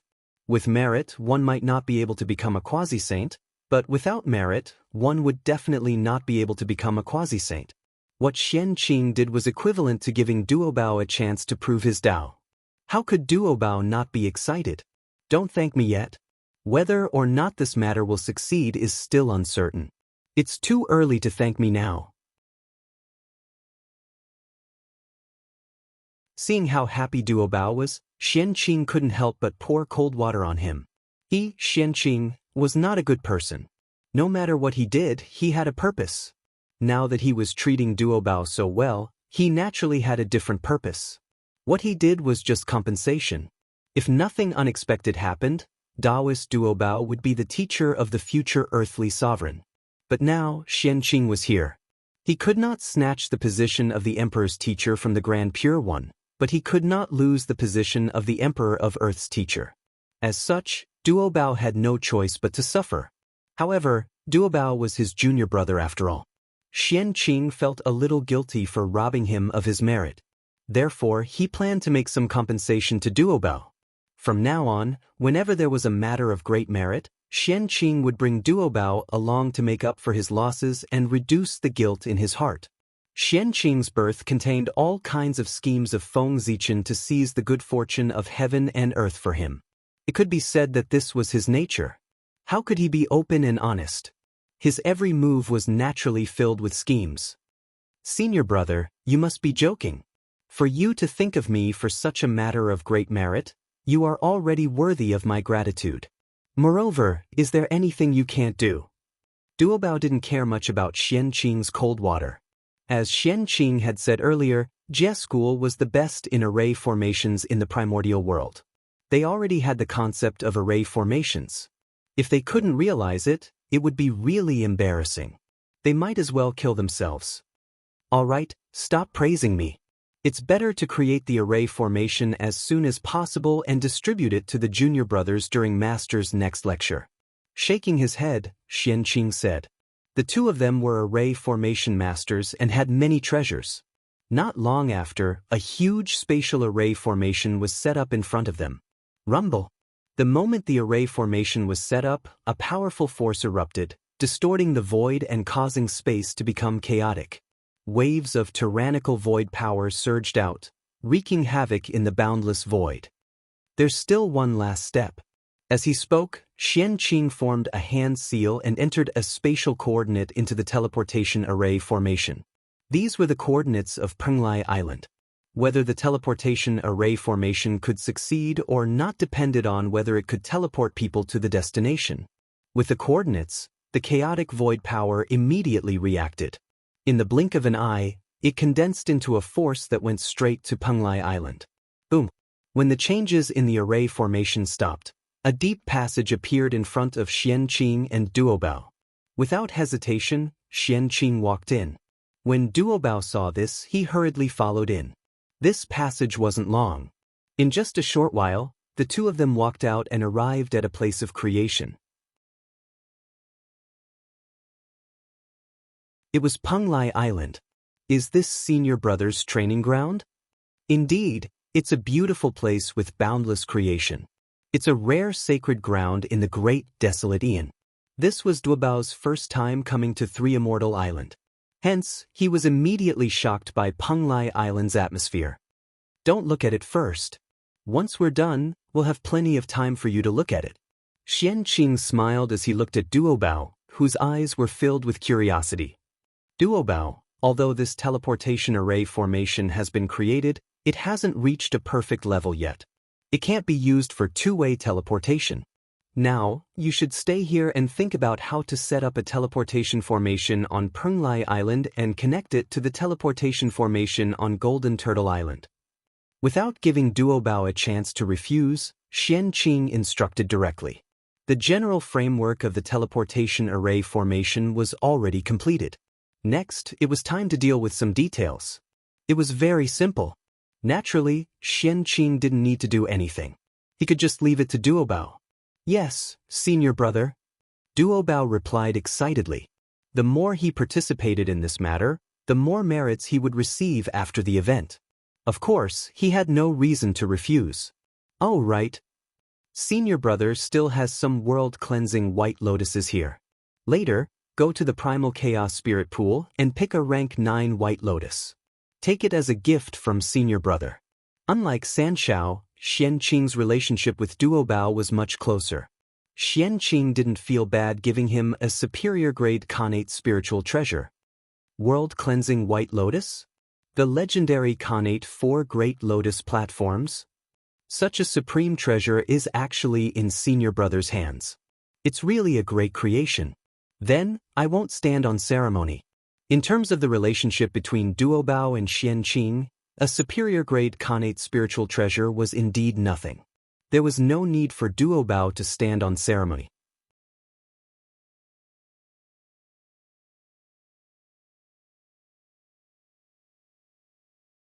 Chapter 304. Also, this teleportation formation is not right. What I want is a formation that can automatically teleport people over after the formation is activated. It's not a formation that opens a void passageway and allows me to walk through it myself. So, Duobao, do you understand what I mean? Thinking of something, Xianqing, who was about to leave, suddenly stopped and turned to Duobao. After many years of research, the teleportation formation was on the verge of perfection. What Xianqing had to do now was to realize all the functions of the teleportation formation in his memory. If only he was primordial chaos Daluo Jinxian. If he had an idea, he could directly turn it into reality. It would not be as troublesome as it was now. No, it was not troublesome now. It was Duobao who was troublesome. I understand. This is not difficult. Duobao nodded and replied energetically. The general structure of the teleportation formation had been completed. What was left was to fill in the details. Of course, it was not difficult, but it was cumbersome and troublesome. Therefore, Xianqing would not do it and left it all to Duobao. Now, Duobao was thinking about the scene of him obtaining merit. No matter how troublesome it was, he would not feel tired. All right, I'll leave the rest to you. I'll go to the side to rest. Waving his hand, Xianqing walked to the side leisurely to rest. He was now comprehending nature and the veins of heaven and earth in order to enhance his understanding of the Tao so that he could break through to a higher realm. On the other side, Duobao was constantly adjusting the teleportation formation so that it could reach what Xianqing said. Just like that, 100 years passed in a hurry. Senior brother, according to your request, it's done. On this day, Duobao ran to Xianqing and said excitedly, "It's done? So fast? Then I'll go take a look." With that, Xianqing stood up and walked towards the teleportation formation with Duobao. A clear light flashed, and Xianqing and Duobao disappeared from Penglai Island. When they reappeared, they were already at Golden Turtle Island. Not bad at all. However, there is a drawback to this teleportation formation. I wonder if you've noticed it, Duobao. Xianqing nodded and praised first. Then, he changed the topic and directly said the drawback of the teleportation formation. Drawback? Senior brother, please enlighten me. Duobao cupped his hands and asked seriously. He felt that this teleportation formation was perfect without any flaws. It could be said that this was his most perfect creation ever since he started cultivating arrays. But if Xianqing said there was, then there must be. Be it in terms of cultivation or formation skills, Xianqing was more than one level higher than him. Since he said that there was, then there must be a flaw in this teleportation array. It was just that his cultivation was too low to notice it. There's no need to be so serious. The flaw isn't in the formation but in other aspects. You designed this teleportation array very well. Even if I were to do it myself, I wouldn't be able to do it better than you. Seeing how serious Duobao was, Xianqing smiled and comforted him. Other aspects? What does senior brother mean? This time, Duobao was somewhat puzzled. Since there was no problem with the array formation itself, where was the drawback? Look. With that, Xianqing stretched out his hand and grabbed at the teleportation array. Rumble. The teleportation formation shook violently for a moment. Suddenly, it rose from the ground and turned into a formation map. 9 long banners fell into Xianqing's hands. This teleportation array diagram is a post-celestial treasure. This void streamer was also an acquired cardinal treasure. This teleportation array of yours used a total of 4 post-celestial treasures. If we were to build dozens, hundreds, or even thousands of teleportation arrays, how many post-celestial treasures would we need? Duobao, have you ever calculated? Shaking the teleportation array diagram in his hand, Xianqing looked at Duobao in amusement. When Jie School was first established, even if it was not as good as the later generations, there were tens of thousands of disciples. But now, there were no less than 1,000 disciples in the sect. In other words, if each disciple of Jie School was equipped with a teleportation array, they would need at least 4,000 post-celestial treasures. Did they really think that post-celestial treasures were cabbages? That was a treasure that was comparable to a connate numinous treasure in terms of power. It was also the main weapon of connate lifeforms. Connate numinous treasures were the standard of connate godfiends. Only a few connate lifeforms had connate numinous treasures, and they were all low-grade. Most connate lifeforms only used post-celestial treasures and post-celestial numinous treasures. It could be seen that post-celestial treasures were not cabbages that could be found everywhere. Of course, with Jie School's foundation, they could still take out more than 4,000 post-celestial treasures. However, it was a little difficult to take out 4,000 space attribute post-celestial treasures. Although 4,000 post-celestial treasures are a lot, with the foundation of Jie school, we can still gather them. That's not a disadvantage, right? After a while, Duo Bao said hesitantly. Of course, Jie school can take them out. However, Duo Bao, have you ever thought about how many factions in the primordial world can take out so many post-celestial treasures?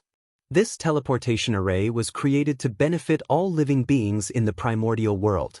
If it can't be popularized in the primordial world, what's the use? There are many ways to make it convenient for the disciples of Jie school.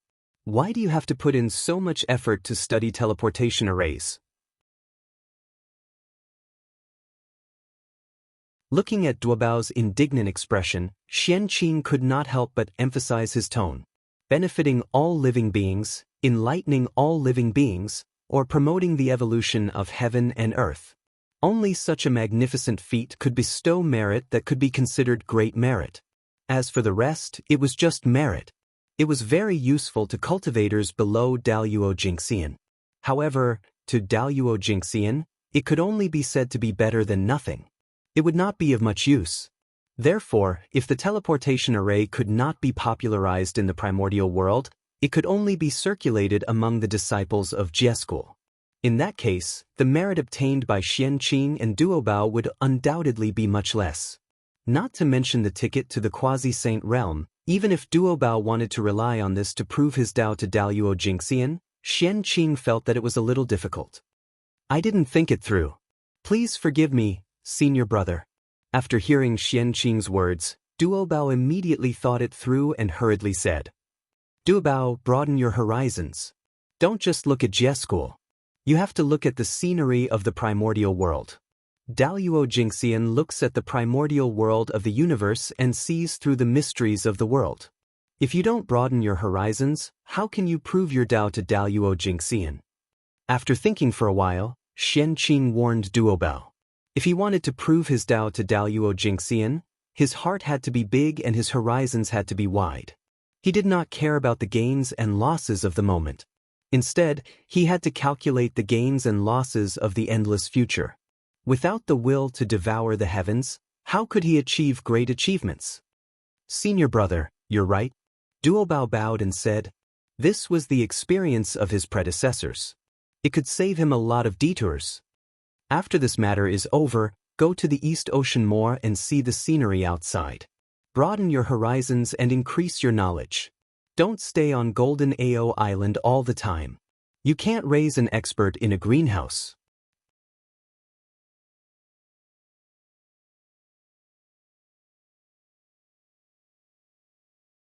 Chapter 305. Heaven and Earth were called Dao. It would definitely be beneficial to go out and take a look. Perhaps, as he continued walking, he might even make a breakthrough. Yes, after this matter is over, I will go out and take a look. Even if Xianqing did not say so, Duobao would still go out and explore. How could he see the future without experiencing a storm? Senior brother, what should we do with this teleportation array now? Duobao pointed at the teleportation array in Xianqing's hand and asked. It's okay, look. As he spoke, Xianqing waved his hand and took the void stone from afar. He simplified the teleportation array in front of him and created a new array. This new teleportation array was formed by an array and 9 void banners. Although there were more, these 10 Dharma treasures were all acquired spirit treasures. The cost of refining was undoubtedly reduced by a lot. As long as any connate life form was not too bad, they could still put together a set of teleportation arrays. Duobao, take a look at my teleportation array. What do you think? Xianqing asked as he handed the teleportation array in his hand to Duobao. Yes, this array is indeed much simpler than the previous array. The materials needed to refine it are also much less. That's right, isn't the power of this array a little weaker? After sizing up the array in his hand for a while, Duobao said hesitantly. The array formed by 4 acquired cardinal treasures became an array formed by 10 acquired spirit treasures. Although there was no change in the function, the power would definitely be reduced correspondingly. The previous teleportation array was completely formed by acquired cardinal treasures. It could teleport at will within a radius of hundreds of millions of miles. It was very comfortable. However, this array formed by acquired spirit treasures could only teleport at will within a radius of hundreds of millions of miles. Its power was 10,000 times weaker. This showed the difference between the two sets of array formations. Is it too small? I don't think so. Within a radius of hundreds of millions of miles, it is enough for golden immortals and cultivators below to use. As for the Tai Jingxian, they have already cultivated to Tai Jingxian. If they can't gather 4 spatial acquired cardinal treasures, then let them fly slowly by themselves. Xianqing shook his head in the face of Duobao's question and replied nonchalantly. This teleportation array was originally prepared for low-level cultivators. As long as the distance was not too far, it would be fine. Primordial Unity Golden Immortals naturally had better choices. The first set of teleportation arrays was prepared for them. Furthermore, the difference between the two formations was not limited to this. Xianqing's deep scheme was hidden within. The first set of teleportation formations was of extremely high quality and could automatically absorb innate qi. In other words, this set of teleportation arrays did not need to be consumed at all when activated. The owner's own magic power could be self-sufficient.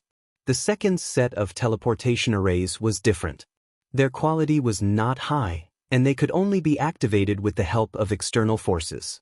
And this external force could be magic power, or it could be the Connate Creation Pill. That's right. Xianqing was forcing them to use the Connate Fortune Elixir. Ever since the Connate Creation Pill was born, it had always been praised by all living beings in the primordial world. Even Daoyuo Jingxian praised it.